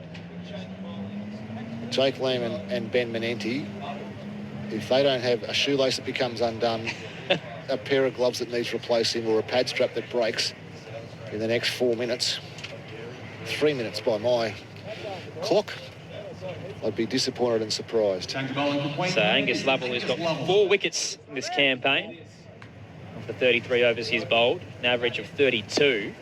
Will be away from the southern end to Ben Menenti on 34. Leans in, punches it through the cover region, a couple of bounces, and happy to be left from McDermott for the fielder in the deep. Clean collect there from Secchi. They'll take the single. 6 for 155, South Australia, and Lovell's immediately calling for a change. There was a long on, which has been pulled in. And they're going to leave square leg open for for Jake. For Jake, yes. So deep backward square there. There we go. On the boundary. They moved him across. So mid-wicket now. Make it if he can get it past McDermott. Leads forward and defends instead, catching it full off the bowling of Lovell.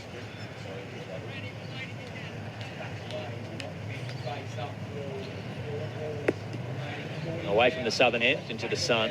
Lovell not happy with his run-up, so he'll try again. Lehman on 40. There's a short leg in place as well. Full toss, and Lehman's happy to smash that towards mid-off and takes a quick single as there's a fumble there for Queensland, which does thread them up for a quick single. Lehman moves to 41, Menenti's 35, 6 for 156. 6:04 by my phone.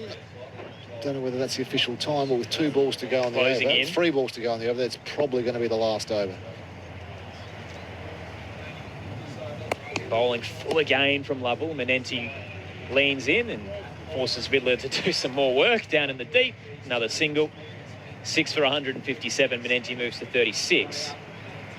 A couple of ones help too. They have to change the field over for the left-right-hander. Should almost mean that the day will be completed after this over, and it's been a big day. So it'd be nice if, again, from my parochial view, if we can get through these 2 balls unscathed, then we can pack it up, have a chat about the day as required, and then go and have a good sleep and do it all again tomorrow. Lovell, 2 to come in his over. Lehman's on strike on 41. They've removed the short leg, and instead we've got a very tight point. Full, and again pushed through cover. Vidler's come up close now. Does the fielding at mid-off. Another single. Lehman moves to 42. South Australia 6 for 158. So he's edging closer towards his 27th half-century, Jake Lehman. He had 67 in the One Day Cup final, and again has proved a pillar in a shaky South Australian lineup. Lovell now to Menenti on 36. Steps back and opted to leave as it bounces off his pads through square leg, and they don't really want to take the buys, despite the fact it had a fair bit of distance on it. And that'll be stumps here at Karen Rolton Oval. South Australia 6 for 158 after dismissing Queensland for 95. 16 wickets falling on the opening day of the Sheffield Shield final. Lehman's on 42, Menenti on 36. A 63-run lead for South Australia at home as they look to close a 29-year Shield drought. Great to have you with us through the day on ABC Sport. Big thanks to Tim Nielsen and Carl Hooper for all their work. We've got about 10 minutes before we head off, and we'll join you tomorrow morning once again for the continuation of our coverage. Jason Gillespie's jumped in to recap the day, Dizzy, and it was just jam-packed full of highlights. Oh, it certainly was. We thought at the start it was going to be very much I suppose, get through the new ball and fairly batter-friendly day, but it certainly didn't turn out to be the case. Tim's going to stick on as well, which is always good when we've Jeez, you got two big noses here. I was going to mention the same thing. You got stuck in between a nose and a hard place. Big thanks for omitting me from that conversation. No, good to have two Shield-winning teammates, including the members of the last Shield-winning squad for South Australia here, and they did feel like they won the day. Dizzy and Tim, South Australia, albeit there was a couple of shaky moments, particularly early in their innings where Henry Hunt and Nathan McSweeney fell for ducks, but just enough in their partnerships to continue a little bit of momentum through the day, and in particularly this last one between Lehmann and Menenti, rather, as I spit that out, that has carried for 46 runs, has really steadied the ship.